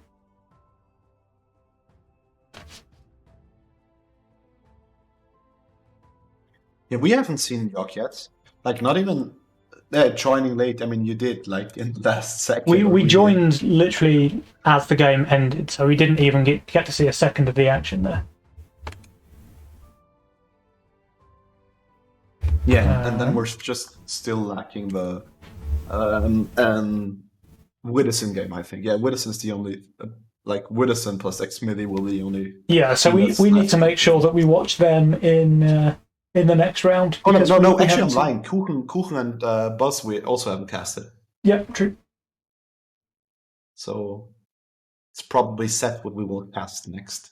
Because it would be kind of unfair to nitpick, like, to leave out some streamers. I mean, at least some of them are streaming themselves, to be fair. Yeah. So it's either Gela or Yogg or Ashton and Firebat creating the lobby. Yeah. None of them have made the lobby just yet, but that's fine.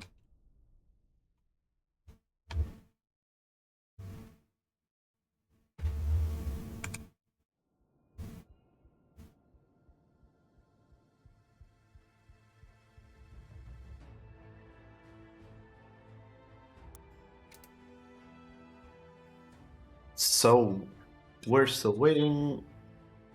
Who do you think will take the game? Like, let's kick it off with that question. I think it's a pretty close one. If we take a look at the standings just while we wait, we can see what the scoreline is between those teams. I think they should be pretty even, right? So Cat Jam are 2-2, Crash and Burn are 2-2 as well. So they are dead tied. So one of these teams is about to take an advantage.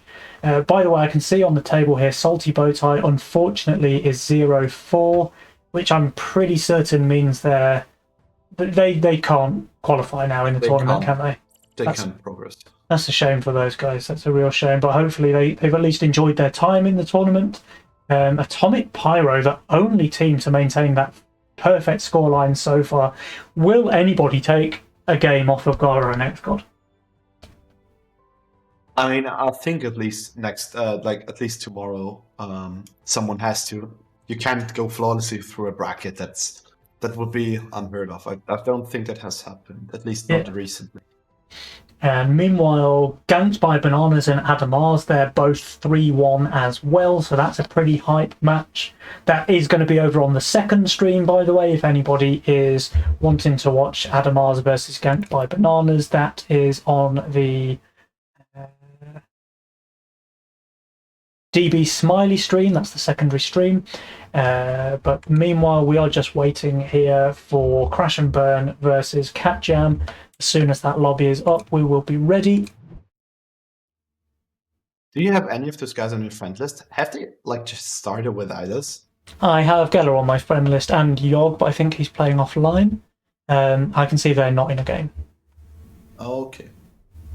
I also have Ashton as well. He's just showing us online. Oh yeah, true. I might just create the lobby and start inviting them. I don't know if they're waiting for us to do that or what. Maybe both sides is just waiting for the other person to invite. Yeah, yeah. Let's take it into our hands and just. And instantly Ashton joined. Yeah, they were obviously waiting. Yeah. They were waiting for us. They want you to do the Yeah, dirty work. well, they're all here now. Yeah, instant.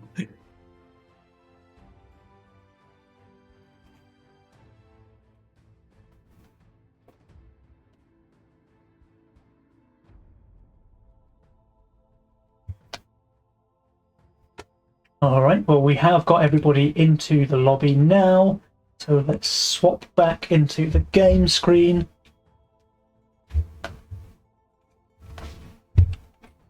Ashton is on the website. Yeah. So Ashton's on the top, so...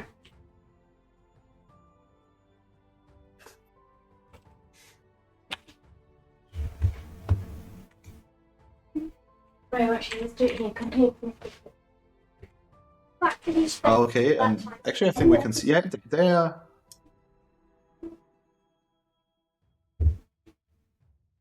Oh god. Oh god, we're talking about the rules again. Okay. If Seraphin's confirmed it, then Seraphin's confirmed it. 1 second. But if they created lobby at the surface, sure. Oh god. I don't know how people can work that out. Like, they could have known. Whoever is on top of the bracket, which is in our case Fresh and Burn, has to create the lobby, I think.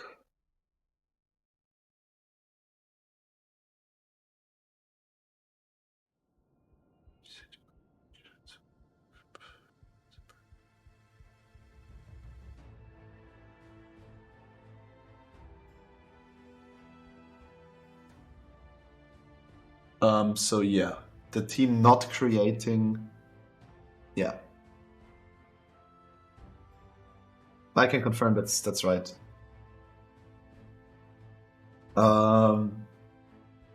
Yeah.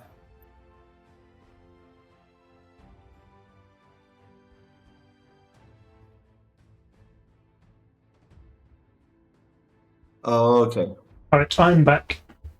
Yeah, we have worked out the concerns regarding who is sending it to whom and who gets to pick it. I think you are allowed to start. Yeah, let's go. All right, let's go.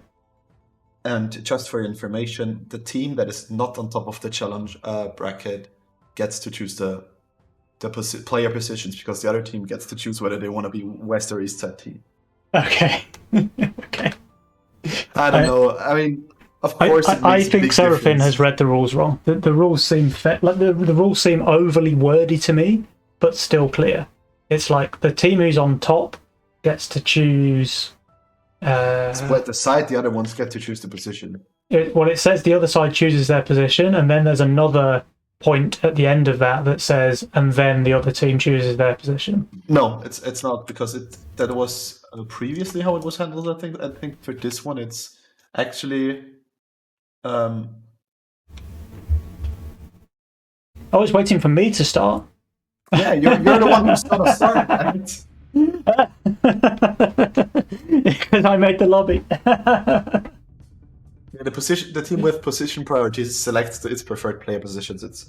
It's actually somewhat of what, like, not what we had earlier in other tournaments. Usually the team who selects side also is the one who's second to also like choose who goes where, but in the end it really doesn't matter. I think, there's no influence, like no one's influencing who's on top and on bottom of the challenge bracket, so it's fair anyways, because no one can decide whether they have an advantage or a disadvantage. All right, so everyone taking greed this time around. We have Savior, Lizard Army, and Embargo in this game. So there's not really a massive standout, like, aggressive spell there to me. These all seem like fairly, like... There's no massive spike of power here, other than maybe the Embargo on 13 or 14 cent.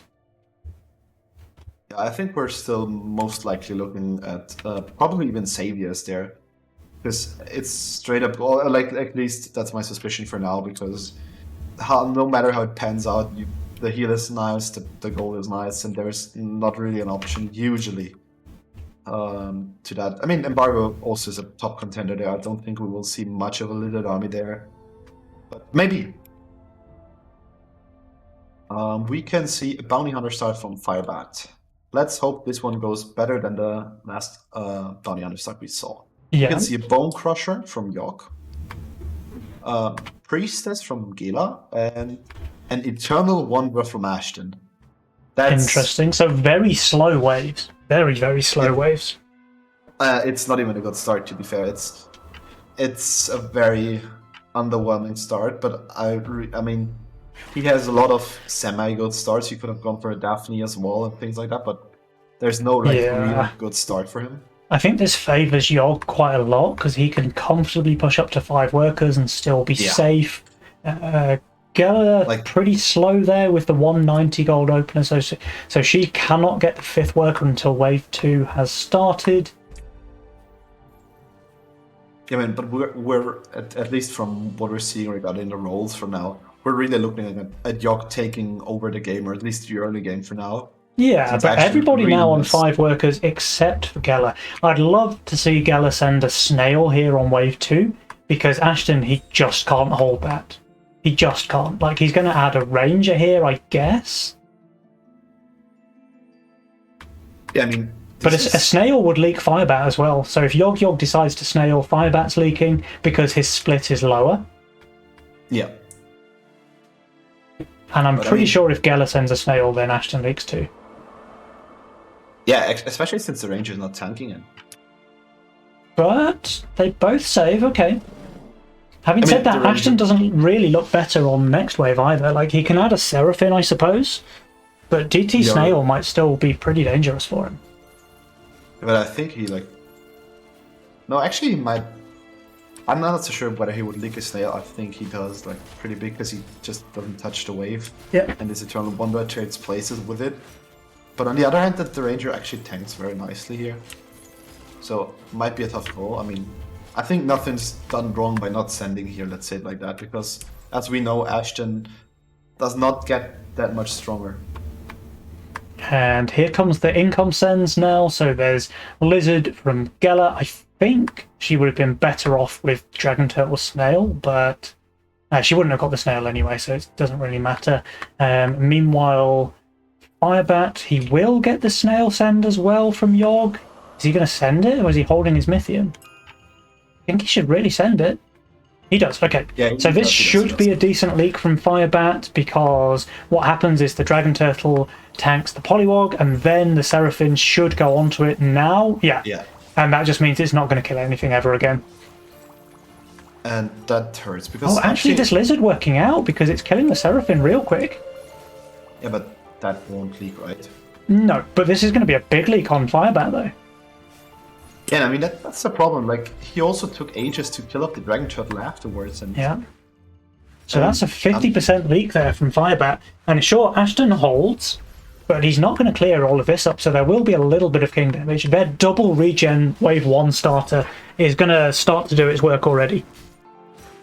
I mean, they utilized it the last time we saw it as well, so they also like took like 5%, 10% king damage. And actually, I mean, especially if you know that you're Ashton, and Ashton is someone who wants to sacrifice some of his early game king HP in order to like push harder and be greedier, so why not go for it, you know? But here's some big send. So this is going to be 100 send each from Ashton and Firebat. Yeah, and that's actually... We could look at a Priestess being overwhelmed. I'm not so sure. The Priestess tanking tanking in front of the Daphne. Okay, so Yogg, he does raise his split, which is good because that should keep his Fire Archer safe from the Dino. This is really strong. This is really strong. I mean, it's strong. I mean, okay, the send is not good enough, but is it strong enough since that the Priestess will just... Oh no, now the Priestess tanks everything. I think if the Daphne is tanking something there, it might just be a full hold. But because the Daphne didn't take any aggro away from the Priestess doesn't get that heal value, it looks like a leak. It's not even that bad, honestly. It's a brute +3. And Yeah, meanwhile, but Yog, I think he just holds this, leaking. right? No, he sure? holds. Maybe a very small leak. Ashton leaks 38% to the resend there. Firebat does hold and will claim some stacks in the mid. I think if he kills one more, he's just safe. No, I don't think he's safe, but I think he's fast enough. Yeah, He's no, safe. yeah. He's safe, dude, yeah. Easy hold there from Mr. Yog. Easy hold. But he won't clear for Gala. But No, he I mean, won't kill anything in the mid, but still, it's still pretty important for him to hold there. He's now 7 workers, he's matching Ashton's worker count. I mean, but we once again had like a slight positional error because there's a Daphne who's more ranged than a Priestess standing behind a Priestess, so we know it wouldn't like split aggro. I think the Daphne just needs to be like here, and then it's going to tank something from the split. And if it tanks something from the split, then the Priestess just gets another round of heal, and Geller probably just full holds them. But honestly, that wasn't bad. Like, that was a brute send, and it was a fairly small leak. I think she's totally fine with that. I think so too. I mean, it's not like it's like a major problem or anything, but it's some gold you could have gotten. Actually, I'm very intrigued to see how Ashton's build works out going further, because I don't know, the last time I've seen an Eternal Wanderer start workout was probably never. Yeah. And actually, both of them look really vulnerable on 7 currently, because there's already 2 Seraphim and a Devilfish on Firebat. There's 2 Seraphim on Ashton. I really want Yog and Geller to skip one wave. For once in Yog's life, can he please turn off auto-send and go for a big wave 7? And the answer to that is Yog yes did turn for it off. Yog. He just forgot to tell his teammate. Yeah. But Ashton, he should be completely fine against this income send from Geller. And maybe Yog can get some work done on wave 7 against Firebat. Yeah, I mean, could work. But we can see that there are like not to be underestimated the sensor coming out from Ashton. Firebat against Yog and Gila. Yeah, 120 apiece. But now it's some very nice aggro split. Oh, actually not even that nice. I mean, the Priestess... Yeah, the Priestess tanked nothing for Geller. Like, it needs to tank. But now it tanks everything. Now it tanks everything. I think it won't even get a recast, so... It will not. Wow, that's some... So maybe the Daphne can clear up one more before it dies, but I don't think so. I think that's going to be a 50% leak from Geller. And Yog's not doing much better. Yog's going to leak 50% as well. I don't think his Fire Archer can take another Rocco there. So you wish for Yog to skip a wave in his life, and what did it do to him, you know? It killed him, yeah. He's just not used to it. I mean, but at this point, it's all about the revenge send. But this is so much damage, though. This is so much damage and so much gold going over to the side of Ashton and Firebat. Yeah, that's what I want to say. I mean, if you're leaking small and taking a bit killing damage, it's okay, but like leaking both times, like 50% of the wave, I mean, clearing the sense, luckily, but that's actually quite some legit money for Ashton and Firebat, so... and we can see Ashton, that's kind of interesting. I mean, he has no real damage on this wave besides his Rangers, but his Rangers are like, it's just Rangers, it's a 55 gold unit. Yeah. So I wonder how he... Oh, actually, no, never mind. Gala sent him last round as well. So yeah, but I would really have liked Geller to resend here, because knowing that Yog's going for a massive send, I think she should have sent just for damage. And actually, I think her just for damage send probably would have gotten a leak as well. Like 2 lizards and a snail probably gets a leak out of Ashton here. Yeah, probably, yeah. And meanwhile, Firebat, so he went for a veteran, but he didn't boost it, and saving that 20 gold might actually end up costing him dearly here. I mean, his Devilfish did a rather good job of tanking, but now he's focusing a Brute with his bounty hunter. And I don't think he's going to kill it. This is going to be a really big leak. 94% there from Firebat. Geller, I really wish Geller had just sent for income here on this wave. knowing that Yogg was sending a massive send there, because she probably breaks through Ashton there, or at least he has very little left in the mid. Yeah. There's no way he has more than his Rangers and his APS left. So they could get some serious king damage there. But I guess now she just wants to go 9 against what Ashton has on the field. I mean, I assume so, since basically most of his damage is pierce and most of his tanks are swift. Yeah. Wouldn't be a bad call. But we can see Ashton and Firebird resending. Or like sending, actually, because they didn't send last way, so... sending here. But I don't think you can leak Gela here. I mean, she's got a Bonk and a Priestess. If precision corrected, it should like... Yeah, she's really strong here. She's really strong. I mean, on the other hand, it's a 140 send. Actually, it's not that too bad. And Yogg also pulled out the Bonk out of his head, and in addition to the cat... Yeah, Yogg's gonna be fine. Yogg's gonna be fine. No split though, so that Bonk is gonna take full aggro. Yeah. And it's kind of a problem, I think. Yeah, that's a bit of a weird one, actually. Because he just added 2 bazookas, which are bad on this wave, and next wave, instead of, like, adding anything in the split. It's an interesting play. There's a fully stacked... Oh, look at this, though. Gela's Priestess just perfectly surviving, so that's an easy hold from her. Even if Yogg leaks, which I don't think he does, it looks like the fully stacked Mechamata is just good enough here. Yeah, especially he there's looks a Dark fine. Mage in the play as well, so... Yeah. The Dark Mage even gets 1 final spell off before it goes down, so that's an easy hold for both of them. And here comes the counter send on 9. So there is an Ogre there from Gela. Yogg, what do you send? He just goes for a little bit of income, knowing that Firebat's going to get his Kingpin here, so probably unable to leak him no matter what. And we can see Gela on 13 workers and Yogg on 15, so yeah, they that's pushed big. Massively. Now Ashton, he has 1,330 value here. He's actually over recommended value, despite being saved on by Gela since wave 6. That's impressive.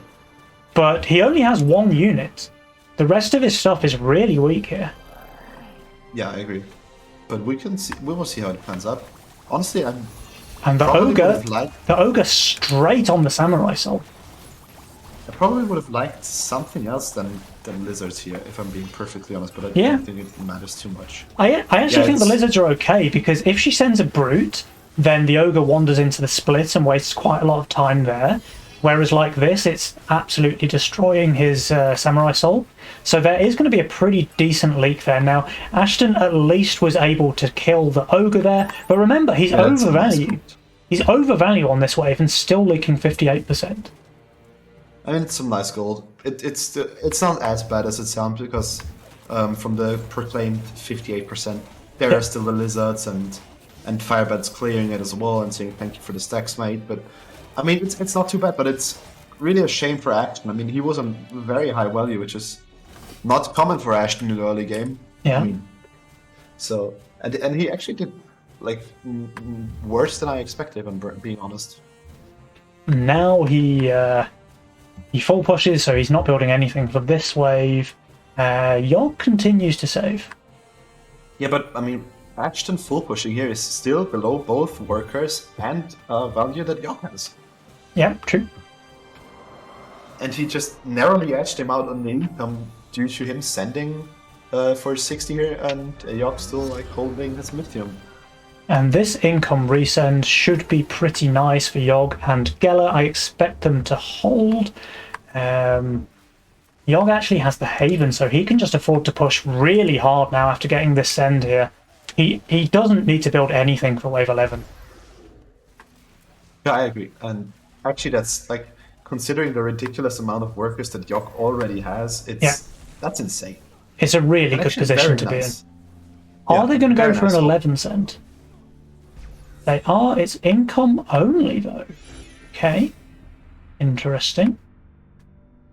That's 160 Mythium worth of snails there from Mr. Yogg. Yeah, that one's... You don't see that every day. Has he I wonder forgotten if that they there just are no take Shrine embargo snails? now. I think the Saviour's pretty good for them as well, because they have lost some King HP. Ah, it's embargo. They're- Okay. Yeah, they have already upgraded their King region, so... Yeah. I can totally see the embargo, especially considering that your opponent has kingpins, or a kingpin at least. So you probably want to send 13 against that. And we can see Yok down. Yok is far enough ahead that he's on a shutdown as well.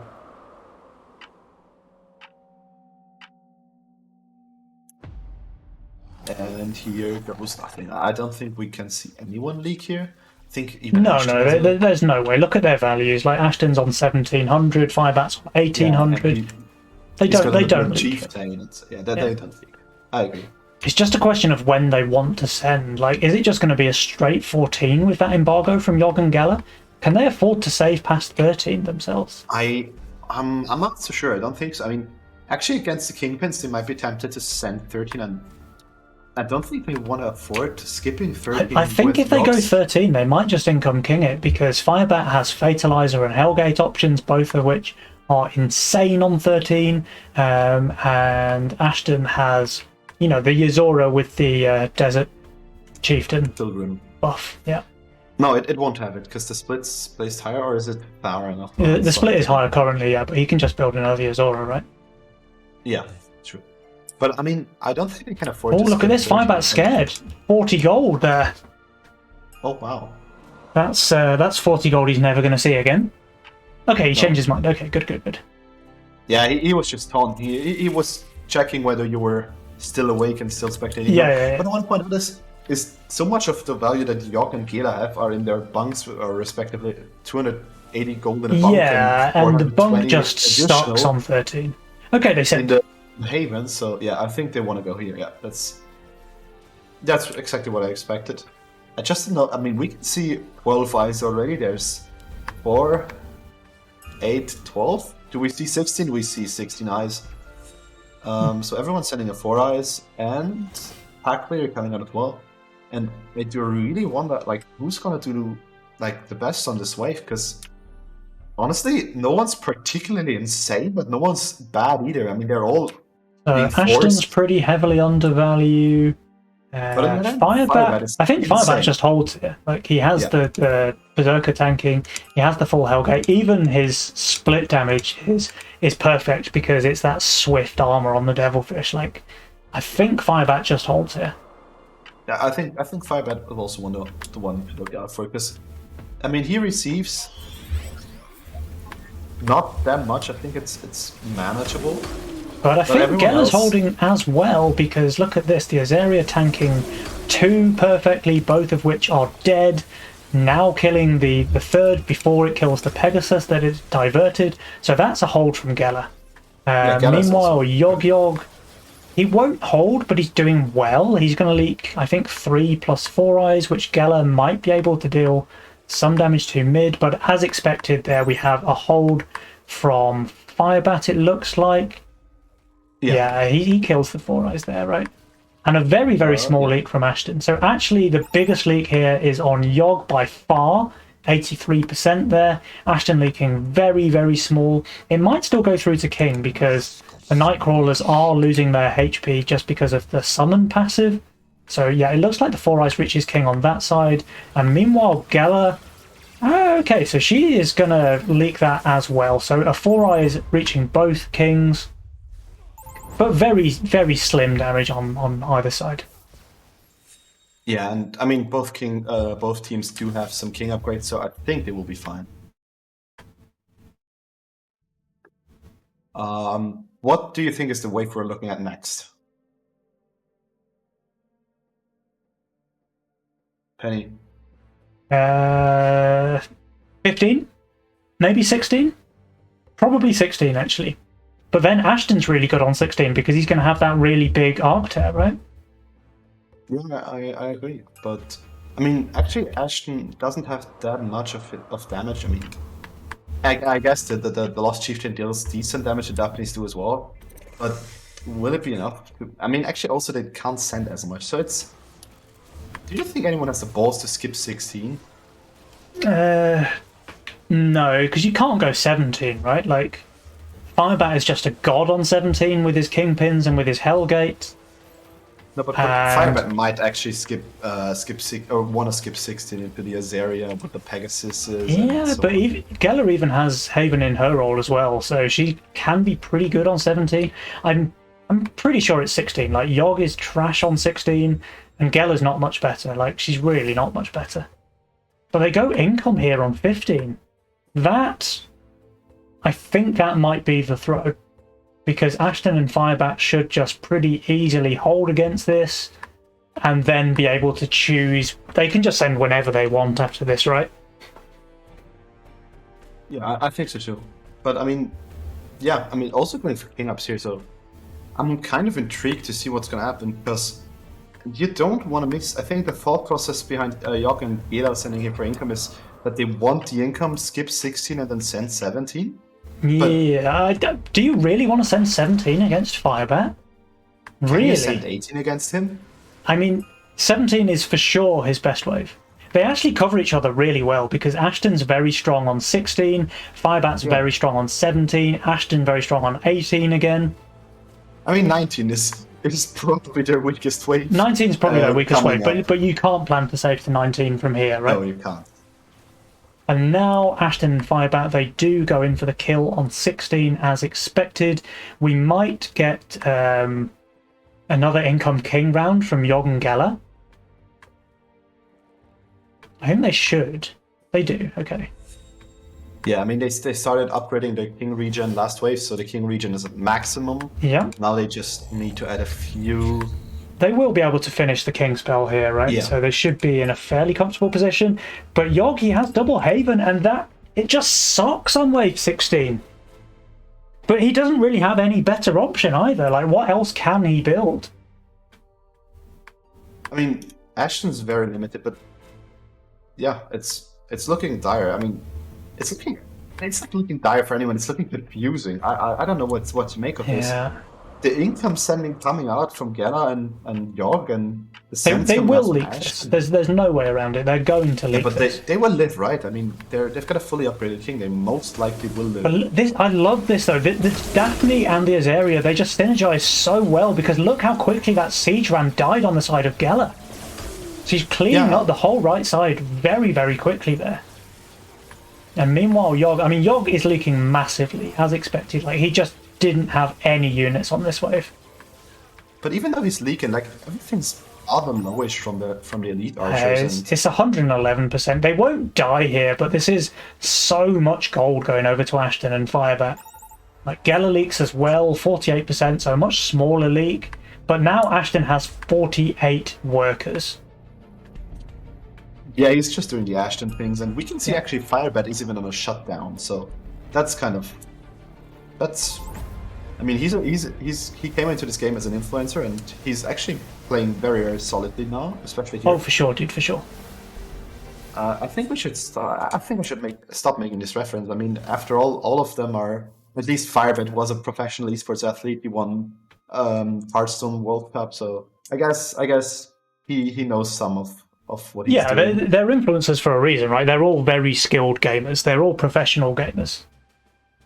Yeah, I mean, and we can see that Ashton even pulled ahead on the shutdown. He's on a 50 shutdown, whereas on Firebat stays on the 25 shutdown. But I mean, really, if you're Geller and Yogg, what do you do? What if you're Yogg, you just forget to turn your auto send off. You know, like he's still going for it. But yeah, there's no way that Firebat leaks here. I guess 19's like their only chance.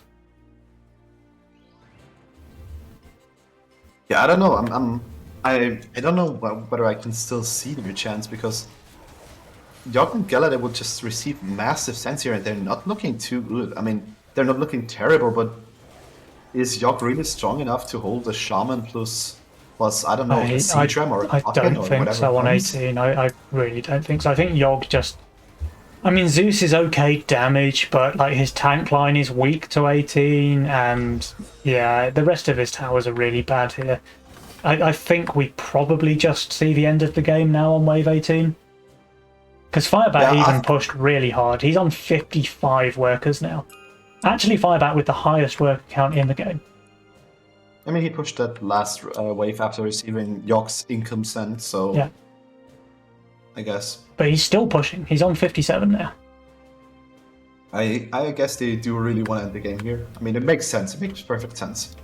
To Now, me, at least. Geller maybe has a chance to hold, but she's not changing the split, which does mean the 3 of the creeps are going to go right into the area, and I think that it just can't handle them.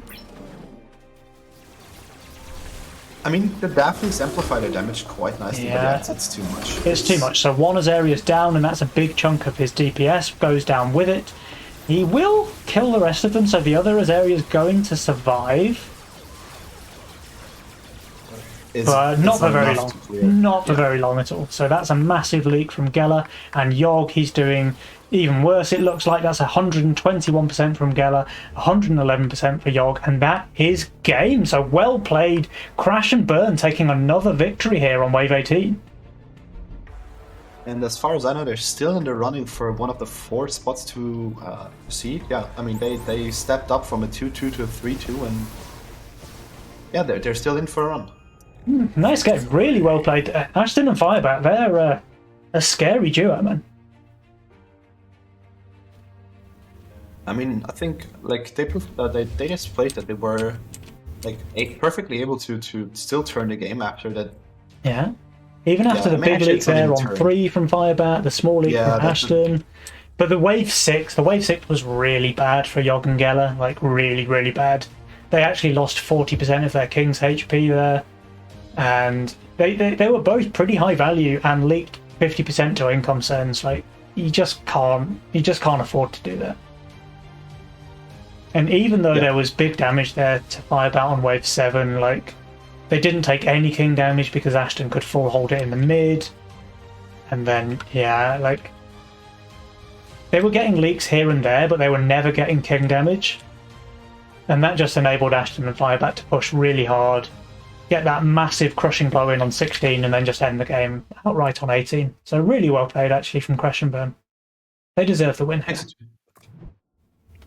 I mean, actually, it's quite interesting that, or quite to be expected, that a game that contains Yogg and Ashton goes that long. Yeah. But also, it was very distinctively won already than that late. So it's actually not as close as I expected it to be. So the Necker Spirit and Salty Bowtie game is still going on. So we can hop into that one. We can spectate a Ketos. That's the last one, I think, in this round. And they are still winless, if I remember it correctly. They are, and Necker Pain, I think, are 1 and 3. So they could really do with a win here. Yeah. And it looks like... am I spectating a sandbox here? Yeah, you're spectating a sandbox. Okay, so the game must have ended and he's just testing his send, right? I assume either his send or the send he received. Yeah. Okay. Well, we can leave that game again then. You just got baited.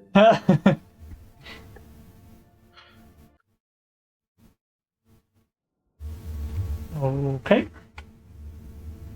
I might just restart my client quickly before the next round because the computer seems to be lagging quite a bit. So let me just stick the challenge bracket on in the meanwhile.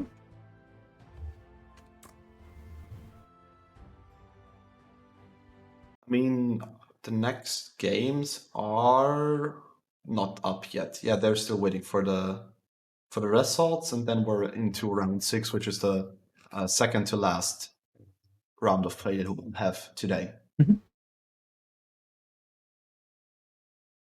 Alright, so just while that bracket is waiting to be updated by Seraphine, I will go and grab myself a little bit more water and I will be right back. Yeah, both same goes for me.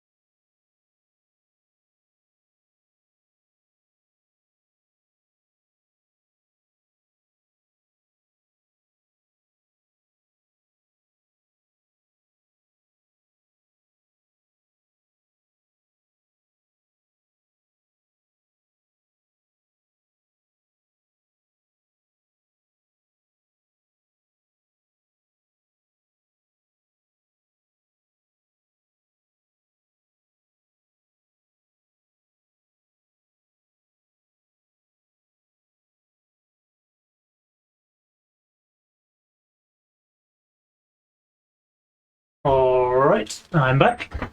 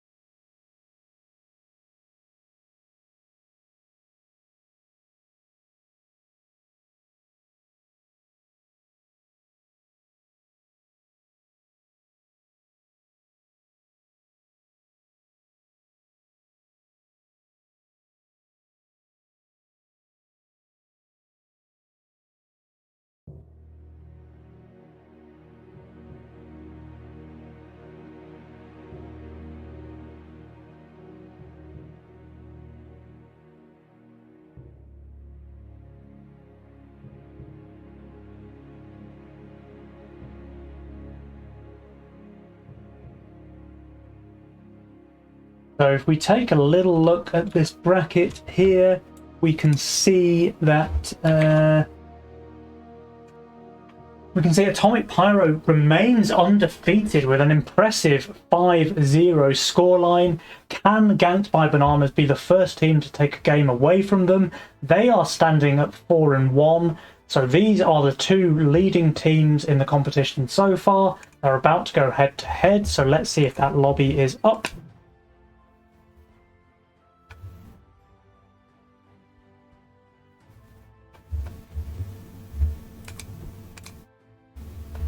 Okay.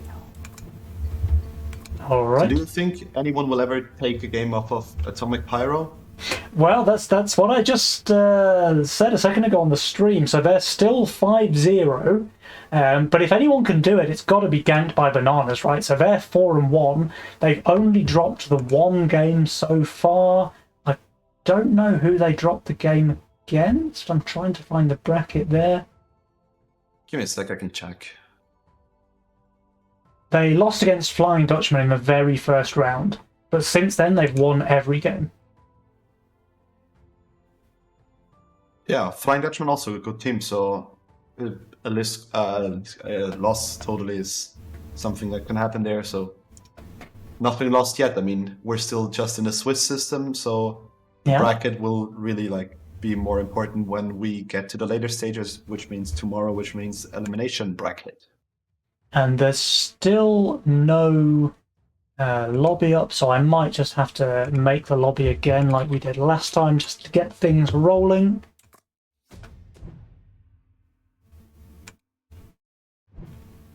So we want Crazy, we want Gara, we want XCOD, we want Widdowson, and we want X-Smithy.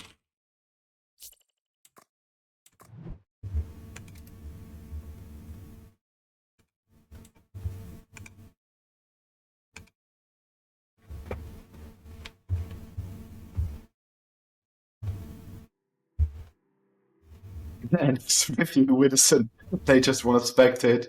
I think they're choosing their send order, right? So Widdowson wants to send against Gara. And let me just make sure that we have the right scene. Yep, perfect. Okay, we are ready to A wildfire bat has appeared in our lobby. And he's left.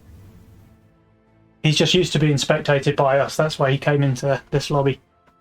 Yeah, shoutouts to Firebat. He did well last game. Yeah. They actually both did, obviously. So, yeah.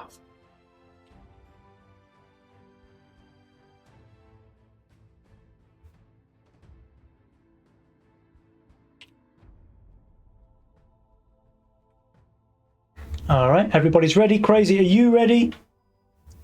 I'm ready. I'm ready to see XCOD and Gara drop a game. I can't see them go flawlessly through the Swiss system stage. That can't happen. Well, here we go then. Let's get into it.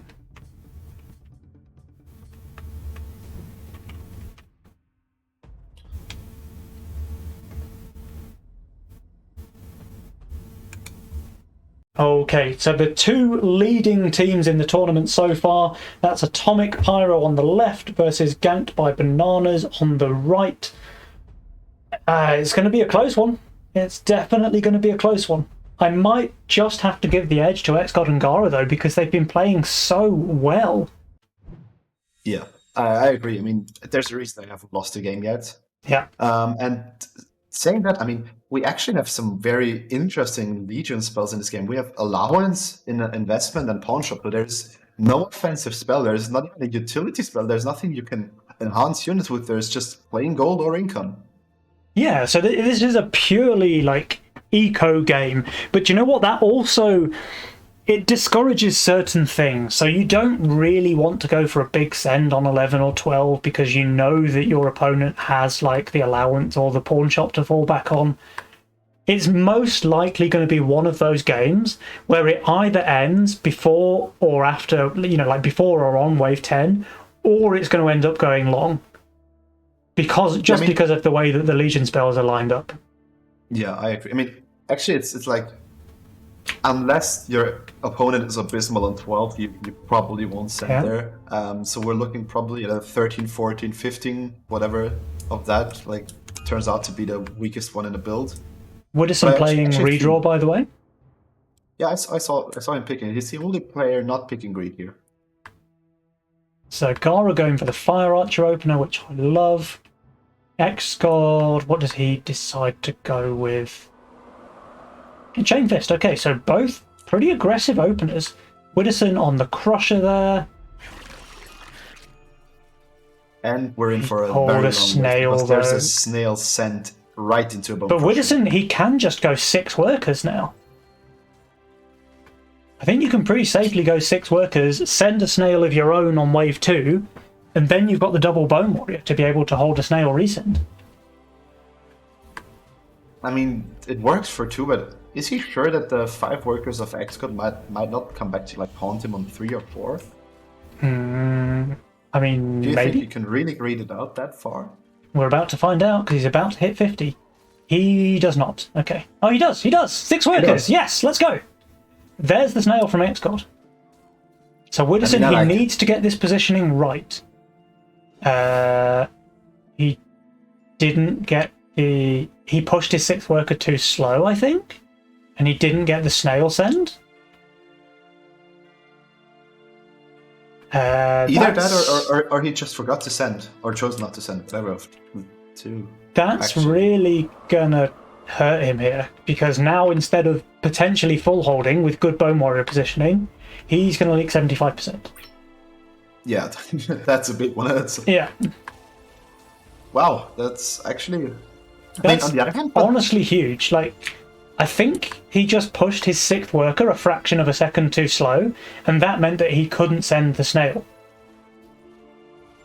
Probably, but I mean, actually, he has at least some positives going his way. Because that way he will be able to send probably a 60 after income. Like, that might work out. So he can send 60 before income. He can probably send 80. 80 after income. That's what I meant. I'm sorry. But Gara stays 5 workers, though. And with a Bone Crusher, I think he can hold a lot on wave 3. But can he hold a Brute and a Snail? I think the Brute's not even that good against triple Bone Fire Archer. So we'll see what Gara does. If he goes for the Crusher, then it needs to be like here-ish. Yeah.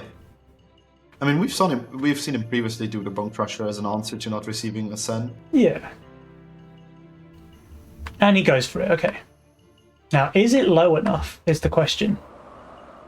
Maybe? I think it might need to be a little bit lower. Oh, that Pee-wee's badly positioned. Yes. That Pee-wee might...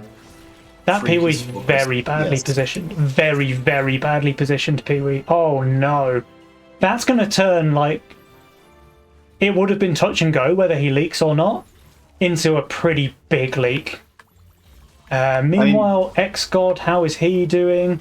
His Seraphim is now on the Brute, which it won't kill. So they're going to get some serious king damage now. Wooderson leaks the resend. X-Smithy, is he going to be able to hold here? No, he will leak the Lizard as well, +1. So this is a real fiesta. Yeah, we're in for a real fiesta. Like it's unbelievable. We can see two brutes marching towards X-Gods Oh, and that's a Gara's lot king. of damage. That's a lot of damage on X-God and Gara. Yeah, and it's we can see like an entire wave basically running towards the King of Withers and Xfinity, and we're in for a full fiesta. But honestly speaking, Withers and Xfinity come on like on the bad side of it. They're like 20% King HP up. Yeah.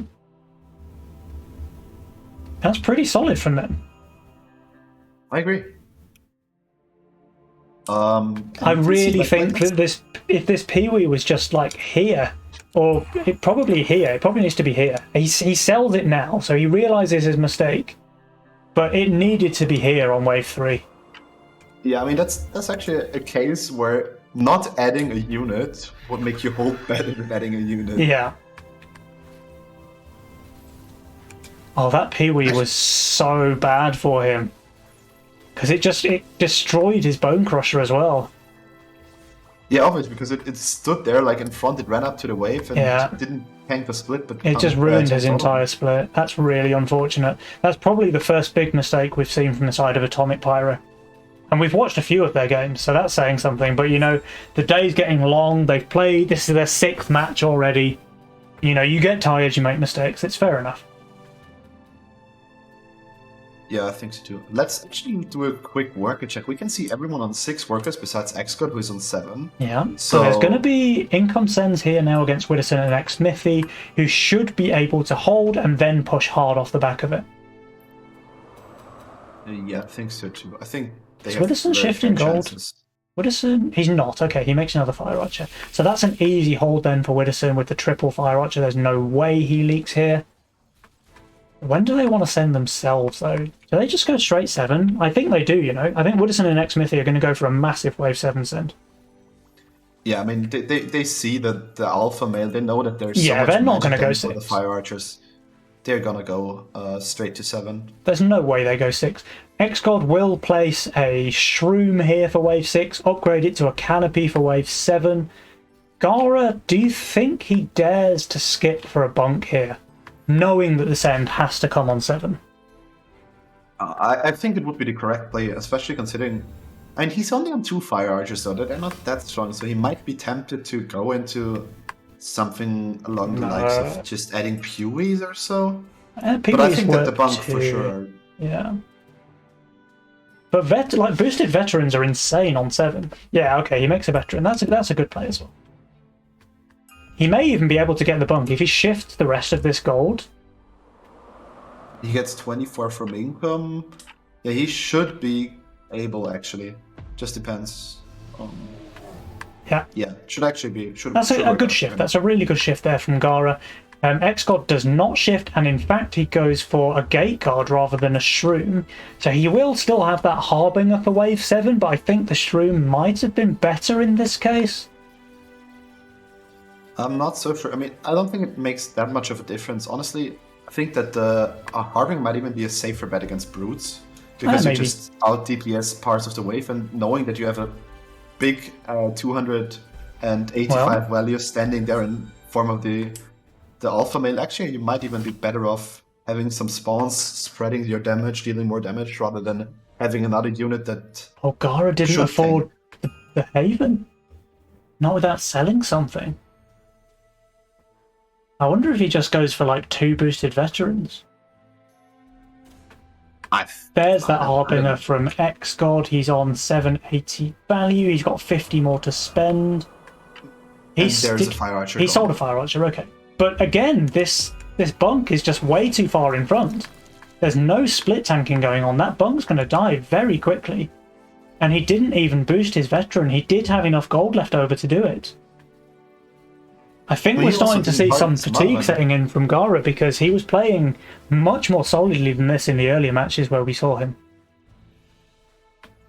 I mean, maybe he didn't expect the Sentry and also didn't harden his Mudman, so he might have suspected an 8 to be on the cards. Yeah. I don't know. But X-God, he's not going to kill that Brute. That's a 70%er. That's a 70%er from Gara as well. I think Gara could just have held here, Because he could have hardened, he could have boosted, he could have had a better split on his banana bunk. I think. He could have not had to sell a fire archer off for his bunk. Do they just die here? That's 3 full HP brutes on the king. It looks like it. No, actually, I think they do survive, but it's just slight. Oh, it's so tough. They're dead, dude. This was a quick one. Yeah, you're right. Wow. Okay, so we were looking for a team to take a game off Atomic Pyro, and Ganked by Bananas, they do this here in real quick style. That's a wave 7 victory there for this team. And I just need to point out a couple of things here, because that Pee-wee on 3 really hurt them. And then if we look at wave 7 again, the bunk being too high, the not hardened Mudman, the not boost on the veteran. I don't know that he would have held on 7, but he certainly would have cleared a lot more, and then they wouldn't have died. Yeah. And I mean, it's kind of interesting. We were sitting there talking about the Legion spells, how everything will most likely end either before 10 or after, or after 12.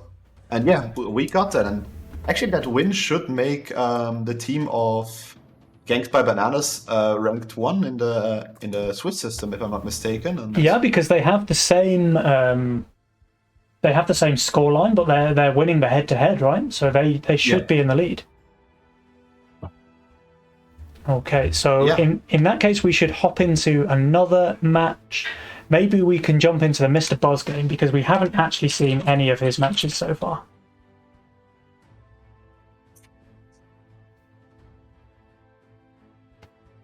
I mean, for reference, Mr. Buzz and Kuchen are 1 and 4 at the moment, so they're the 3rd lowest in the standings. They're playing Akitos and Afosl, who are actually last. They're still looking for a win. Yeah. Akitos and Afosl are still are 0-5. Kuchen and Konik, which is Buzz and Kuchen, are 1 and 4, and we're on wave 9. And we can see that Akitos and Afosl have already taken damage, but they're not behind. Actually, I mean, they're on value-wise and worker-wise, they're actually just perfectly matching Buzz and Kuchen. And look at this, because we've dialed in, they're already at 65% HP. Akitos and Fossil, they kind of need this win just for moral victory reasons, right? Because like you say, they're currently 0 and 5. They really need a win, and Kushin and Buzz, they are the lowest rated team in the tournament. I mean, that was recorded prior to Akitos and Fossil entering, so I'm not entirely sure whether it's still the case. I do tend to think so, since Akitos is not too low and Fossil isn't either. No, actually, they can't be below them because Fossil is. Yeah. I mean, Kushin is bronze, so there's no way. Yeah, that's true. Yeah. And we can see Sense coming out from everyone here. We can see a Mimic by Buzz. These are big Sense. These are very, very big Sense. It's a wave 10. Buzz is not looking amazing here. He does have 300 gold to play with, but the imps are really good against his answer, which is basically just more royal gods. And you can see that Buzz is just pinging everything over here where he wants Kushin to build, but he needs to build his own stuff. Yeah, I mean, actually, we can see that both Buzz and the Fossil are very, they're not the best here. I mean, the Hellraiser actually is now accompanied by 2 more disciples, so it's not that bad. And he's even sniping the Mimic due to the mask hitting the Mimic and dealing more damage hit. But we can see Mr. Buzz, he lacks. So there's a 40 gold boost here from Akitos, which is not going to be enough. He does leak. A Fossil though, I think he holds. He should hold. Yeah. He gets a spell out and he holds. Yeah, he holds. He's the only one holding though. There is a double leak on Buzz and Kushin, but they don't die to this though. They don't die. Yeah, they're full at King HP. It's not even that bad. I mean, it's not pretty, but it's not a deal breaker, you know. But a Fossil, he very nearly kills the boss of Akitos, but not quite. They are going to take a lot of damage over on the side of Buzz and Kushin. Yeah. And they're giving away a lot of pillage gold, and actually, whereas the game was even on wave 9 when we joined, it's now tilting in favor of Akitos and a Fossil. They take the double loan. Are they just going to use? They are. They're doing loan full push. Mr. Buzz, 21 workers. 22, still pushing. Oh wow. And I do really wonder what the answer is from Akita and Fossil, because okay, at least they're taking Magician, so if they see the recommended value like spiking, they should hopefully recognize what's going on. They should be able to at least king up or something. But for now, like they're facing their opponents that have 22 and 21 workers. That's enormous. There will be a big cent coming out, and it will probably or most likely come out 12, I guess. It's going to be 12, yeah, for sure. It's going to be 12. Now, a Fossil, he does have the Magician Disciple Circle. I imagine he'll get the Starcaller for next. So he's going to have a ton of damage, but very few tanks. Very, very few tanks. And Akito's not looking tanky either. Like he has so much damage coming from his Zeus, but that really only deals magic damage here. And the Pegasus also do kind of shred against Wave 12, so I really am looking at the tank options for Akitos and Apostle, and yeah, I do wonder whether they at least match the send or even recognize it. It could very well happen. I think they have don't to. see Skip! it. Oh no! I think that decision not to send here might just seal their death, because like a Fossil, his value is nearly 2,000, but it's 125 under. Akitos, he's 230 under. Mr. Buzz just continues to push there. And Akitos just placed down a Fatalizer.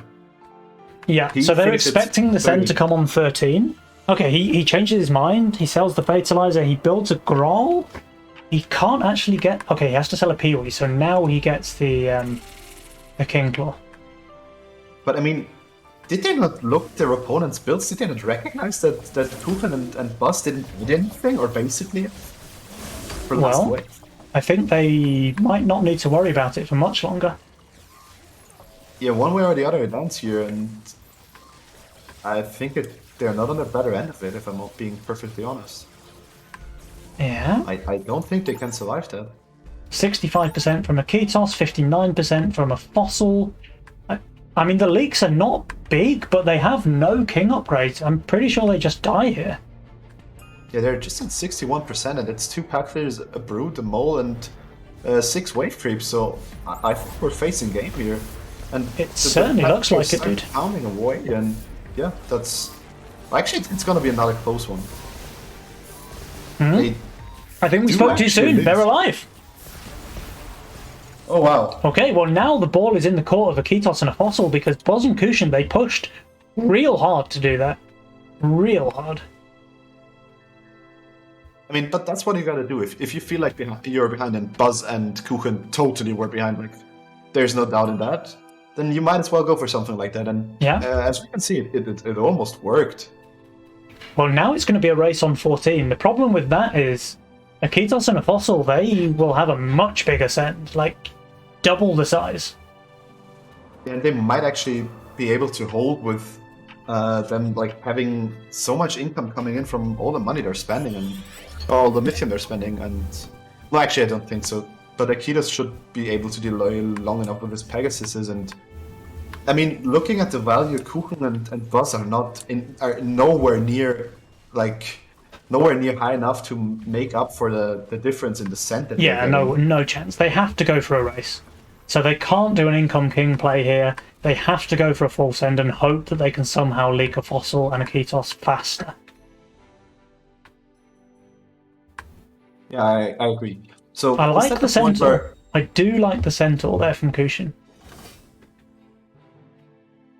I mean, the question's, if you're Buzz and Kuchen, do you not just like look at your builds and decide who holds longer and the other one just full push and just...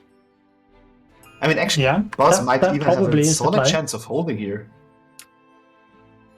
No, neither of them are holding here. Yeah, but he sells. Excuse me for saying holding. No, not holding, but delaying long enough. I mean, those are 3 tantrum masks. There's a big board, and there's an area, so he might be able to delay, but I doubt it. I mean, they're getting sent. Yeah, I mean, they're getting sent 600 versus what they receive is, or what they send themselves is like 300 a bit. Yeah. Now, if we look at a Fossil's lane, he's got better tank line with the Green Devil. The wave is now reaching his Starcaller circle, and the Centaur getting sniped there in Akitos' lane. He will still leak. But Mr. Buzz, he's already down, and Kushin is already down as well. So a valiant effort, but they will lose here on 14. Or will they? I'll be sure though. It's gonna be close. I think they still do because, yeah, look, it's just reaching too quickly. But there's seconds in this. There's seconds in this. Yeah, I mean, that's seconds are even long to measure that because, I mean, yeah, the key doesn't, and the fossil would have started. Oh, they even reached the king there. Yeah, they would have been dead in a half a second or so. Definitely, definitely. All right. Well, so Akitos and a Fossil, they take their first victory of the tournament here. That's good for them. Like, you never want to finish the tournament with 0 victories, so it's nice to see them taking a game there. It's kind of a shame there for Boz and Kuchen because they damn near won that one as well. I think nicely played by both teams. Yeah, I do think so. I mean, it was an entertaining one at least. It was very close, and it was a valiant effort from Kuchen and Buzz. I mean, I think they had to try something, and it almost worked. So kudos to them. All right. Do you want to hop into Bonnie's game? They're on wave 17. We can catch the end of that one. Sure.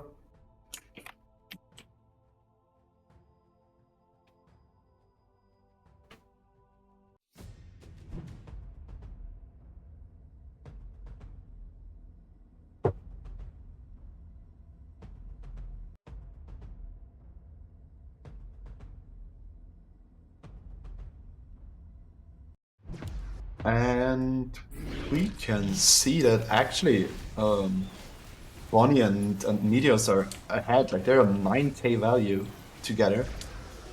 But they got a send here. And I think that Meteos is leaking pretty big here, and we've got the real, like the weird visual bug where I can't see what units are alive and dead. But yeah, I think no units are alive. They die here, right? There's 14 creeps reaching the king. The king has... And the king does have max spell upgrade. Does that change anything? Probably not, right? I think they still die. Oh, I think so too, but I'm not too sure. No, they're most likely dead. Yeah, they're dead. So that ends it for Meteos and Bonnie. So that's Necapane taking a victory there.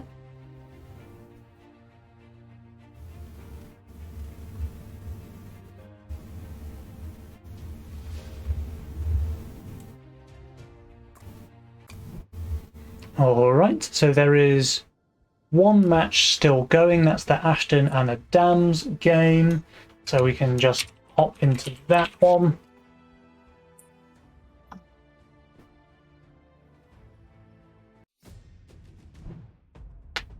Actually, looking at the last game, we can. I saw that Necropane as well as Green Spirit both took Venture, by the way. Okay. So there was a reason for them being a bit strong. Alright, I've just jumped into this one in time to see a big leak reaching the king as well. This time it won't be lethal though, because they have max king upgrade, it's wave 16. So that's going to die real quick. Yeah, and it's Immolate as well. Immolate is so strong in 16. Yeah. Now, oh, Ashton and Firebat, they have a lot of Mythium saved up. I guess they just want to go for a wave 18 send against these guys. Yeah, 18 to me looks like the safest bet. I mean, there are boars as a tank. Amaz is building an egg here on 17. Really? Really, Amaz? You go for an egg? I mean, it's a dying egg for sure, right? It's not. It's not a dying egg, is it? It is. I think so. I mean, his hydros are not stacked. There's one perfect hydro and two non-stacked ones, and his damage line should not run in front of it. So I think it probably should die. No, actually not. It's wave 17. It doesn't deal that much damage to his tanks. Might be a close one. I think that... Yeah, I mean, his front line needs to die, and then the egg can die before his range units. But I think that egg's living, and that's not good for them.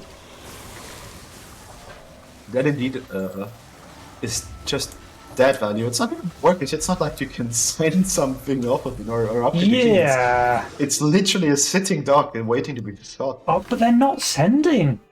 So now his egg's amazing. Is that Adam telling Amaz that he has to sell his egg? Because actually he doesn't. They don't send here. I mean, how much do you get from selling an egg above 200 a bit? Yeah, a bit more than 200, right? Yeah. I mean, it would be a disciple added to his build, but honestly, knowing that they don't get a cent here, it's the genius play from Amaz. Yeah. To keep the egg alive, yeah. And now he's going to have a big tank in that fully stacked Hydra for wave 19. The balls on that man, can you believe it? Yeah, that's a lot of incoming king sent over to Ashton and Firebat. But they can just push crazy hard off of this. Yes, actually, they won't feel the pressure. Like, I think like that sent basically give it away. They can send above 1,000 each, and they can push workers as well. Yeah. And the Mask's Egg even died here because the range tunes don't tank for it, so it's not even fully stacked. Oh, this is gonna be tough for them to hold. That's a triple Shaman from Firebat. I think he really should add Four Eyes as well, because you want to be able to kill these Sovereigns. And he will reach a Four Eyes, right? With his 50 workers. Yeah. He won't. He will just. No, he won't. No, he won't. He won't. He'll miss it. Right. Actually, I don't know whether it's even necessary. I think what you're looking for are like dimes, I think, so that the board charge doesn't hit like everything. No. Like, you might be lucky that they stop in front. And Mars, he's building the double golem on his Ocean Templar. Hardened, but it's a 1320 send. I don't know. Let's have a look at these Sovereigns, because this is going to be important for Madams. Yeah, if they can I stack up, can't they might really even... see anything that's happening in that cluster of units, though. I mean, the first Sovereign is dead now. The second one's being focused is also dying, so there's no Sovereign. Oh, his Sovereigns are both down. Yeah, this will be a leak from Adams. Yeah, and from Mars as well. 22 creeps reach the king. There's no way that those are freaking 5 shamans coming. They're each of them perma buffing 3 creeps. There is if they survive this, I quit the game. Like I can see that this never will end good hold.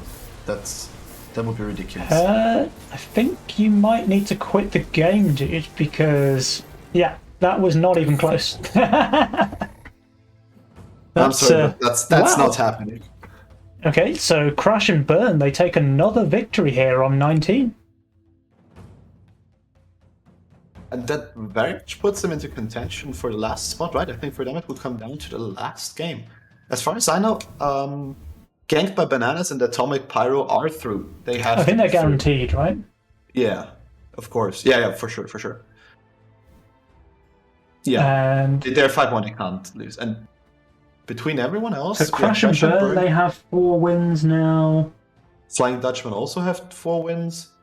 And yeah, so one of the 3 seats will most likely be in could be in contention still with the 4-2 seats, which is either Flying Dutchman or Crash and Burn.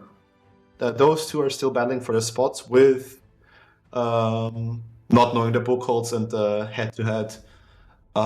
They would be in contention with basically everyone, honestly, besides Kuka and Honig, Salty, Bota, and the When Bucks Fly.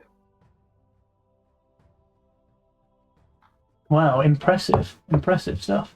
So let's see how quickly Seraphim can get this bracket updated. That's the point where I would want to have Jules on this cast, like telling us who can advance. Like that would have been his job now. Just coming in and explaining everything to everyone. What kind of scenarios are still open? Yeah, I mean, there's still like everything to play for in the final round, right? Yeah, actually it is. But at this point, congratulations to Ganked by Bananas and Atomic Pyro to making it through. I think they might even be actually guaranteed first seed. They're actually not, because they could lose, and I don't know about the calls. But I think Ganked by Bananas is through. I'm pretty sure about that. Yeah, Like in the top 2 spots. yeah. Wait, do we have? No, we have actually. How many teams to advance? 6 or 4? Four teams advance. It's just 4. Okay, then it. Yeah, you only have the advantage of being the first to pick your team, right? That's the only thing. Yeah. So I think that one's locked in. Actually, pretty for sure it's locked in for. No, it's not locked in because any team can still lose. But yeah, congrats on Ganked by Bananas and Atomic Pyro for making it through. Those two are through for sure, and everyone else is just still battling. But the best cards in the game are on Crash and Burn and Flying Dutchman. All right. While we wait for the bracket to update, then I will just do another final refill on the water before we go into this last match. So I will be right back. I will keep you guys updated and educated on to what happened with the schedule, and we are still waiting for that. At this point, we pay our kudos to Kuchen and Honig, which won't be advancing for sure, Salty Bowtie, and When Bugs Fly. So that makes very great competitors of Kuchen TV, Mr. Buzz, a Fostel, Akidos, Flight TV, and Lisk, who are unfortunately already eliminated.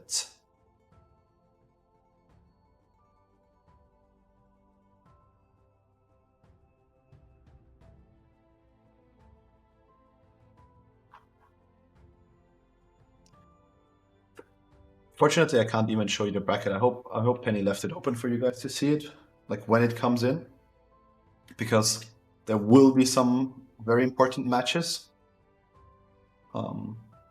We're still battling out 2 spots of the quarterfinal, of the semifinal, which will be happening tomorrow on 20.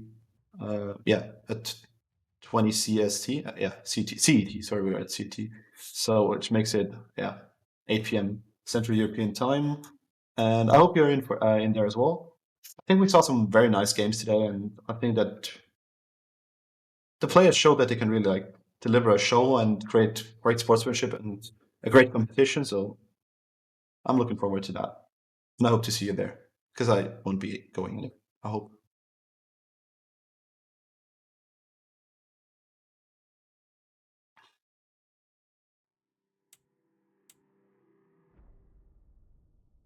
Yeah, because no one has reported the win of Crash and Burn yet.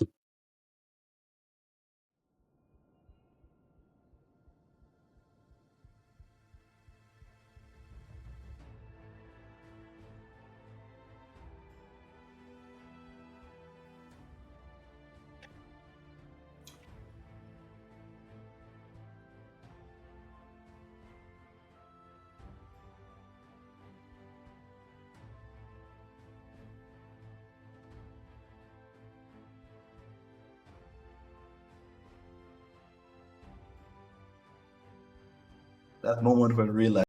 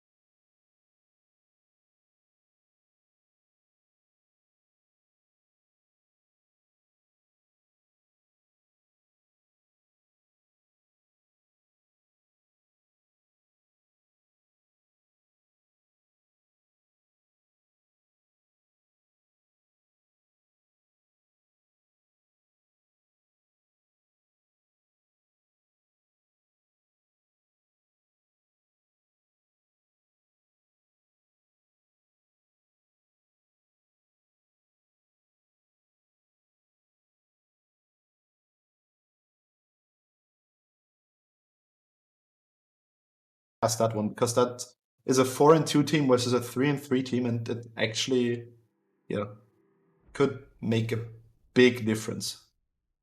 Which one's that? Necker Spirit versus Flying Dutchman? Yes. Is that right? Is the bracket updated? Okay, my scores hadn't updated yet. Now they have. So Flying Dutchman's 4-2, Necker Spirit's 3-3.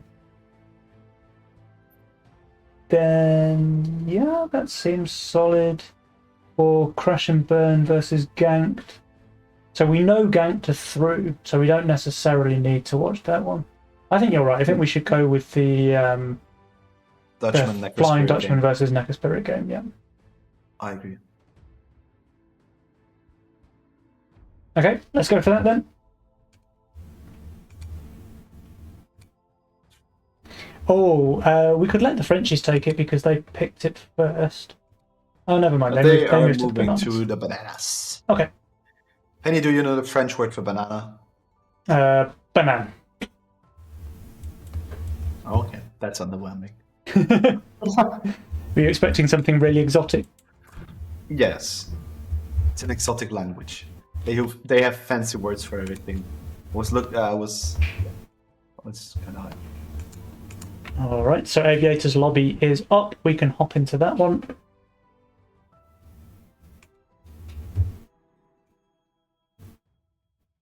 Hippity hoppity, your eel is my property. Let's go. You're Let's in go. the lobby twice for me. Is it fixed for you? Does it work for you, the lobby? Does your lobby look normal to you? Yeah, mine looks fine. Okay, then it's just a display bug on my side. Yeah, you should be okay. Like, once the game starts, you should be fine. I'm personally okay. It's just that you are in one of the teams at a weird position, so it seems like you'll be played, but all fine. So I'm right in thinking that Necker Spirit needs to win this to have a chance to advance. And on the other side, if Aviator and Civ win this, then they probably don't need to worry about tiebreakers. No, for sure not. But if they do lose here, they'll be in a tiebreaker. There's no way they don't end up. I mean, actually, if too many teams tie, they end up in it. But they're not automatically like spared.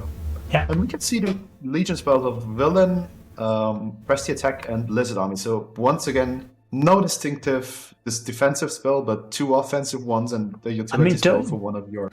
Don't ignore the Villain though, because Villain's actually a very powerful defensive spell. Although there's not. But it won't. Aviator has the best candidate for it with that Nightmare. I think Nightmare Villain is really strong.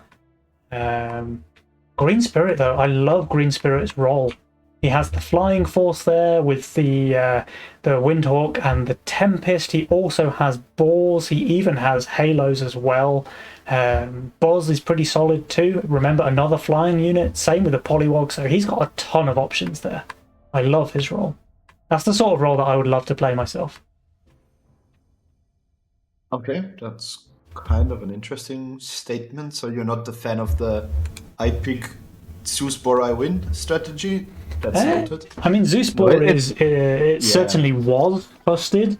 I think it's much less powerful now. The Boars had a couple of nerfs in a row.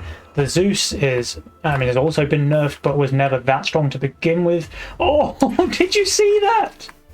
Necropane sold and moved his Green Devil and just got it down the second before the wave started. The thing I'm looking at is actually Aviator starting with 2 pack rats. So yeah. He's on 2 workers, pushing his third, and he counted for the 4th worker in the wave, but he's pushing his 3rd, which actually is not that bad of a deal, because since if no one's leaking, the early game waves are so fast. He's not even pushing. He's staying 2 workers. So he's going to hunt both rats again next wave. He's going to build like a steed here. And he's going to take his Mythium from the rats. But he has to be pushing for sure now, right? He's pushing now, and then he's on 4 workers by wave 3 and just like looting 1, I guess. But with everybody having fast waves, the rats are actually really good for him. Like you can see that he has nearly 10 more Mythium than anyone else in the game. Okay, no, Green Spirit. That's Green Spirit's not far behind. In fact, But Green he Spirit's going to probably- overtake him during the wave, but then Aviator's going to spike up again when his rats surface at the end. Yeah. So that's that. Actually, I'm kind of intrigued to see what Civ's answer to Wave 3 is, seeing that he started Bounty Hunter and pushed to 5 workers. Yeah.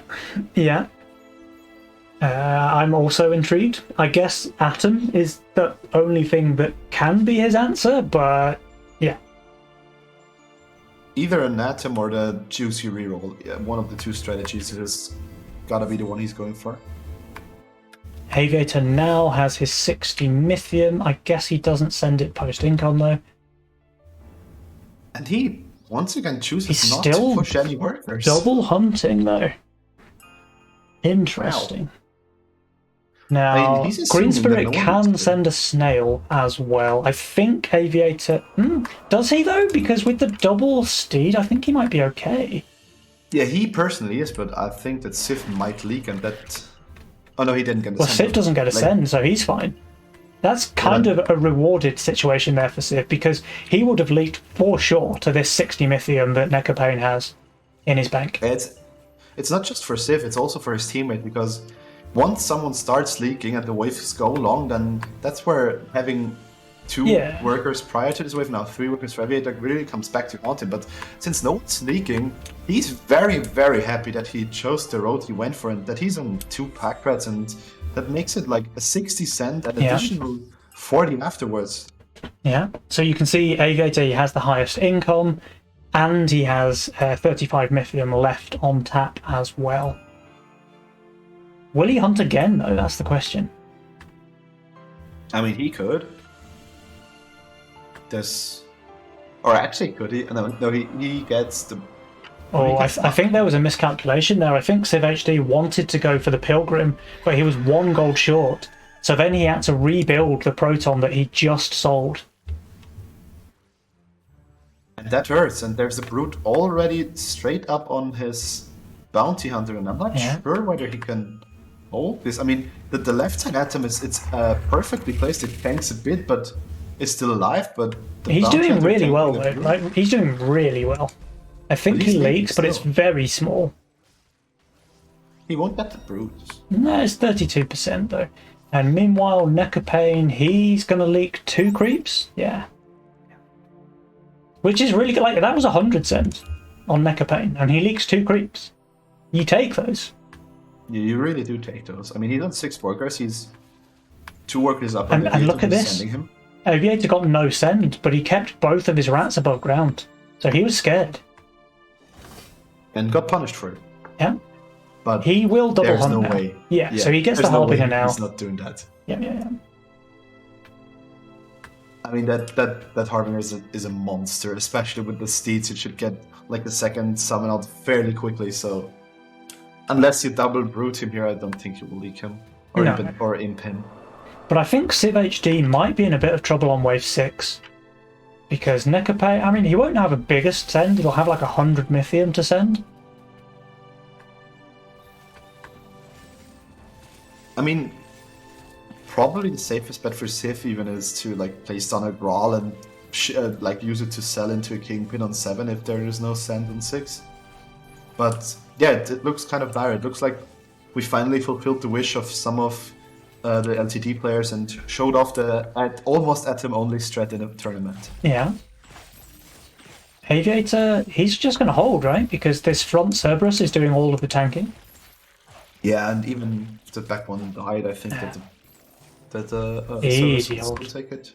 Easy hold. Lovely play there from Mr. Aviator. He can just double hunt again. Yeah, he doesn't need to build here.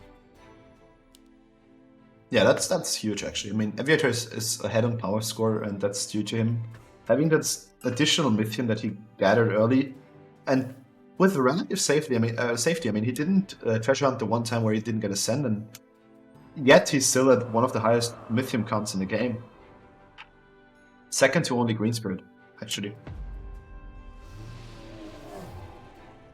And we can see no send anywhere, but I think we're looking at a like big sense on 7. We can see Green Devil Consorts. We can see a Violet. We can see whatever that is that CVHD found himself with, which is Atoms and a Bounty Hunter. Yeah, and he's getting There's a double building. bruted here. He's really weak on 7.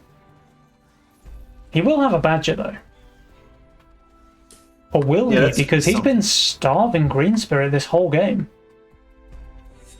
He has to send, right? Yeah. Oh, and he's short. He's Oh my still God, short, so he needs to sell that Proton again, that doomed Proton. The second time it's getting sold. I mean, actually, it's not even that bad, because you can replace the split with the Badger and just hope that it takes, like, or position it that it takes, like, 2/3 of the wave or so, half of the wave. Like, that might even be too far up, if I'm being honest. Green Spirit boost here. Badger. So Green Spirit will hold. Mecha Pain, I think, will hold as well. He's only getting 1 dino. Yeah, you can see income sense everywhere. This needs to survive. 2 brutes.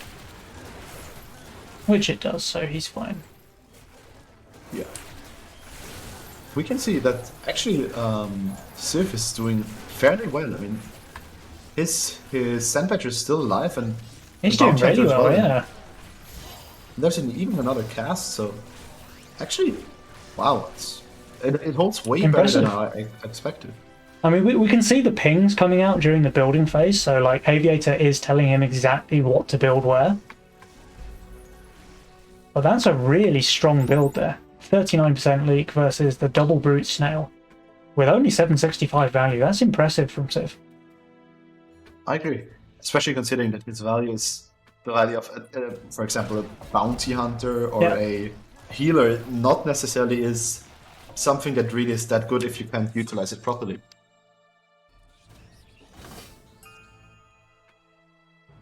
But it's still quite somewhat of a very interesting build that Civ is going for there, I gotta admit, so... Actually, we can see everyone on 8 workers besides Green Spirit, who has gone absolutely nuclear here and pushed 11 workers. Yeah, I like that play. He was getting starved really hard this entire game. And then as soon as the send comes, he just pushes really hard. But we can see the Aviator has saved up 140 Mythium, so that's actually no slouch to begin with. I mean, he could seriously be looking towards some serious damage on Necropain. I mean, he might even be able to send an Ogre here if he chooses to skip income. Yeah. That's an easy hold there from Aviator. Yeah, I think actually he tips his head and says thank you for that donation, because I mean he's got two of his pack rats still looted. Yeah, it's a very slow wave as well while he continues to save. Remember when he said, I'm not sure, but I think he could send an Ogre post income? He now could almost send it before income. He was just 8 seconds or so off, so yeah, he just doesn't send us really going long. There's a ball there from Mecha Pain, so good for this wave, but the send isn't coming. Unfortunately not. I mean, I wonder what Aviator has planned for his Mythium. Something like maybe a Ghost Knight on 10?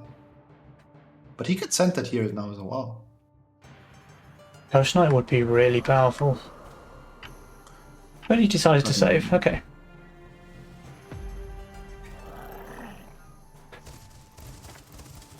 I mean, and usually if you're not sending for a long time, what you really want to do as the team that's getting saved on, you want your teammate to break him because he's like low on income.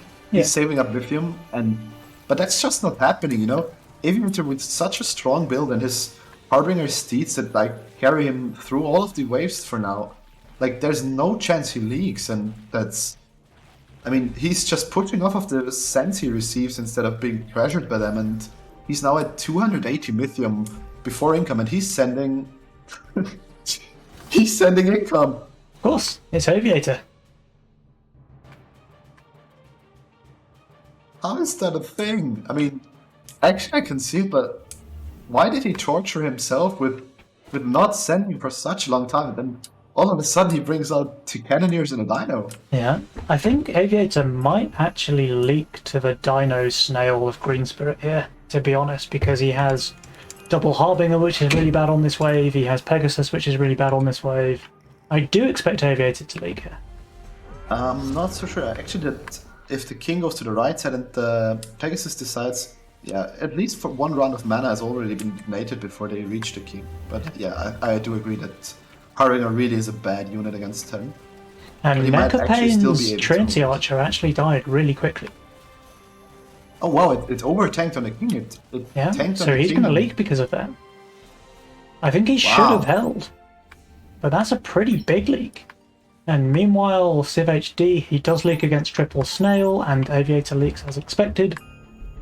So there will be king damage on the left-hand side, and on the right, I think Green Spirit should at least kill the boss. Yeah, I think the Tempest and the Leviathan with their missiles should actually, yeah, they'll be cleaning off Ooh, most maybe of not the quite. king. Not quite. Okay, but Yeah, the but boss, it's one hit the boss kill. won't No. touch the king though. Yeah. But yeah, that leak was way too big for Nekopane, and it was just because that Trinity Archer was left unprotected. I mean, he could have even placed tier 1 in front of it and it would have lived. So we are looking at the Legion spells, and we can see the first villain coming in, and that will be a villain Kingpin for Civ HD. Any other takers for a villain spell? It has to be on the Kingpin for sure. No, I mean any other players taking. Oh, taking okay, a okay. So villain. Aviator takes it as well. He hasn't played the Nightmare. I do expect him to do the villain on a doppelganger, but we have villain all around, so all 4 players take it. Nekopane puts it on his Trinity Archer, and I really hope he protects it better than he did on Wave 10 in that case. I mean, Because even here it's dying really quick. I mean, to be fair, with his 2 buzzes up front, it actually should live on every on every wave that is not ranged. Yeah, but he needs something. Like, he just can't afford to let that happen ever again. He needs to put, like, I don't know, a gargoyle next to it or something just to stop this from happening. I agree. But even though he leaked here, his Elite Archer got killed here, there's no chance he leaked, so Yeah. no harm done, I guess. At Guess least not this will be a wave. 13 send now. I mean, I just suspect so. I mean, if any team got the balls to go for 13, it would. For 14, it would obviously be an option against everyone involved. But I don't see anyone strong enough to skip 13, if I'm being perfectly honest, because the Kingpin is in major danger there. Even the Harbinger and Nightmare build is not as good, and Elite Archer Boars doesn't do as much on 13 either. So I think we're looking at everyone sending 13. I don't think anyone has the insanity to really go for a 14 there. Yeah. I mean, Aviator, he even hardened one of his Mudmen here, so the 13 has to be really appealing. But with villains all around, 13 is kind of more vulnerable to villain than any of the other waves, just because of the nature of the elite wave. Okay, Yeah. here comes the 13 send. So Neko and Green, they have to match this, otherwise they're in trouble. They do. Okay, good. And last second they do. And I think actually Aviator probably has the best chance of holding his send with his villain, what I suspect to be Doppelganger coming up. And Yeah, and he can it's harden actually- his remaining 2 Mudmen as well. Yeah. But I'm intrigued into how everyone else is going to do. I think that even if Aviator holds, this might actually be a breaking point for Civ HD, because if he can't manage a somewhat proper hold and get some gold in return, he might just fall behind on everyone else in the game. And everything's being added. No one added king upgrades as I can see, so... That's a Wow, 380 the ghost send that's on going into the Aviator. split. 240, 340, 300. I think Nekopane's really weak on this wave.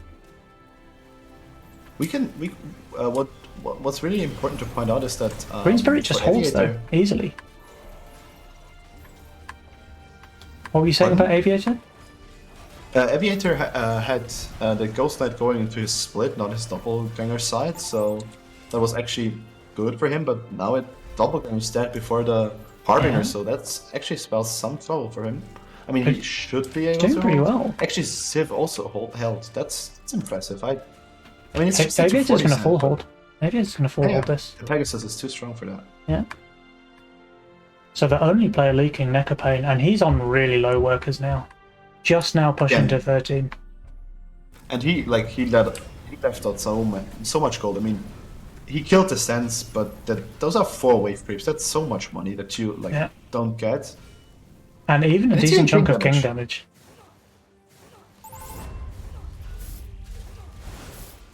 Yeah, well, but that makes the game just even closer. I think that really, at some point, we gotta see whether Green Spirit can now step up and like take over. Yeah. Because he was the one who was always in the worker lead. I mean, not by far. Aviator trailed him on that for sure, but yeah.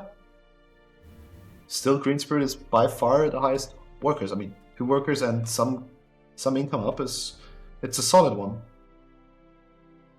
Just look at the value on Aviator though. Like, if Green Spirit could read that and go for like a post-income ogre, I think he'd destroy it. Yeah, especially considering that both packets are looting and the 2 Mugmen are dehardened. Aviator actually adds another Mugman. So that should easy hold there. And I guess we're looking at a 15 cent now. Do you think anyone has the balls to skip that? I mean, no way, right? No way. I think but Civ HD is actually really strong on 15.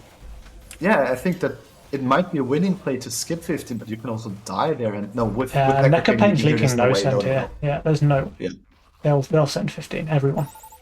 Yeah, that forced everyone to send 15s for sure. Aviator has amassed himself a shutdown, but just a small one for now, and he's not giving it away. But Necapane, he won't hold 15. There's no way. Green Spirit has a chance. Like, Necropane is abysmal here. He's even upgrading the gate, but he won't get an Ocean Templar, and it just spells doom. Actually, the Gargoyle spam is something. Yeah, that's decent here. And Green Spirit goes for the Peewee spam. He actually has a decent chance to hold on Green Spirit. Yeah, I think so too. Especially with the villain Arc of Justice, it really starts to pound away, and as soon as it like reaches the boss of the wave, it might even like shred it. Yeah. And in combination with the boar and like a red eyes, you probably are off quite okay-ish. Yeah, they hit in the entire wave, so looks okay for now. Aviator didn't harden anything here, so maybe he was expecting a send on 16 or 17. Green Spirit, though, just a really easy hold actually from Green Spirit. It's not even close. Necapane, he's honestly not doing badly. So he will leak, but it won't be huge. Yeah, actually, but Aviator's just holding. Aviator's holding comfortably. Civ HD, maybe leaking very small. Yeah, but he killed the boss, so that's fine for Civ there. Yeah, very small. That's 2 small octopuses is more than fine. And meanwhile, Necapane is just death by 1,000 cuts, you know, like he's leaking. Every time Aviator sends to him, he leaks. Even if it's not the biggest leak, and even if Green is able to cover, it's just gold that he's missing out on every time. But considering the cent he got, like, it's 360, that's not that little, and considering that he has a Hellgate without an Ocean Templar, and he's on not even 3k value, it's actually impressive that he held that well. Yeah. That's the things that Gargoyles do for you. What's the play and what now? are we looking now at? I mean, does it have to be 18? There's no way that Aviator leaks 17. There's just no way. I think they have to go for 18. They have to just trust in their boars, because Green Spirit and Necapane, they both have red eyes, and Necapane even has gates, which are fantastic on 17 as well. So I think they just have to risk it and go for an 18. I think if they feel forced into doing a 17 send, they might as well just give up. So they have to take a risk here. But Aviator planted down his egg there, so he's really looking to force. He's trying to bait that 17 send, yeah, but I still think it's a mistake. And his egg also dies affecting anyway. him. Yeah, Yeah. his egg dies. And it's actually by now 3 pack rats that were looted. Yeah. So he's still staying strong to his motto of having the Hunting Mythium the not come packs. from his workers. Yeah. Every round, yeah. Mecha Pain, is he leaking no send here? I think he does, yeah, he does. Yeah. And he's actually like badly leaking it because they're so low. That hurts. Like, I mean, of course it's not that bad, but he could probably clear 2 or 3 more with better focus. They still can't afford to send 17 though. No, they no one can't. can, They have actually. to go 18. Probably the only person who could send would be Green Spirit if he wouldn't send into Aviator. Yeah. That's also something worth pointing out. Like, Green Spirit pushed heavily after 15. Like, everyone else is below 20 workers in it. He's at 25. So he really, really. Oh, stayed look with at him. this. I love it. Yeah. Absolutely. This is giving Mecha Spirit a real chance to come back now. If Aviator leaves all of those columns hardened, that makes him so much weaker on wave 18. So much weaker. I really don't see the reason for it, honestly. I mean, I guess it's Aviator calling. If they go 18, we will just outlast them. But are you sure of that? I mean, I Boars. think maybe they just thought that like Civ HD suicide push. They didn't realize that he's just so far behind in the game. And speaking of which, I actually think Nekapane needs to full push now. Like, he just needs to put everything he has into workers because the game does end on 18. And he does. Okay, he does. So that call has been made. He's going to spend all of his gold on workers now. But to be fair, the sends are not huge. I mean, sends are big, but they're not like out of the ordinary for an 18 cent. So if someone really like has a strong hold, he might even be able to properly clear for his mate. Yeah. But look, And this is remember, really things- going to come back and bite Aviator now because that's so much anti-value there. He's just going to spam the rats. It wasn't even necessary. His Hydra pops, even in an additional Hydra, we were coming into this thinking that he would have a fully stacked Hydra for this wave, and he really is abysmal. He has no magic damage besides his Pegasuses, and Look wow, at he's that rat just spam from continuing to Aviator. He's running out of time. His APM, and he needs faster APM. He's managed, but he looks like, even though he's got the highest value in the game, he looks abysmal here because he has 5 golems that are dehardened. And he gets a 680 set. He's getting by far the biggest send in the game. Yeah. Don't see him holding, not with all of those anti-hardened golems. Even though the villain Doppel is amazing on this wave, it's just not going to be enough. And meanwhile, if we have a look over at Civ HD's lane, now Green Spirit, he is holding. So this might just be the winning play because there's Civ HD leaks. Oh, but Aviator! I mean, his top is still alive, but it won't be. It won't clear everything. It doesn't have lifesteal. He did a damn good job. He leaks 1 creep. Is there a world where they survive this? Because 2 of these creeps are really low HP. Yeah, I'm wondering as well. I think they could have a chance, actually. And Green Spirit won't be able to cover any of that, so they probably They will still die. live as well, won't they? No, actually, everything's fully alive. Everything on I that think side is full EV teams- HP. Yeah, I think they die here. Yeah, some teams Huh? gotta give here. But But the question is, which one? oh, it's so close. Who wins? What did it- We lost. We lost. Casters lost. The viewers won. I'm pretty sure the viewers won on this match. This is a super close game.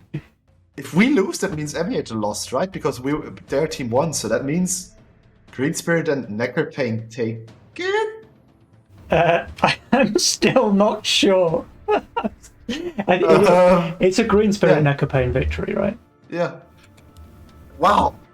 Oh, but that one got freaking close. I wish that would have happened earlier in the day, but when we still had energy to hype that up, because actually it was.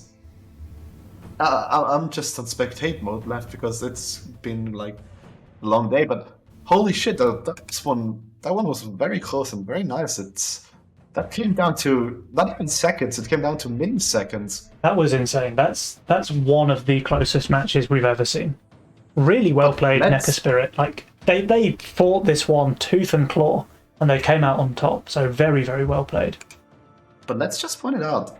If Aviator hadn't hardened one, we're talking any of his five. We're talking any of his five, not all of his fives. Golems, they probably have. Oh yeah, for sure. They definitely live. They definitely live. If he didn't do the hardened play on 17, there's no doubt in my mind he would full hold for sure. Because did you see how close it was with all of his 5 golems anti-hardened? Like it's not close. Aviator full holds easily on 18. Easily, if they're all hardened instead of dehardened. Yeah, if they're all hardened. If just one of them was hardened on 18, and he might actually have even lived. So Yeah. it was so close that any of them would have been enough to get him over the finish line. That was nuts. That was really well played there from Necker Spirit. I love that call there for Necker Pain to just full push on 17, take a victory there on 18, and it was so close. It came down to the wire. That was insane. And that makes it very interesting because that means that they're both tied for 5 and 2, I think. No, 4 and 2. 4 and 2. They should be both tied now. Yeah. 4 and 3 actually. We're 4 and 3. Yeah, dizzy a bit. So 4 and 3. I think that many teams could end up. Yeah, at least one 4 and 3 team has to advance. Since we have a 6 and 1 team and a 5 and 1 team. I think we and have. 5 and 1 team can't. Yeah, so Every game is finished now, right? At least not on a bracket yet. But if I check Widdowson's profile to see what the result was there.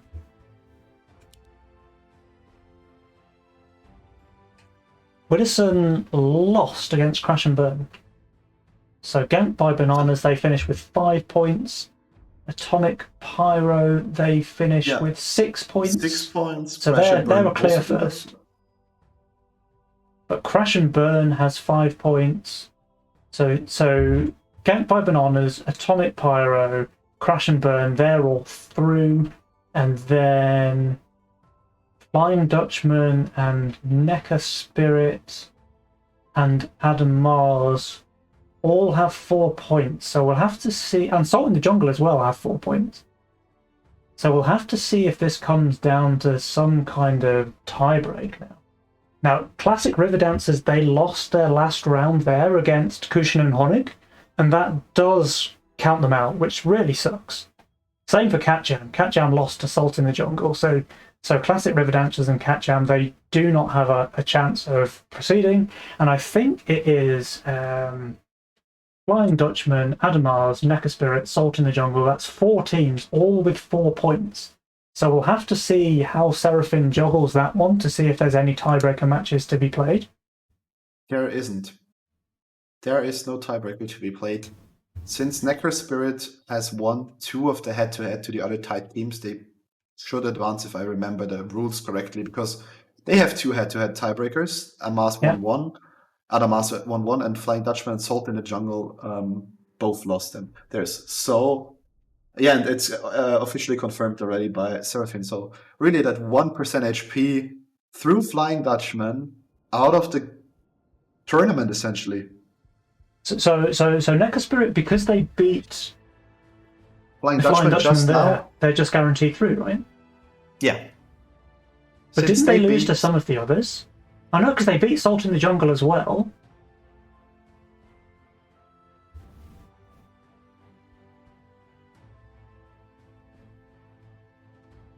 Wait. Yeah. Necker Spirit won against Salt in the Jungle and won against Flying Dutchman just now. And that puts them at 2 tiebreaker wins. And did they never played against Adamars? Is that right? I think you might be. Yeah, you're right. And then does Adamars? Yeah, so they just take it then because they have 2 wins against tied teams. Yes. Nice. And that wraps up our first day of competition. Beautiful. Well, I mean, this was honestly incredible. So we've had some amazing games there. Really, really high level competition. Like, this is meant to be like an off kilter kind of competition because you have the lower elo, let's say, you have the lower elo influencers with the higher elo pros, but honestly, like, so many of these games have just been at the very top level that you wouldn't know that it's like an off-kilter matchup, right? Like, they have just been playing really, really well. Really, really well. I agree, and it's. I mean, we had some very close games there. That's what makes it even better. Everything, like, even the last game, there's a 1% between Green Spirit and Necropain advancing, or between Aviator and CHD advancing. So Yeah. some of those games were way closer than someone that most of us expected. Absolutely, dude. Absolutely. I mean, I've had a ton of fun. I hope you have as well. I'm sure that everybody in the Twitch chat has. And really, congratulations go out to the teams that advanced there. So that is Atomic Pyro advancing in first, Crash and Burn in second, Ganked by Bananas in third, and Neca Spirit in fourth. So really well played to those 4 teams. All 4 teams guaranteed prize money, by the way. I think the prize distribution is $500 first, $300 second, and $100 each to third and fourth. So everybody who makes it to day 2 guaranteed a minimum of $100 between the teams. So well played to all of those players. Some well-deserved prize money, and I'm really looking forward to the finals bracket tomorrow. I am too, yeah. Actually, I really am. So then, on that note, I think we have to say goodbye to our trusty viewers in Twitch chat. I hope you've enjoyed the show. I know I've enjoyed the cast. Thank you so much, Crazy, for joining me. This has been a hell of an adventure, and I'm sure you'll be back with me here tomorrow for the finals, because this is going to be pretty intense. Yeah, it's going to be epic. If the level of competition keeps up to the play we saw today, one can only be hyped. Yeah, absolutely, dude. Okay, so on that note, Twitch chat, I bid you adieu, and we will see you again tomorrow. Crazy, would you like to have any final words before we wrap up the stream? Not really. I just am looking forward for tomorrow and hope we get to see some good games. Absolutely. Okay then, guys. Well, be here again tomorrow. So it starts at the same time tomorrow. That's 8 o'clock Central European time. We will have 2 times best of 3 semi-finals. They will all be on the cast. We won't miss any of the games. And then once the semi-finals are finished, we will have a best of 5 grand finals. So make sure you're here for those games. They're going to be something special, I'm sure. So we'll see you guys tomorrow, and goodbye. Bye, guys.